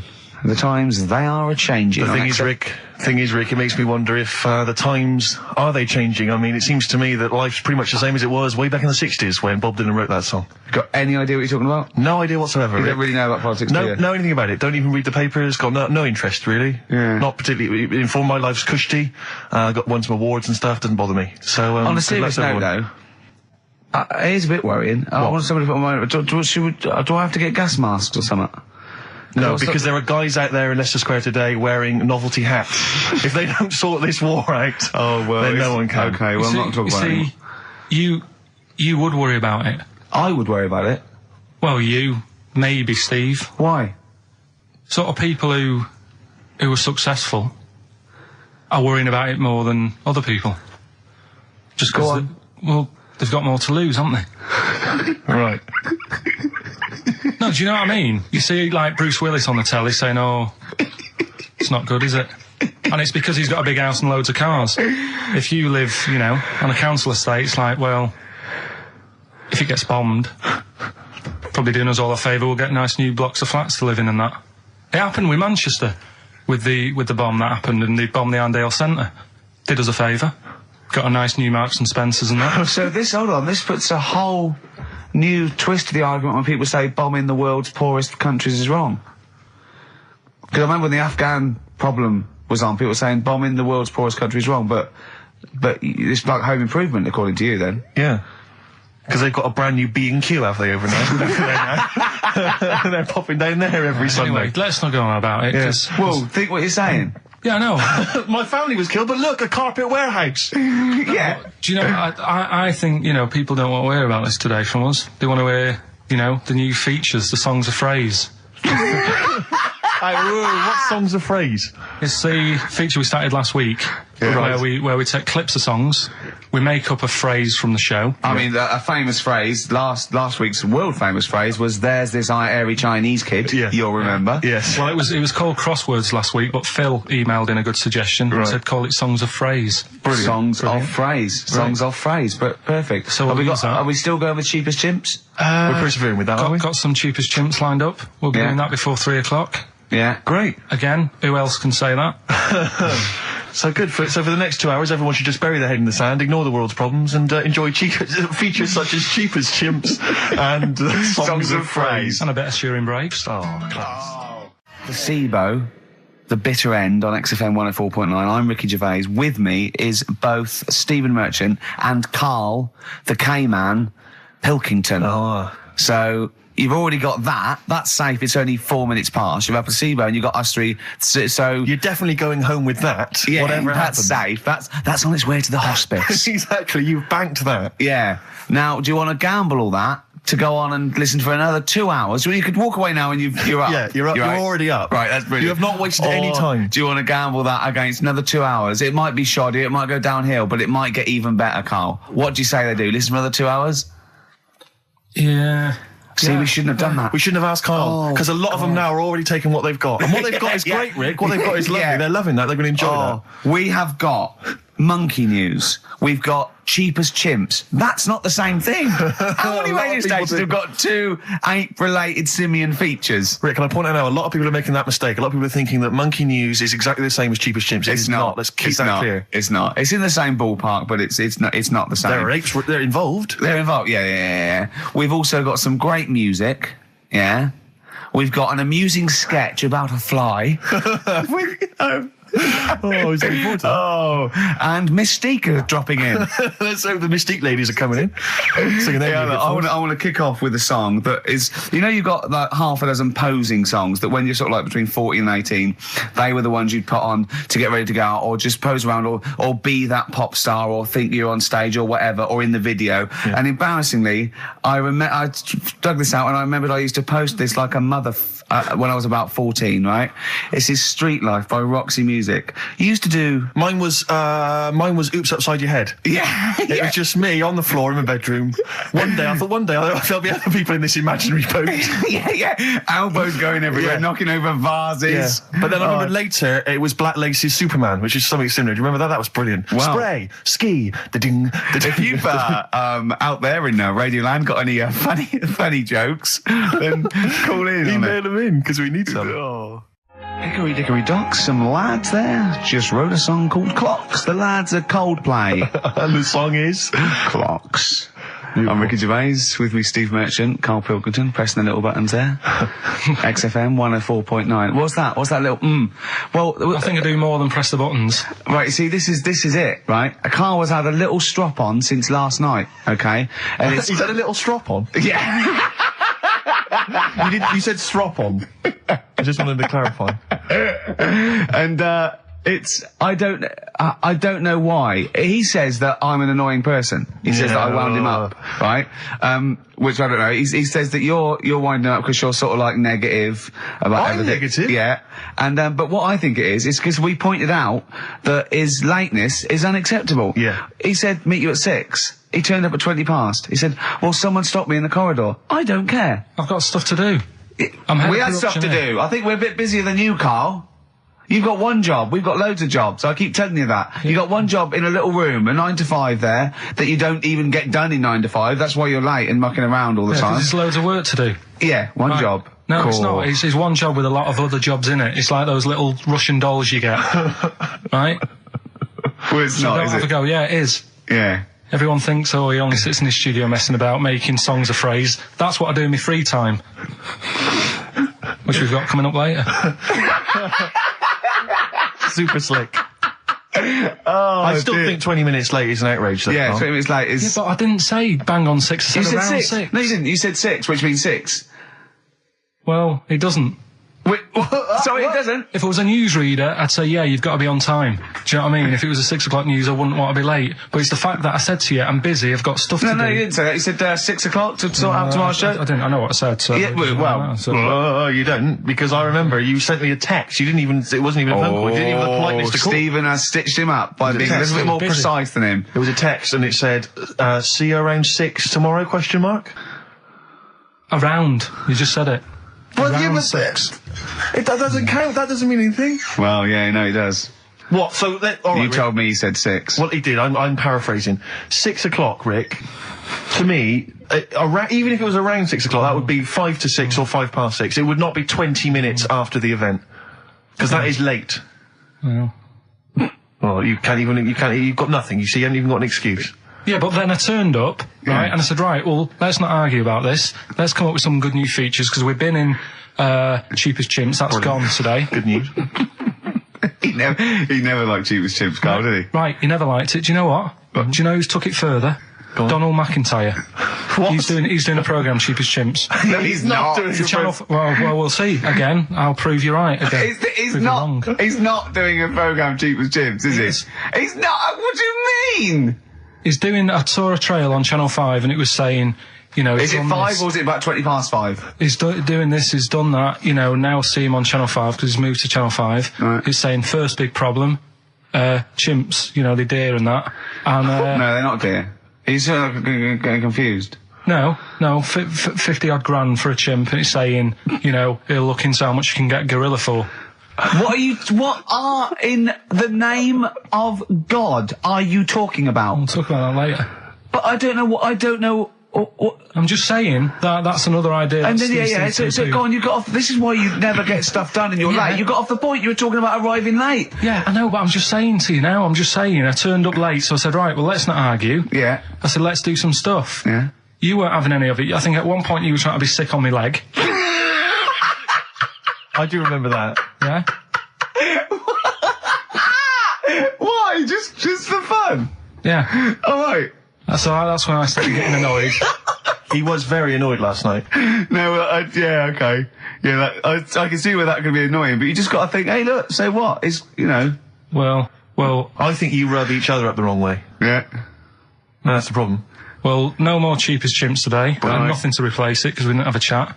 Songs of Phrase, we're doing that. You can win some stuff. Yeah, we've got the film that we haven't done for the last 2 weeks. The final film, we won't be doing that. Let him down. There's 2 weeks. So you're 2 weeks late on that. Yeah, can I just ask, guys, is there going to be some great music? Yeah, well, what I've got about something from the Only Ones? Yeah, The classic Another Day, Another Another Planet. Brilliant. Placebo, The Bitter End. That's the first single to be lifted from their forthcoming album, Sleeping with Ghosts, which you can hear in full on the XFM online listening posts. I'm Ricky, you cheeky little devil, Gervais. With me, Steve. All right, ladies, what can I get you to drink? What, you think I'm made of money? I meant half a mile or something, merchant. And Karl, oh, I'm stressed. If it's too hard, I don't want to do it. Pilkington. Indeed. Oh, well, it's nice to be back, Rick. Rick, I heard a rumour that you weren't going to be playing great music today.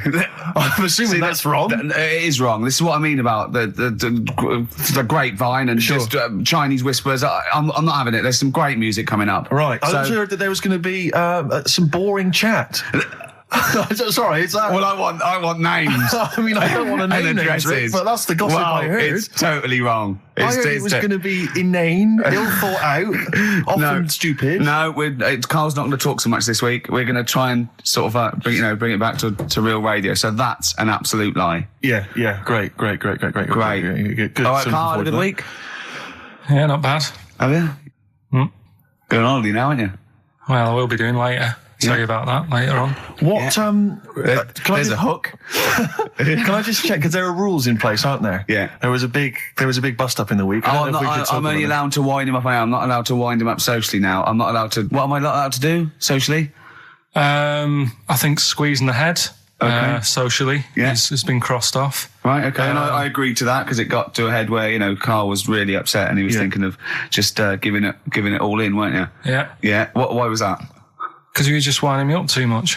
Yeah. I mean, do you want to bring it all up again? I don't mind. What was I doing? It was just. I mean, I should say now that there was a conversation where we were all sort of really walking on eggshells. It was frosty. It was a conference call, and Carl was on one end. And I'll tell you, it was. I was very much a media. I was very much a UN mediator.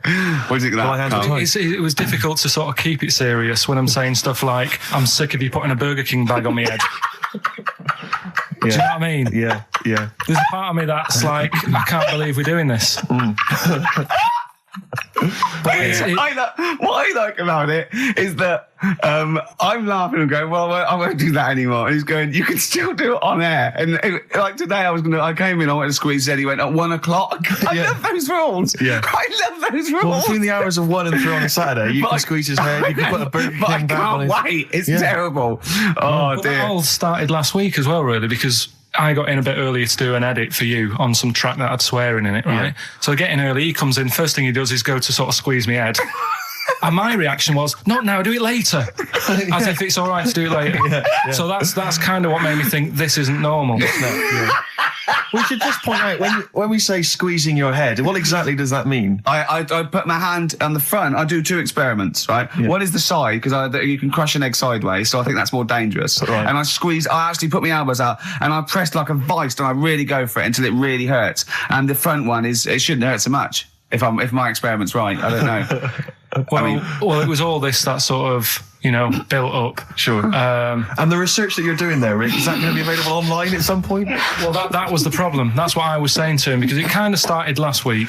Well, it's been going on since we've known you. Yeah, but I just upped it last week. It got out of hand a bit. I upped it to when I think it got to ahead on Thursday when I filmed it. That was it, yeah. That's right, I brought in the cameraman to film me torturing him. And there was some people from the 6th floor being shown round. Yeah, some management and that, showing probably clients round. Sort of, they've probably been on all the different floors, same what all the different radio stations do. Fox. This is XFM, the sort of this sort of noise going on. Yeah. You see them all look down and saying, don't do that, right? Sure. They might want to spend a load of money. Yeah. Right? Yeah. And he's doing that, he's wrestling with me, he's filming it. So that's when I just thought, It's mad, isn't it? And then when we were having the argument on the phone, I was saying, has this been some sort of experiment? Yeah. He did. He said that, and of course I lost it. Yeah, but it's all good now. Do you want to squeeze his head before we play the next record? I won't at the moment, because we've got to get on. It's not right, and that annoyed me as well. Because I was trying to find out where he was going. I was filming him. I was going on waiting for Carl. Told Johnny he's meeting a mate at 6, which annoys me on 2 counts. And I'm just doing it to the camera. So I'm gonna follow him and just turn up and go, all right, where you been? But then when I came in, he went, I'm meeting a mate, and he told me where it was. So I told him that spoils my fun. Of course. Because you'd want to just track him down. I don't want him to like it. Yeah. Which is sort of pulled the rug under my carpet now that he's going to let me do you know what I mean? It's just, it's a little bit annoying. It's that thing though, you see. This happened years ago to me, right? When, you get pally with someone and then you wind each other up and then there comes a time when you just go over the line. Yeah. Right? What happened? Well, it was this lad called Anthony, right? Who was my mate. Yeah. And we used to sort of always have a little fight in the toilet and that. Sure. Right? Punch each other. No, I want to wipe it. And the punches, used to get harder and stuff. And then, so he hit me harder. Turned out into a proper fight. Yeah. I chipped his tooth on the sink. Right? Right. This happened at school, and it was time for assembly, and I thought, and he's in the toilet crying. I thought, go to assembly. There's police in there in the assembly that day telling people about unnecessary violence. And you thought they were there for you? So I'm like, oh no, Anthony's going to come in a minute, like crying with all blood coming from his mouth. So I'm going to get arrested. Yeah. Did you go running and sleep? That was an example of... Yeah. I mean, it kind of happened because I went out with a girl who he fancied. How old are we now? About 8 or 9. I think that's out of order, going out with a mate's girl. Yeah, but she didn't like him. He had like big ears and that. He had no chance. You're so why should I? No, but do you know what I mean? All right, I haven't got the looks like I used to. Sure, when you were 8. But that's before the stress of having head squoze and that sort of thing. I have aged a lot. Having your head squeezed. I love your own grammar. That's the past tense, is it? Squeeze or to have squeezed. Oh, he did squoze his head. Yeah. Oh, brilliant. So, what about a bit of Bowie? Be my wife. Carl, I'm asking you. I think we can squeeze that in. Be my wife, Carl, come on.